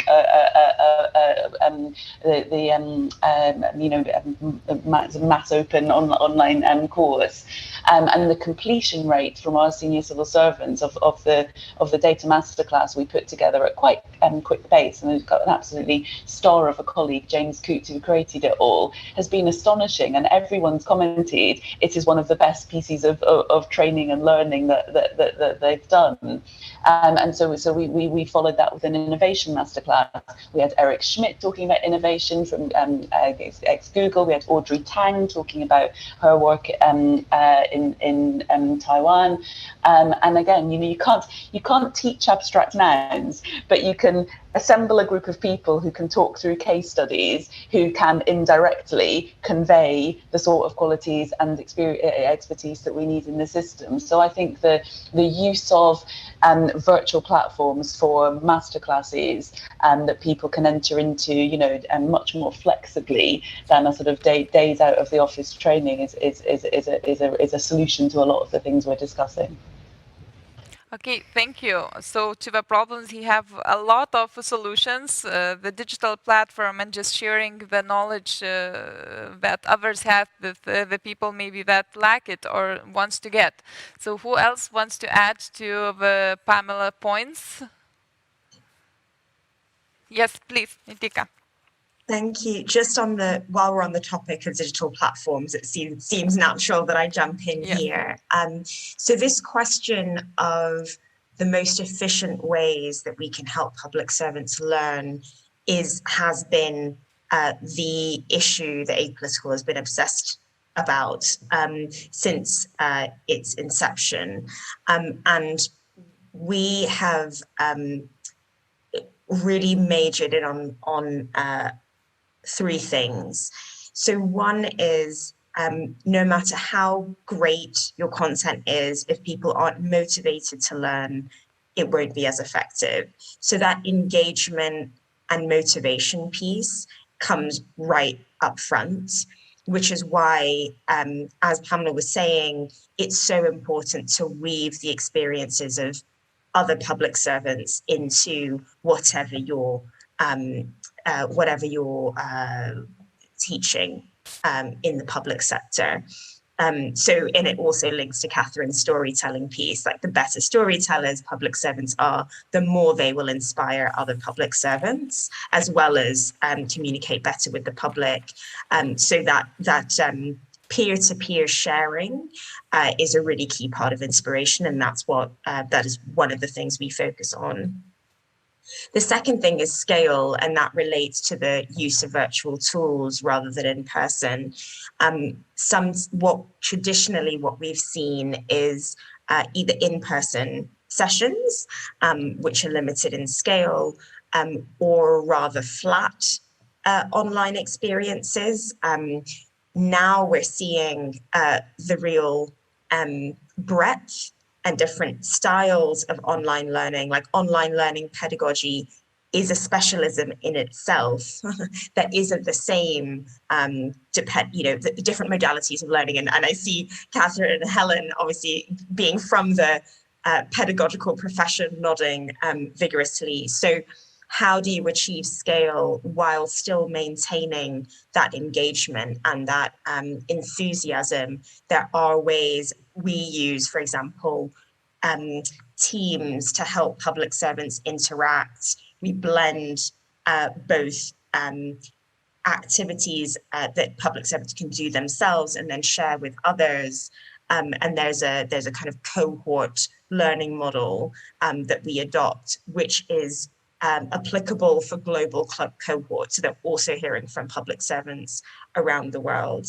And then the final, and it kind of links to the other two, is quality over quantity.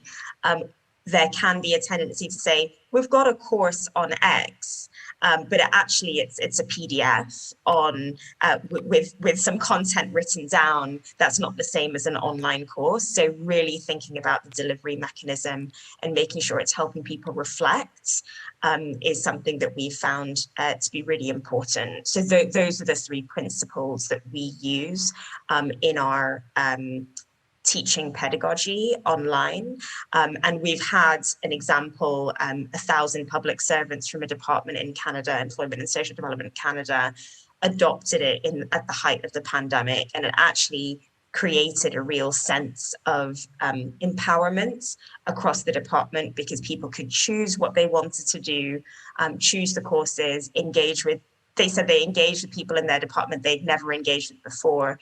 They were communicating across different provinces because Canadian departments are spread over that many geographical areas, and felt really empowered by the experience. So the cultural potential for learning interventions is real, and is a huge added side effect of learning done well. Thank you, Nitika. These are really, really good points. We should make the educations accessible and that people would enjoy them and would learn what they actually want to learn rather than what we tell them to learn, because people always know what are their strengths and what they want to learn and what not. So who else? We have also Helen left and Catherine. Catherine, please. Oh, sorry, Helen raised her hand, so okay. Sorry, Helen, I'll be quick. Okay. So one of the things that we've been looking at is just being clear about what we are trying to develop. So is it about new skills, which we would call sort of horizontal development, if you're looking at the adult development literature, or is it about vertical skills? So actually enabling public servants to be able to use their current skill set better and in different, perhaps more ambiguous situations. So what we've been focusing on is helping public servants develop their vertical skills, so their abilities to perhaps use their leadership skills in very difficult, challenging situations. And the way that we've been doing that is through what is called HEAT experiences. So these are experiences that put public servants into places where they feel very uncomfortable. They have to recognize their own current limits, their skill set's limits. And because they feel uncomfortable, that enables them to sort of move up the sort of the vertical development ladder in terms of being able to then recognize what they don't know, what they need to acquire, and how they perhaps can use their skill set in a different way. So we've been exploring things around simulations, around scenarios, putting people under a little bit of pressure so they feel uncomfortable and they perhaps have to work with different colleagues who they've never experienced, you know, different professions, perhaps rubbing up against each other. And we've seen some really good results from colleagues there. What's interesting in terms of perhaps if we're encouraging public servants to take these courses, it's not always a very pleasant experience because they are out of their comfort zone. They're perhaps feeling, you know, uncomfortable, challenged, and we don't always like that. And we might not necessarily want to pay for that.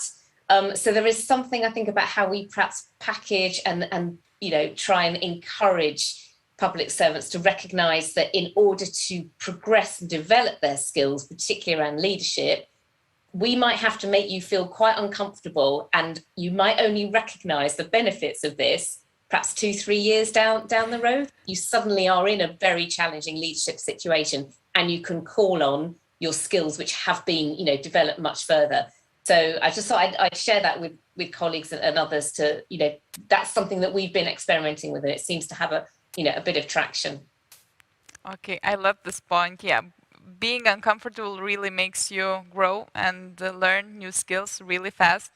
And yes, people sometimes can be resilient to that, but it truly helps. So Helen, please, you are again the last, but certainly not the least. Please. Lucky last, yeah.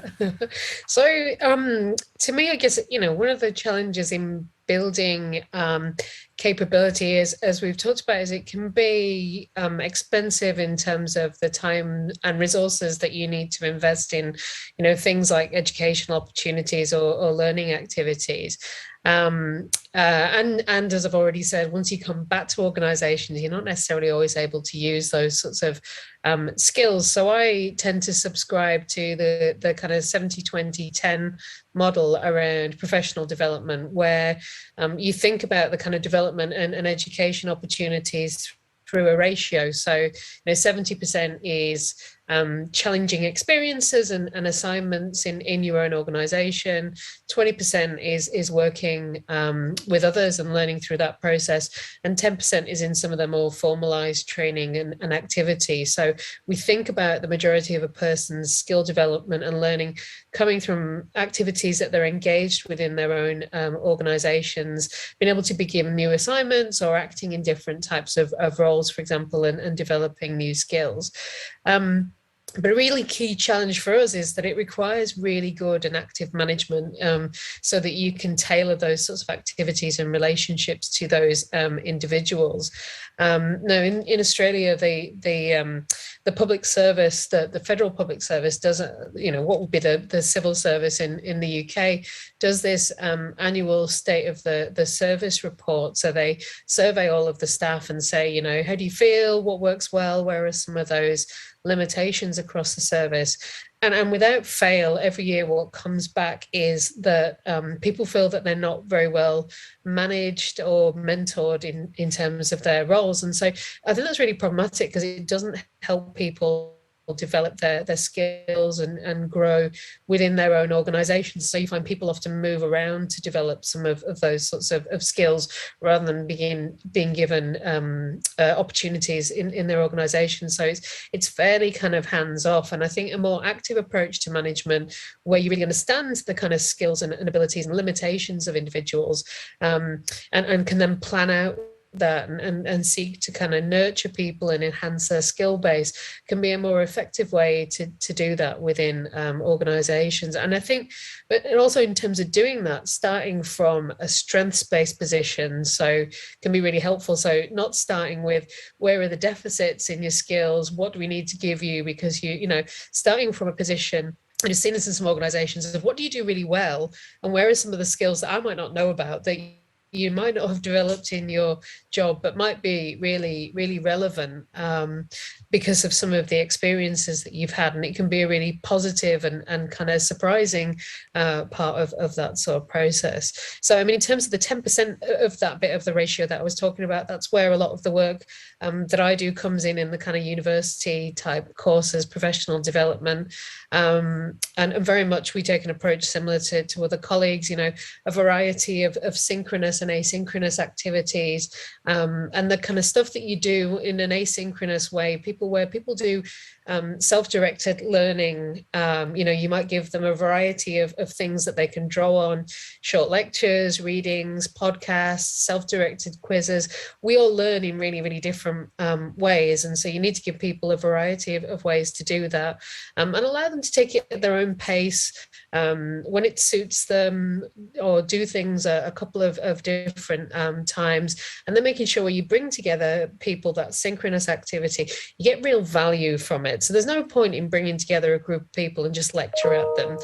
That's not very useful or very efficient for anybody. So really starting to use that time to work through, as colleagues have said, real life problems, case studies, simulation activities where you can put on some of the pressure that Catherine was talking about, and you can really test people's kind of limits to their abilities, and then support them to critically reflect on the experience that they went through, what they learned from that, not just in terms of their skills, but what they learned about themselves and how they act in those situations as well is really important to do. Thank you, Helen. These are really good points. I think we had a lot of skills that we need. You told us a lot of skills that needs to be developed and a lot of solutions how to develop those skills. And I see that our time is running out. But before we go, I want to ask you each one question. Just imagine that I'm imagining that I'm an audience and I'm HR at some ministry or maybe public agency. And now I'm going to go back to my work at my desk, and I would like to have an idea. So what should I do next? I don't have additional budget, but I want to do something to help the workers of my organizations to develop these skills, to feel more comfortable in their positions. So please tell us, just each of you, just tell us one thing that me as HR coming back to my office I can do and start implementing from today. I'm waiting for volunteers. Yes, Catherine, please. Okay, so I would say as an HR person, so give your colleagues space to be reflective practitioners, enable them to create peer networks, create action learning sets so they can learn from each other and have a safe space to take themselves apart, talk about what they're doing and put themselves back together. So create networks, create slack in the system so that you've got a chance to become reflective practitioners. Thank you. I'll go next because mine's probably you want to end on a more exciting and innovative one than this, but I think it is exciting and innovative.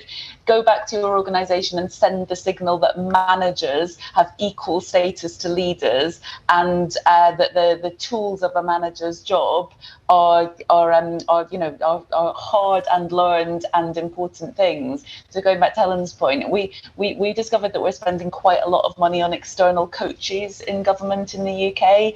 Now, I love coaches. I've got one myself. They are very, very valuable.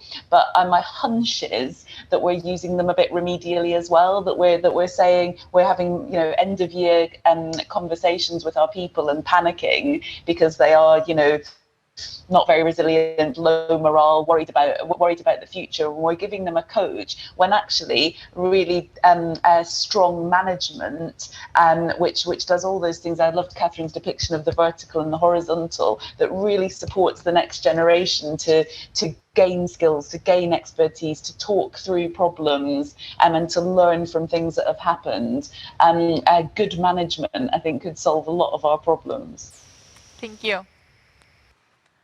Who's next? Helen, yes, please.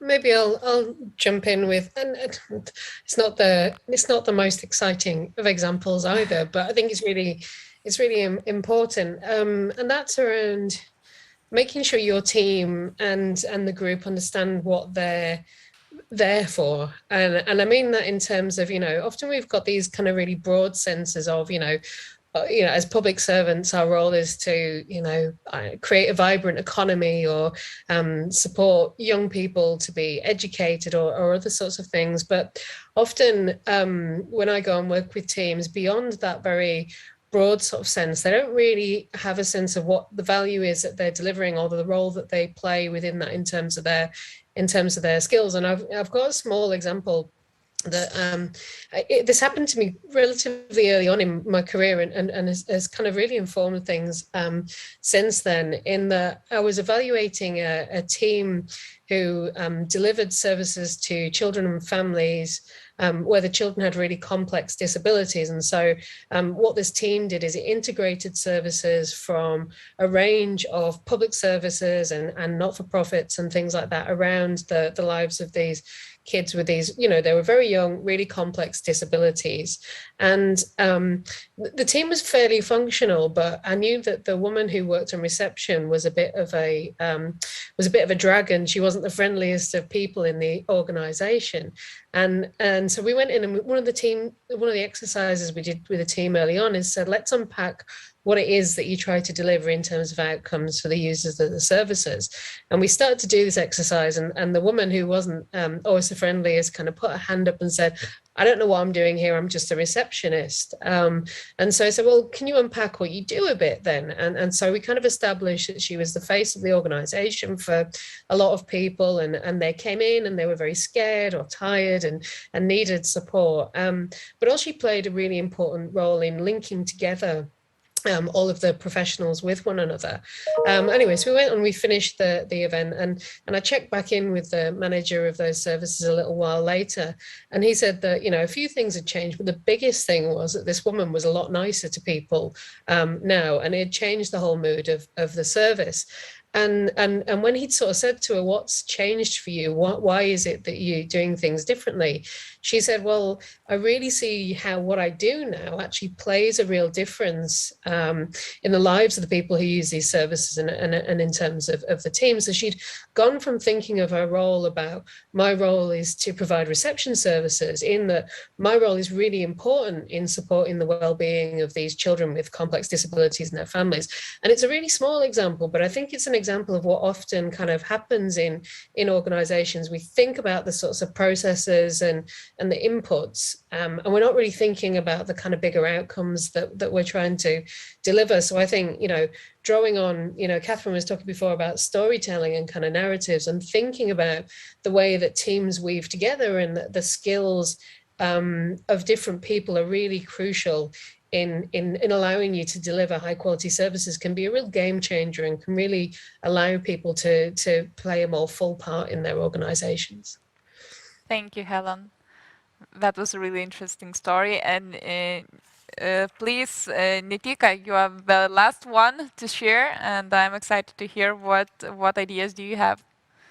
Helen, what a story. Mine links quite closely, but mine would be celebrate, recognize, and give a platform to the bright spots within the organization. So where a project or where somebody has really exemplified what you want from the organization, give it profile. A good example of this is Apolitical occasionally publishes lists of influential people in policy around specific topic areas like gender, for example. So the people in government really progressing gender policy. And the idea is to give profile to public servants, not ministers, who often aren't given that recognition. And we profiled somebody within a large multilateral. And they said, and you would have thought that this person had a lot of profile already.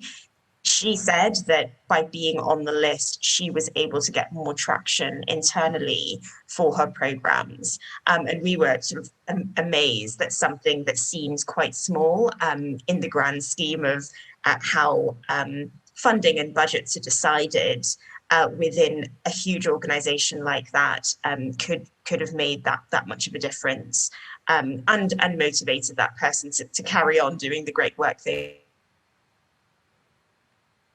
were doing. So celebrate it and recognize it. Thank you, Nitika, and thank you, Catherine and Pamela and Helen, for all your great points. I see that our time ran out. I enjoyed the discussion a lot as a public sector worker, and I have great points. And I think to sum up, we talked maybe not that much about the concrete skills, but more about empowering others to search what skills they want to develop, and to creating safe spaces, and to believing that workers know best what they want to develop and where should they go. So thank you, everyone, and thank you for the audience. Bye.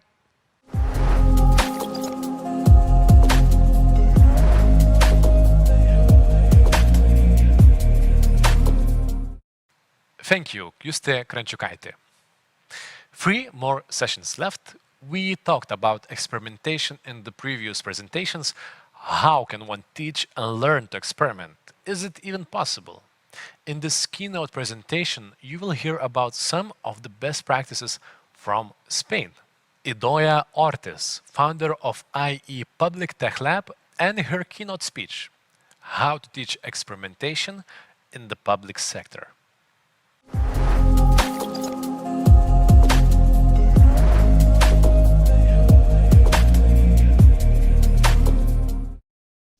Hello, my name is Idoia Ortiz Artiñano. I'm the director and founder of the Public Tech Lab. Thank you so much for the invitation. I'm very happy to be here with you. I'm going to talk today about how to teach experimentation in the public sector. It's a difficult question, but I'm going to try and do my best, especially sharing with you our experience developed the last 3 years at the Public Tech Lab. But before that, give me 1 minute to explain you who we are. We are the Public Tech Lab. It's a center at IE University. IE University is an international university located in Madrid. You can see here in the picture our new headquarters. We have around 7,000 students and 130 nationalities. As I said, the Public Tech Lab is a center in this university. We are part of the Public and Global Affairs School, and we try every day to create public innovation for real people or to help in this process. So what we do is we support the transformation of public institutions, fostering their adaptation to global challenges and always placing citizens' need at the core. So basically we do 3 things. We do executive programs, let's say traditional executive programs for civil servants. GovTech Innovation, this is we run GovTech Labs, and we do and implement open innovation programs in public institutions. I would say that 80% of our time we do this and 20% we do training. But as I'm going to explain afterwards, training is part of everything that we do as we are a university, as you know. And of course, we try to build ecosystems focused on public sector pain points. We don't invent anything. We take the best experiences and research done by leading institutions in the world and apply it in our trainings and our programs. Of course, Nesta is a reference for us, but of course as well, and we follow very closely to David Eves, professor at Kennedy School at Harvard. And of course, our friends from the OECD, we have an agreement with them, we work closely with them, and the research that they do is basic in our programs and projects, as I said before. This is the methodology that we use in these traditional training programs, executive programs. I would say, when I say traditional, because they are developed at the class, but we have a very action-oriented methodology in these kind of classes. But I'm not going to talk about this today. I'm going to talk about GovTech and how GovTech can be a great tool for public transformation. And that actually is the reason why a university is doing GovTech projects. Why? Because we think, and this is part of the answer of this great question about how do you teach experimentation. We don't think that you can learn experimentation if you don't learn. You don't learn experimentation and this kind of digital skills in a class. You learn it by doing, and that's why we are doing projects and this kind of we implement this kind of projects. This is an example of the type of projects on GovTech that we are doing. This is actually it's a lab. We work from the region of Madrid. We work with 24 cities in the region of Madrid. The last year and a half, we have implemented around 10 pilots with 10 cities in Madrid. So it has been a very interesting work and very, very busy time. But we have learned a lot. And we also have iterated the way we are trying to teach or create these capacities and these skills, digital skills with the teams, public teams that we work, these kind of GovTech projects. So the first thing that we take into account when we design a GovTech project, since the creation of these capacities and skills are fundamental in everything that we do, is taking these skills, this framework, again, developed by the OECD, and try or make sure that the design of our projects bring these kind of skills and capacities to these teams that are the main actors of the projects, right? So what kind of skills we are talking about? Iteration, developing products and service experimentally, data, ensure that the decisions and how these GovTech projects are run are based in data, user centricity, public service focused on citizen needs, curiosity, of course, seeking and trying new ideas or ways of working, storytelling, explaining what we are doing in this kind of GovTech projects, and one that it's the final one, and I love it, insurgency, define the status quo and working with the unusual partners. That's what we do when we bring new startups, new data providers to public institutions through these GovTech programs. So we have designed our GovTech programs always based in these modules.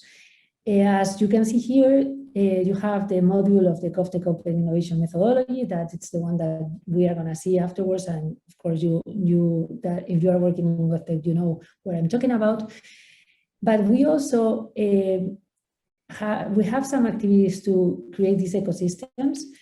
We also always focus and support the institutions to work in the open when we do these kind of projects and to publish all the interaction or learnings that we are having, or the unit or the team, the public team is developing, the experiences are developing in this project.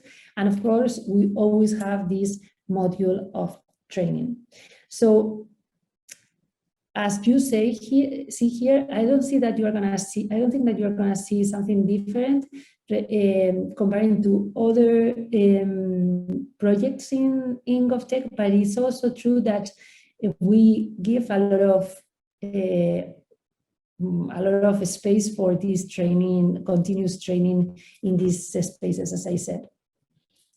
This is the innovation methodology that we use when we do open innovation programs, in these GovTech programs. The truth is that this has been developing, again, iterating in the years. Why? Well, basically, and this is the same methodology, but this is like 2 tracks, and it depends what kind of solutions you are trying to solve to go for one or the other one. I mean, and this second, the blue one, we are starting now to do this kind of methodology, and it's because, and I'm sure that if you have been working in GovTech, you have been facing the same problem. Many times when trying to identify a problem, a challenge, you have identified many problems that they don't have a specific solution from a startup. Those kind of problems are much more based because there are problems on processes or maybe incentives or maybe cultural things. So now basically what we do is identify that problem, and if there is a solution that can be solved by a startup or a scale-up, we go that way. If not, we go to another one. But in any case, and in summary, what we see is that in this kind of methodologies, especially in this phase of knowledge exchange with the startups, between the startups and the civil servants, and in the pilot and the evaluation space, there is a lot of opportunities for training civil servants on an experimentation, but also in other digital skills, as we said, and innovation skills, as we said before. When we talk about GovTech training, basically we have, and again, we have been developing this every year. Now the module of teaching that we have are like 3 modules, or three blocks, let's say. First one, the GovTech basics. So those are basics such as how to articulate or create a GovTech ecosystem surrounding your institution, or how you can interact with these new providers, understanding a little bit better these new providers, how to use your regulations, your procurement regulation to be much more open with SMEs, or also information about different capacities and ways of working, such as agile methodologies, design, the use of data, experimentations, and so on. Why we do this? Because we think is that if you do, as I said before, right? I mean, if you want to experiment, if you want to innovate, you have to innovate and you have to experiment. You are not going to learn that in class. But it's also true that if you have a framework or you have some theory complement yes, a framework to complement what you are doing in this experience, the impact is going to be much, much better. So again, the basics are those basics, as I said. Second, we have another, what we call GovTech innovation methodologies. What we do here is that in each stage, and let me go back, sorry, in each of these stages, we have classes or training, we complement with training each of these phases. For instance, if you are in the phase of identification of good problems, we are going to teach you what is user research, for instance, to be much more, to have much more capacity to identify a good problem, focus on the user need. That's a very good example. And again, you can do this, not doing that capacity building or that kind of training, but it's true that your impact is going to be much better if you combine both. Hello? So the third one is the GovTech updates, as we say. I mean, this is something new that we have started now. What we realize is this GovTech space is developing very, very fast. So we think that it's very important to have the teams that we are working in GovTech with them to contact them with other leaders or other experiences around the world that also are trying to develop GovTech innovation programs. So those are the three examples of training and this idea of complementing the practical experience of a GovTech program, and that we see that makes a lot of sense, because again, it's not just what we want is that if you as a unit or as a public team, you do a program on GovTech with us, we want to make sure that after that program, you understand what is user research, you understand what is creating this kind of ecosystems, you understand what is experimenting and evaluating that experimentation. We want to make sure that you have the capabilities to scaling or making a big procurement process from a small experiment or pilot that you have done, how you do that. So those are the things that we think that are important to have in mind when starting this kind of projects, because again, combining theory and practice is the best way to teach experimentation in this case. The other thing that I was gonna just mention is that for us, startups or the interaction of startups is not just about bringing new solutions to public institutions. When you bring a startup to work with a public team, you are bringing new ways of working, new ideas, new profiles, new skills, and so on. So for us, the startups and the entrepreneurs, the people that work on those startups are great mentors for civil servants for these kind of things that we are talking about, technologies or about new agile methodologies and so on. And actually, I have to say that many of our professors that we have also in this traditional training programs are CEOs from startups working on GovTech. So it's a very nice interchange that happens with this kind of these two different words. Again, this is about being collaborative. It's another skill that we try to develop, and it's creating sharing, making spaces to share among startups and civil servants. I'm gonna finish with this. Has been a very, very short presentation. Again, I want to emphasize that if you want to experiment, you have to experiment. But maybe the key messages here are that GovTech projects are a great tool for transformation and for getting those skills and capacities. Again, what we have seen is that there are a lot of projects of digital infrastructure or software or so on in public institutions, but there are not so many projects that are focused on transforming. So if you want to transform an institution, you need to work in skills and capacities. GovTech is a great tool to do this. The other thing that I mentioned is that when designing a GovTech program, you should complement that practice with solid frameworks and theory. as I said. Third idea, startups are great mentors and teachers, so it's not just about their solutions, it's about the way they work and the type of skills that they have. And again, maybe it's a last reflection, that it's not only about capacity building, but skills and capacities, as we said, but a mindset, training, and practice to be able to experiment and make this real. So this is what I wanted to share with you. I'm sure that we are going to have much more spaces to share with you what we are learning, and I will be super happy to know what others are learning in this space. And again, I give you or let you hear my contact, and if you have any other questions or you want to contact me to again share your experience with us, we'll be super happy to have that opportunity. Thank you so much. And again, thank you so much for this opportunity.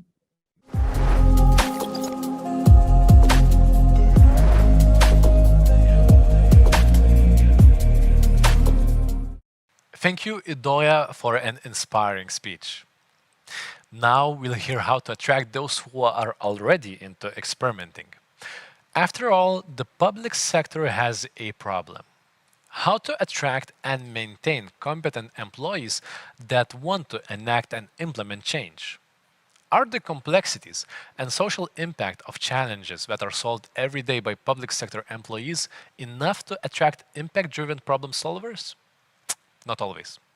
Let's hear from 3 programs from around the world that are trying to change that. This panel discussion is led by the Chancellor at Office of the President of the Republic of Lithuania, Agila Barzdienė.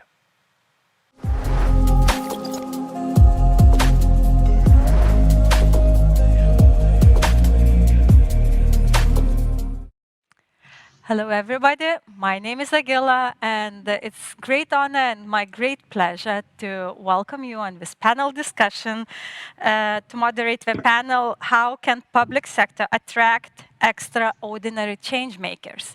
And I'm very glad to be here with wonderful panelists, Mick Vainik from Accelerate Estonia, Monika Merkytė, who is managing Create Lithuania program in Lithuania, and Arfa Farouk from Number 10 Innovation Fellowship. Welcome, everybody, and it's really, really nice to meet you. There is an old proverb which says that old pathways do not lead to greener and nicer pastures. And even though it's old, if I'm not mistaken, it's even an Arabic one, maybe Arfad knows that, but it's really key when we talk about innovations in public sector, because probably most of the countries in the strategies have this word mentioned not 100 but thousands of times. And we couldn't make innovations without change makers who are doing that. It's especially important in these days when we are talking about global crises, like climate crisis, like migration issues, and of course, pandemic. So today, we will try to find some answers how to make those change makers appear in public sector and to make this innovation for the countries to strive. So first of all, I would like to give the floor to our panelists to introduce themselves and especially to introduce the initiatives that we are working on or started once. So I would like to start with Arfa Farouk, who was one of the creators of the initiative, as I mentioned, called Number 10 Innovation Fellowship. So, Arfa, the floor is yours. Please, in few sentences, describe what is this initiative about, and if you don't mind, a couple sentences about what you are doing right now. Yeah, sure. Hi, thank you so much for having me. So my name is Arfa Farouk. So yeah, just to kind of give you a bit of context. So I was recruited into the Number 10 Innovation Program Manager role back in October, and I was there till about May. So brand new, fresh new program. Specifically, the idea kind of came from Number 10 and GDS, Government Digital Services. And ultimately, it was specifically basically about how do we attract kind of change makers, innovative entrepreneurs, super technical people to become senior talent in government. So in the UK, they're known as kind of senior civil servants. And ultimately, the program was designed in such a way to kind of really attract that different kind of talent, with the idea that the successful fellows would basically get like a 1 or 2 year placement. I come from a background from tech myself. I've been in the civil service from a year before. A lot of my work's been focused around kind of community management. Now I'm currently on a placement at NHSX, which is a digital arm focused on kind of building community in AI. And outside of work, I run a community and organization called Changemakers, which is Muslim tech community. So I already come from like a very kind of innovative kind of background. And I guess I was able to use a lot of my experiences to kind of help kickstart the program. And now it's in safe hands with some other people. So in general, please correct me if I'm mistaken, you are choosing 10 IT geeks and you place them somewhere next to some policymakers, right? Like ministers, vice ministers, deputy directors, or somebody who can make a decision, and you give them some problem, which is IT based, and these change makers are helping to solve this problem, right? It really varies on the fellows. So it was very specific. The recruitment was very specific around a problem. So we worked very closely with the departments in the civil service who came to us saying, okay, you know, there's a question around education post-COVID, for example. So and then the types of skills we recruited for were really dependent on the problems they were trying to solve for. But because there are definitely kind of senior civil servants, they definitely will be working with senior stakeholders, but a lot of them will be kind of delivery focused as well. So it's a real kind of nice kind of mix in terms of kind of what they will be doing and how hopefully they'll be kind of influencing as well. Okay, so attracting IT talents and solving technological problems, it's the idea of the program. Thank you very much, Arfa. We'll get back to your initiative a bit later, but I also want to ask about yourself. Is that what you are doing right now? Are you still working on that initiative, or there is some broader area that you are interested in? No, so I'm no longer working on the initiative. Yeah, I kind of helped to kickstart it. Right now, I'm on a 6-month kind of placement at NHSX, which is helping to build community in artificial intelligence healthcare community. So it's completely something slightly different, but I come from a community background. So for me, I really wanted to actually go back into kind of a community-focused role. But the Number 10 Innovation Fellowship Program gave me a lot of great experience in kind of bringing a lot of my other experience into kind of helping shape the program, which I'm sure we can go into the discussion later about, I think, what can make a good program and how you can influence it.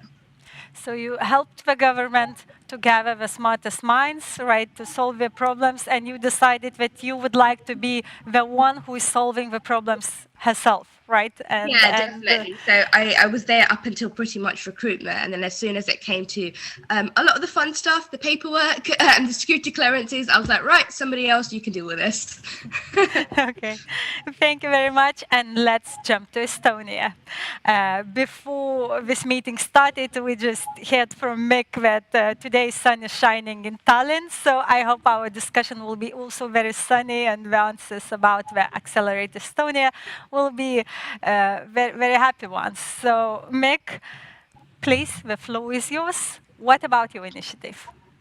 Thank you. I'm actually very glad to hear that, or very heartwarming to hear that the challenges are actually quite similar in different countries on how to match the change makers from the private sector with those who have the willingness and passion in the public sector. And basically, this is exactly what I do within Estonia with the government innovation program, Accelerate Estonia, which is about identifying which are the complex problems that government wants to solve but doesn't have the capacity to solve, and to match them up with private sector initiatives or companies who want to solve something that's really wicked. So I think the key differentiator between what I do and what mostly GovTech programs do is that we're not looking at the particular service or a particular procurement problem that needs to be solved, but rather to identify what is wrong in a systems level and how we can bring in people who are crazy enough to create the market not just for their own initiative, but who are ready to make the pie bigger and then have a bigger stake in it as well. So that kind of crazy initiatives we're looking for both on the private and public sector with focus this year on the green turn and everything related to mental health issues. Could you give us some examples? For example, what institutions you worked with and how you were trying to solve the issues? So one example from last year is that there was a company who wants to solve the misinformation problem, or that people are not educated about how to differentiate between what is false information and what is actually true in the social media and so forth. They had the technology, but their problem was that Estonia as a country is not known for developing that technology. So they came to us to prove that there are problems within the public sector as well that could be addressed if there are just more companies doing that, and if Estonia as a country is more well known in this sphere. By the end of their time with us, which was about 9 months, they were able to pitch their dream that Estonia should be the centerpiece of working against misinformation. That dream was written into the Estonian coalition agreement. But there are other examples within circular economy or KYC issues that have been a little bit less successful. So it's certainly a mix of very different results. Okay.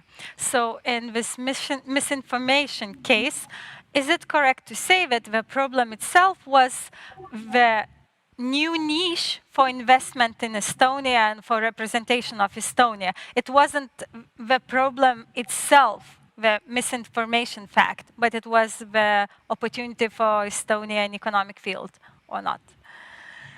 Well, it's a balance between those two. Surely it's true that the key problem was that because there are not too many Estonian companies working in that space, then it was harder for them to prove themselves to foreign clients that they could trust an Estonian company which works in this field, because it's a very sensitive field. But on the other hand, why the government program involvement was necessary was that we need to teach our students what is media literacy. We need to be able to regulate against misinformation. Our strategic communications team has issues with this.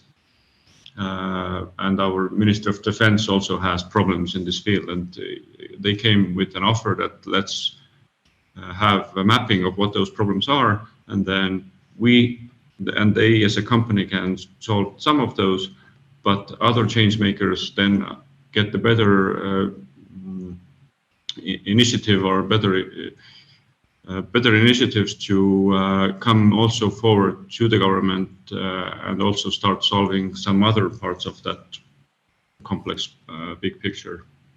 Okay, so far we talked with Arfa about getting 10 IT talents to work with decision makers, and with Mick we talked about a little bit different level, how we think not in a personal level, but in a group level, and not just on single problem, but on a little bit bigger systematic issue that you are trying to solve with startups, right, and bringing the whole company into public sector, right, not just one single person. So that's a little bit different approach, but the whole idea is to bring change-making position and to bring innovation into public sector. And now we are jumping to the last but not least one, my former colleague, Monika Merkytė, who will, I hope, present us Great Lithuania program. So Monika, the floor is yours. Thank you. Yeah, it was very interesting to hear what our colleagues are doing in different countries, and I think we kind of fall somewhere in the middle, because what Great Lithuania is doing we've been up and running since 2012, so it's been almost 10 years already.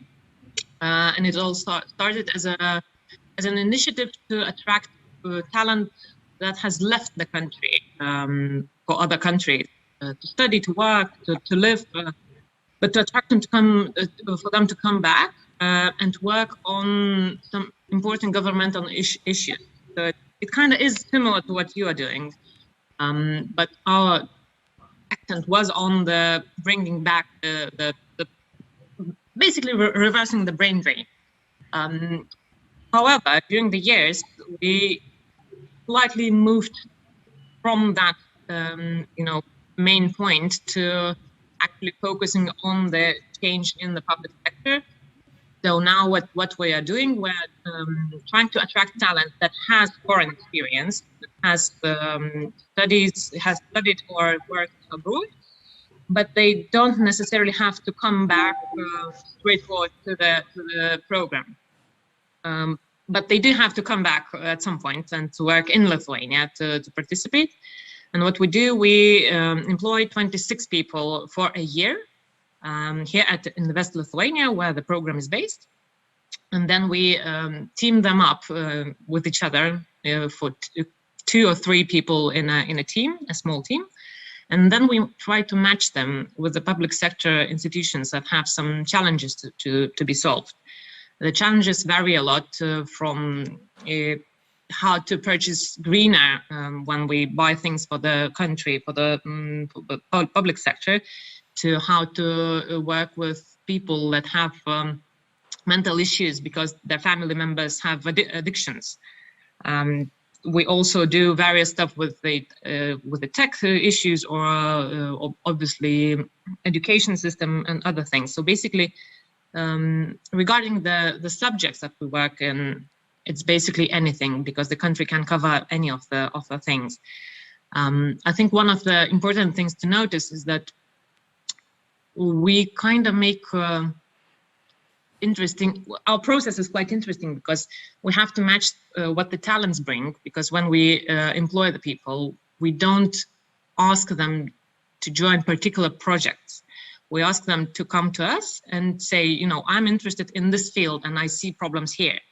And then when we get the bigger team of 26 people, we then sit and look what kind of teams we can form. And then when we see what teams we've formed, we go to the institutions and say, okay, look, we have people. What challenges do you have? What can we solve? Where can we help you? So in this case, it's all about the matching of the people in the small team so that they actually can work together. Because in a team of 2 or 3 people, you have to make the synergy work. You can't put 2 similar people and expect that they will do everything, because you have to have different skills, but the same interests. And then you have to match them with the institution so that they can find the problem to solve, and they would be welcomed to do that. So that's how we work, and we employ them for a year so they can check out the public sector. They don't have to stay here for unlimited time, which sometimes can scare people. So we say, come, check it out, see if it works. Usually about 30% of our participants stay in the public sector afterwards in various positions, expert leads and so on. So they do say, yeah, I wasn't sure if I would like the public sector, but after the programs, they see that they can make a change, they can stay there, and they can do things in the public sector. The other people, they usually stay in Lithuania. About 80% stay back in Lithuania. Some of them leave the country due to various reasons, studies, family, or other things. Yes, so that's basically us. I will open the secret, right? Monica herself was a participant of a program, one of the first generations, as we say. This year, program will start its 10th year, so it's the 10th generation. And Monica was in the 3rd one. She came back from studies in UK, in University of Warwick, and in Oxford University. So, do you feel that the program is successful? And if yes or not, why, and what is the, why do you have this feeling? Why do you think so? That's a very good question, and it keeps popping up in our country as well, in the discussions. Where should we go further, whether this program is needed or not, and if needed, how should we develop it? So I personally think it's very successful. The amount of people we bring or make stay here is not that huge. 26 people per year. It's not reversing brain drain. Especially when we know how many people have left Lithuania in general. But what we see is that even one person staying after the program in the public sector, they make a change and they make difference, because other people then see that it's possible, and some of them don't need the program. They just choose to do that. So I think that's a good sign. And I think that the program and the examples show that everyone can get involved in the changing of the public sector and our country in general. So that is raising awareness in general, and I think it's also a very good thing. What I would like to do with the program, to work even more on the results, which are good already, but I think we can do even more. That sometimes also obviously is due to the finances and the resources, and not only finances but also human resources, because what we have in the public sector is a huge amount of work for other people, the public servants, where they don't have time to access and assess some of the problems they have. So this is where we come in and offer additional hands to solve problems. And I think, ideally, we shouldn't need this program. The public sector should be able to attract talent and to offer them challenges that they would be happy to solve and to work on, that they would be passionate about. But currently, we have the situation where we have to help the public sector to develop and to lose some of the bureaucracy and some of the work that they are swamped in, so that they can actually work on the things that they are passionate about. So I think basically Lietuvai and Create Lithuania is a good example of how you can do things. But ideally, that should be general principle how we work in public sector, that we can work on things that we actually care about. So Monica very nicely shifted to my next question, which would have been, do we need those programs? Does public sector, either it's UK or Estonia or Lithuania or any other country, really lack the talent? And do we really need the talented people brought by some various initiatives? And is there a chance that maybe in 5 or 10 years period, we will not need that and the public sector itself will be successful? So Monica has answered that at the time being, we still need Create Lithuania in Lithuania, right? It's both for the country and for the people who, for example, left the country abroad and would like to come back and to apply these skills in public sector. And Arfa, what do you think? Does UK still need such program? Because it seems that everybody knows how successful the country is and talented people work in public sector. Why do you need the program? Yeah, sure. So I think it's important to know that, especially the number 10 Innovation Fellowship Program drew inspiration from the White House Presidential Scheme and the Canadian Fellowship Program as well. So they're all very similar kind of public sector programs that are trying to do the same thing. I think what these programs allow, I don't think it's a question of is there talent in government or not. I think there is. There is a lot of talent in especially in the UK government, especially while the UK government works on kind of digital transformation. In government, gov.uk, that's really a really great example of kind of a UK digital kind of platform run by the government. But what I think these programs allow us to do is attract difference. And I think difference is the really key part that actually is quite essential. So when you attract difference, you really attract different types of ideas. And that could be difference in terms of ethnicity, gender, backgrounds, technical, entrepreneurial, whatever it is. And I think when you kind of, we actually got told this by one of the potential fellows that will be starting soon, that actually, I probably would have applied for this if it wasn't for the way the program was promoting, the way the application system was designed. It was all designed in a different kind of way that isn't the usual civil service recruitment style of a CV and a cover letter. So I think that basically allows you to tap into a whole new market, which then allows that kind of innovation to happen. So I think people are there. I think the people already exist. You know, the people we probably try to attract actually already probably work somewhere in government, somewhere, etc. This really allows to bring those people across more.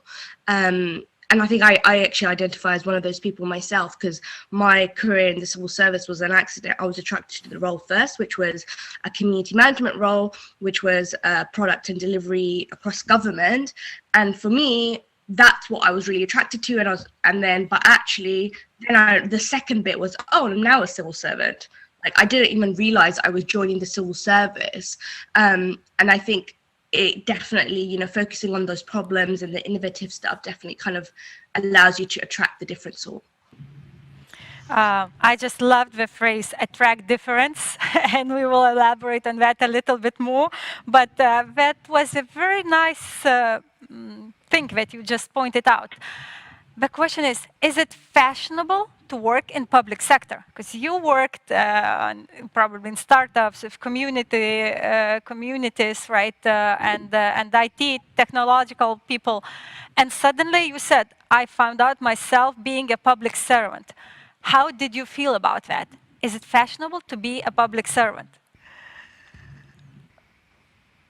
I wouldn't quite say it's fashionable. Being a public servant comes with a whole lot of rules in terms of what you can politically say online or you can't say. So I would say, as somebody like myself who was quite outspoken, I definitely found that a bit of a hard transition. So I would say it's fashionable, not for me, actually having now been in government for kind of 2 years or so, is actually just really knowing that I really am making that change.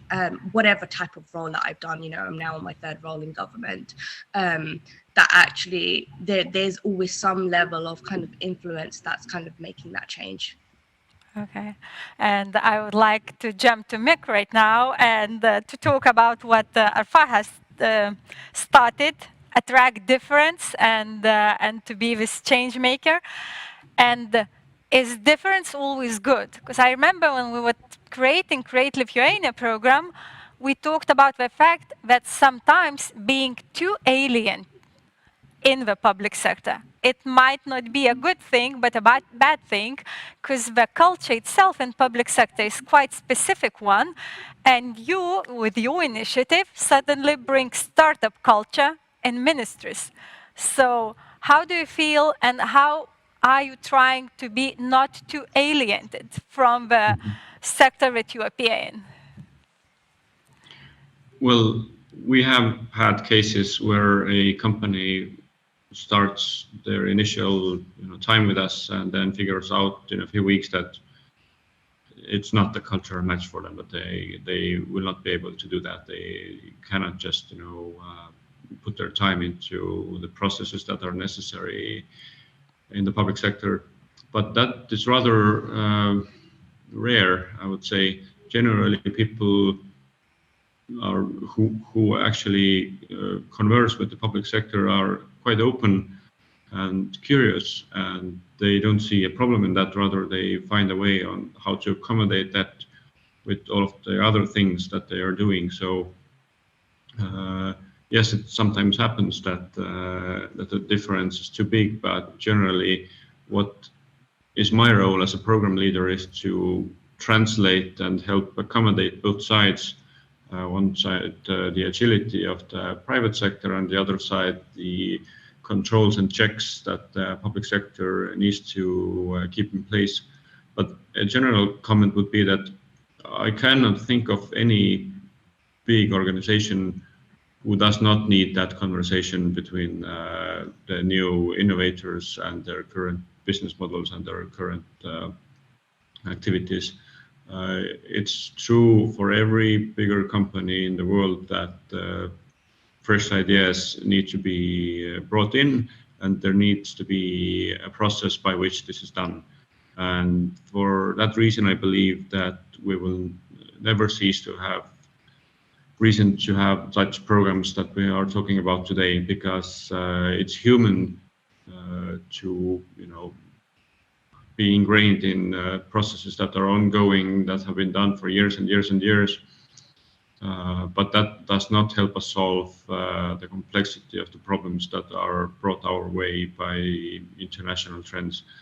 So I cannot see a future where such kind of transition programs are irrelevant. Rather, I see the opposite, that we need to have more of those discussions, because if you bring those two communities together, then it's easier to understand that we are all human and we can have actual conversations in a more safe environment, and we can find tools that are at that particular time useful to pursue these opportunities for mutual cooperation. So from your perspective, the startup community's culture and the public sector culture, when they collide, usually positive impact becomes available, right? And positive synergy. Absolutely, but I guess the levels of communication readiness are different in different countries. So in Estonian DNA, so to say, it's been always the case for the last 20 years that both sectors talk a lot to each other. And currently, I'm speaking from a co-working space, the biggest one in Tallinn. I can see a mural of our president. I can see famous Estonian founders on the right from me. And this is just so ingrained into how we operate.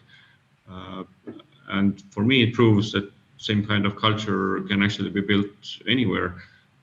And we are enjoying this culture. And thank you very much. And the question to Monica, the same. Do you more often feel the positive synergy when people from Oxford, Cambridge, Harvard, or Warwick come to public sector and we bring their ideas and say, listen, guys, I know the problem, let's solve it? Or it's more often that we deal with some problems and issues and it's really hard to talk? Well, I hope you don't mind. I'll try to correct you a little bit. Okay. Because there can be people from Vilnius University or any other university. You don't have to be from Harvard. Or that's one. The other thing is, we don't come and say, here, look, here is the problem, and I will solve it. That won't work. You have to come and say, look, okay, I hear that this is the case. What do you have? What is the current situation? What do we need? How do other countries deal with it? And then we sit together with the public sector, we sit together with NGOs and the businesses and academics and try to find that solution. So I think this is key to making this positive synergy and positive result. Because if those people came and say, look, I know better, the public sector or any other sector, or even in the business case, you come to the office and say, look, I'm new, but I know how you should do things. That won't work, because people will be resistant. They will say, what do you know? You're new here. Stay here, listen a little bit, and then you'll see. So I think this is one of the challenges and one of the most important things in this case and in our situation, that we come and listen, try to find out what is the problem, identify it, and offer the solutions that we offer, also including other people in the process, because this is the only way to move forward and not to stay locked in a situation where you say I know and the others say you don't. So if we apply this method, yes, then we get positive results. And Create Lithuania tried to do that in every project that we have, and well, for the last almost 10 years, I think we keep succeeding in most of it. Sometimes we get stuck, but that's quite rare. Okay.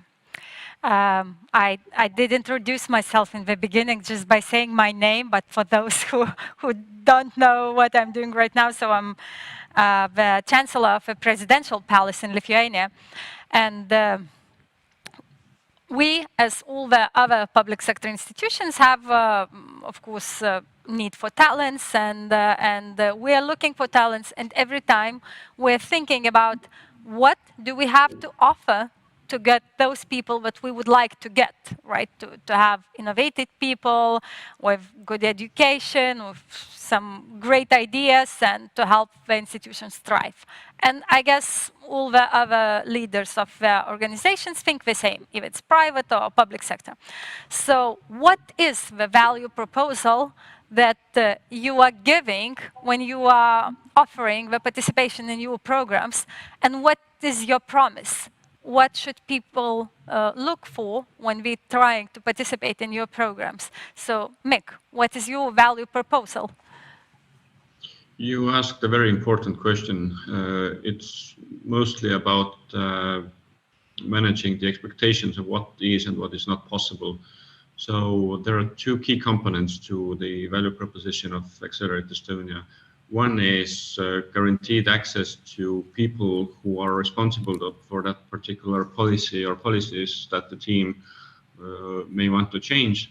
And we have vetted beforehand that they are actually interested in talking to outside teams and are open to absorb new innovation.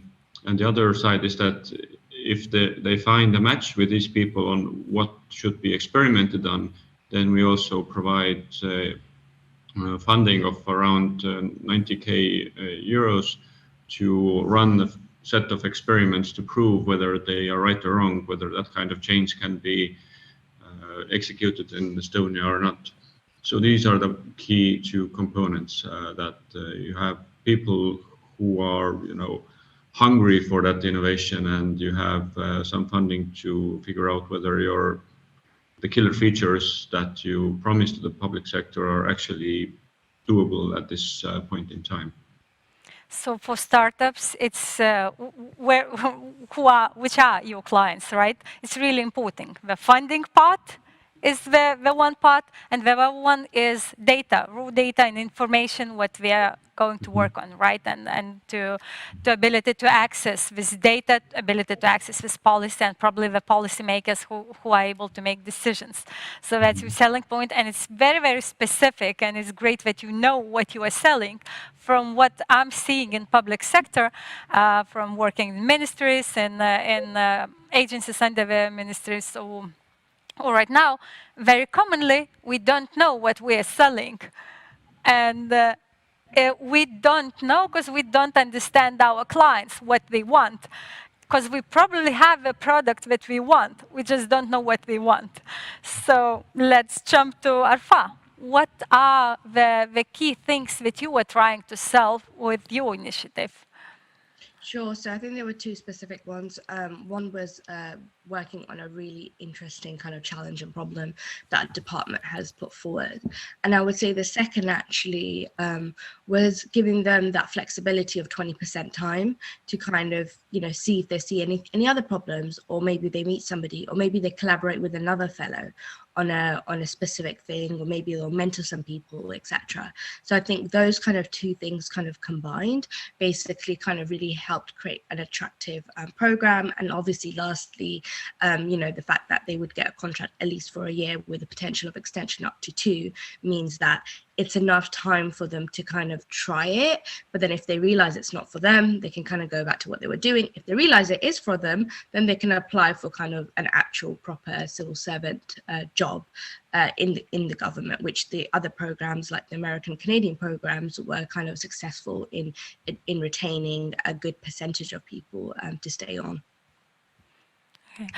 Today our audience is probably mostly people who work in public sector, either in Lithuania or in other countries, right? And they are listening to us.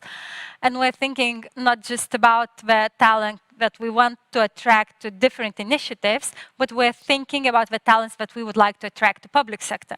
So what Mick has mentioned is guaranteed access to the policies and data and funding, because it's very specific to startups. But right now we're talking with you about personal level, and you mentioned what is, I think, very, very important. You mentioned that egoistic, right, moment, that each of us would like to fulfill ourselves, fulfill our dreams maybe, fulfill our ideas. And what you're giving them, first of all, the opportunity to work not just on what you need, but to work on what they want and believe in, right? Because part of the time they can work on what they believe in, right? And the other part is, in general, to work on issues that you might not be able to work anywhere else. So that wonderful opportunity that it's not easy to find. And it's not just, again, not just about this initiative, but in general to work in public sector.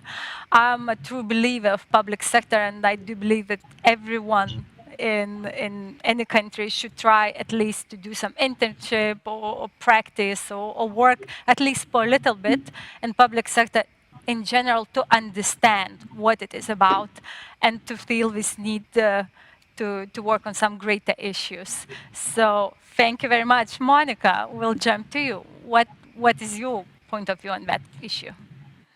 Yeah, I totally agree that what we offer is very similar to what we've talked before. I think that opportunity to work on an issue that you care about, especially on a level that is governmental, is the possibility that you kind of shouldn't miss. But that's me. I also I'm a believer in public sector, and I think that it is very important to have a meaning at what you're doing. And for me, it is about the change and about making things better for others.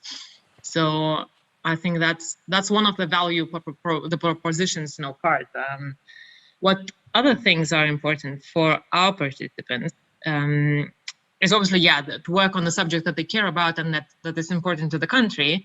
The other thing is the freedom that we give, because the team of the 2 or 3 people that we combine, they basically attack the problem in a very wide way, and they can, break it down to the bit where they say, okay, this is what we're going to solve, and then they go on a process of solving it. But basically, we kind of leave them the freedom to choose what they want to do and to define what kind of scope they're going to choose for the project. Because the projects, they last for half a year, so it's a very short period for the public sector issues. But this frame kind of asks you, what is the particular thing that you want to do, and you kind of can't go very wide with it. You have to break it down, and because of that, we don't want them, to solve very particular thing, to say to them, go and do this exact thing. We leave them the freedom to choose. And under that freedom falls also things like, the communication, how wide you want to go, what kind of, things you want to produce afterwards, and other things. So this is, I think, a very important thing. And when people realize that I'm not going to tell them what to do, they are going to find out and decide themselves, it is a very good challenge to rise to. Other things is obviously the short term, as I've mentioned before. I think for people who are not sure if they want to stay in Lithuania or want to stay in the public sector, the fact that you're employed for a year is a very good testing mode. You say, okay, I'm here just for a year, and then I'll see. If I like it, I'll stay in the public sector. If I don't, I'll stay in Lithuania if I like the country. If I don't, I will go to study abroad or live abroad. And no strings attached in this case. And the other thing I think that is very important is the community of the program, because when people come to Lithuania or have recently come back from abroad, they do have the network that is a little bit smaller than before, and having a team of other 25 people that are in the same boat at the moment really helps. And we see that after the program, some people stay on to be friends, some of them go and make their own businesses or go to the public sector as a team if it's possible. And it really works. And I myself found at least 3 really good friends in the program, and also a lot of co-workers that I still work on in the public sector, and we collaborate on various things. So I think that's very important and a big sized part of our value proposal. And I think Create Lithuania in general is about networking and about communication, and the fact that it opens you doors in Lithuania. Lithuania is not a big country. You kind of can reach any of us very, very easily, and Create Lithuania program even makes it even easier. So I think that's one of the most important things as well.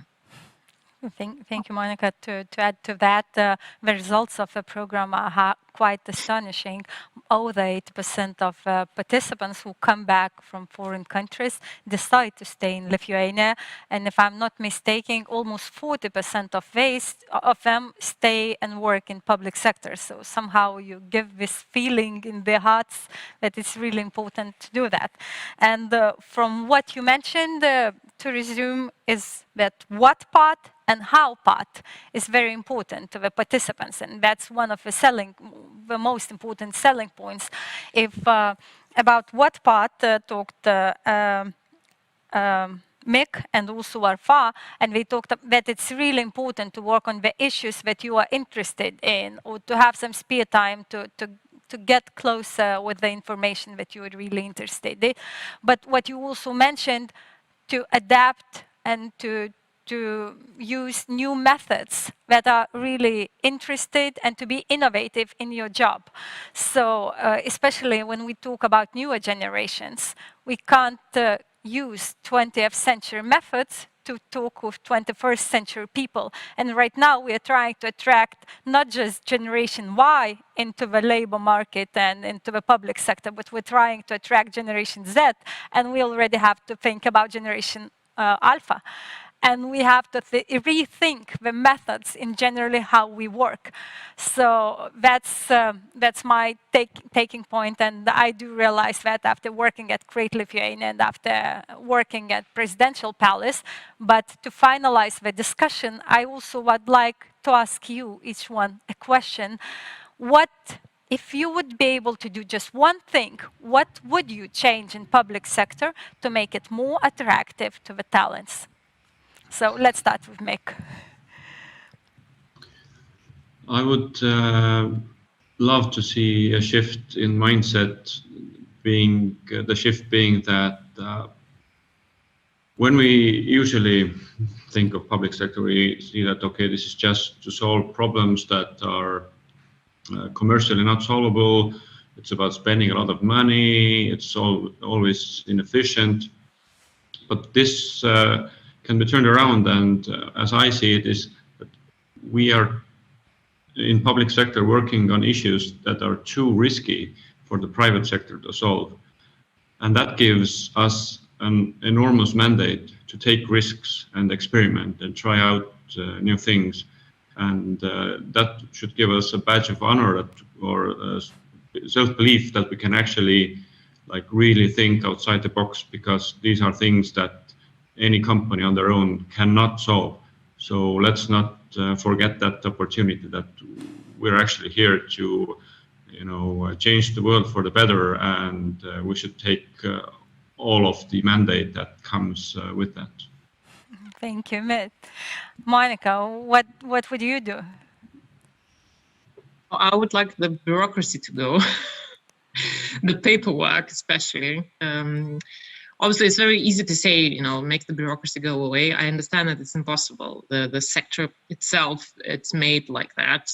But if it would be possible to lessen it, to make it a little bit smaller, that would be very nice. Because I think one of the problems is that people in the public sector, it's not that they're not talented or that they don't want to change the country.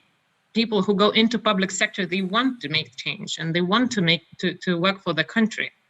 But I think they're so swamped in this paperwork and some procedures that are supposed to be there for sometimes unknown reasons, as rudimental stuff and other things, that they just don't have time for the bigger mission that they should be able to do. So I think one of the things that I would like to change is that if I could, wave a wand and make some of the go away. The paperwork should be gone. Thank you, Monica. And Arfa, your word. I think just to echo that, to be honest, I think my specific angle would be trying to be more innovative with the recruitment processes. The recruitment processes are there for a rightly reason because they're fair and open. However, certain rules and things can sometimes make it slightly difficult. So I think, you know, in this program, I obviously had the pleasure of kind of creating things like alternative formats, let that be video, audio. I would actually challenge, you know, the watchers today actually that, you know, if you are in charge of recruitment processes, think about alternative formats, because I think, and you know, and you can use alternative formats and still abide by the rules, but I think people are just not risky enough, or they're too scared. But I think if you start to play around with alternative formats beyond the CV and the cover letter, you'll see that you will start to attract really interesting type of talent that normally doesn't shine on a paper. And I say that as somebody who's not really the best when it comes to writing. Thank you very much. And to resume our wonderful discussion, which I was really, really inspired, I should add, right, from what you said, it's really important to attract the difference for the greater synergy and for the better results, for better innovations, right? And we should understand our value proposal. We should understand our clients, the people that we would like to attract, and we should understand what we have to offer. And to finalists, how should we change? We should start with lesser bureaucracy, lesser rules, to work on a little bit different methods, thinking about different generations that we already start to bring to the labor market. Of course, not forgetting elderly people, which would also have to think about. Not to be scared, not to think just about cover letter of a person, not to be scared, to be risky, to understand the mandate and to understand the importance of the decisions that we are making in public sector. And that's one of the biggest selling points to our talents that we would like to attract. So thank you very, very much from my heart to Arfa, Mick, and Monica, and everybody who was watching us. Thank you once more again, and have a great day.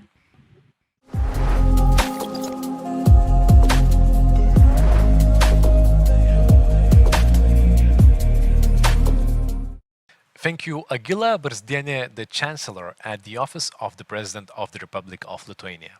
I am saying bye for now, and you should check out the other stage where we are having the last GovTech discussions.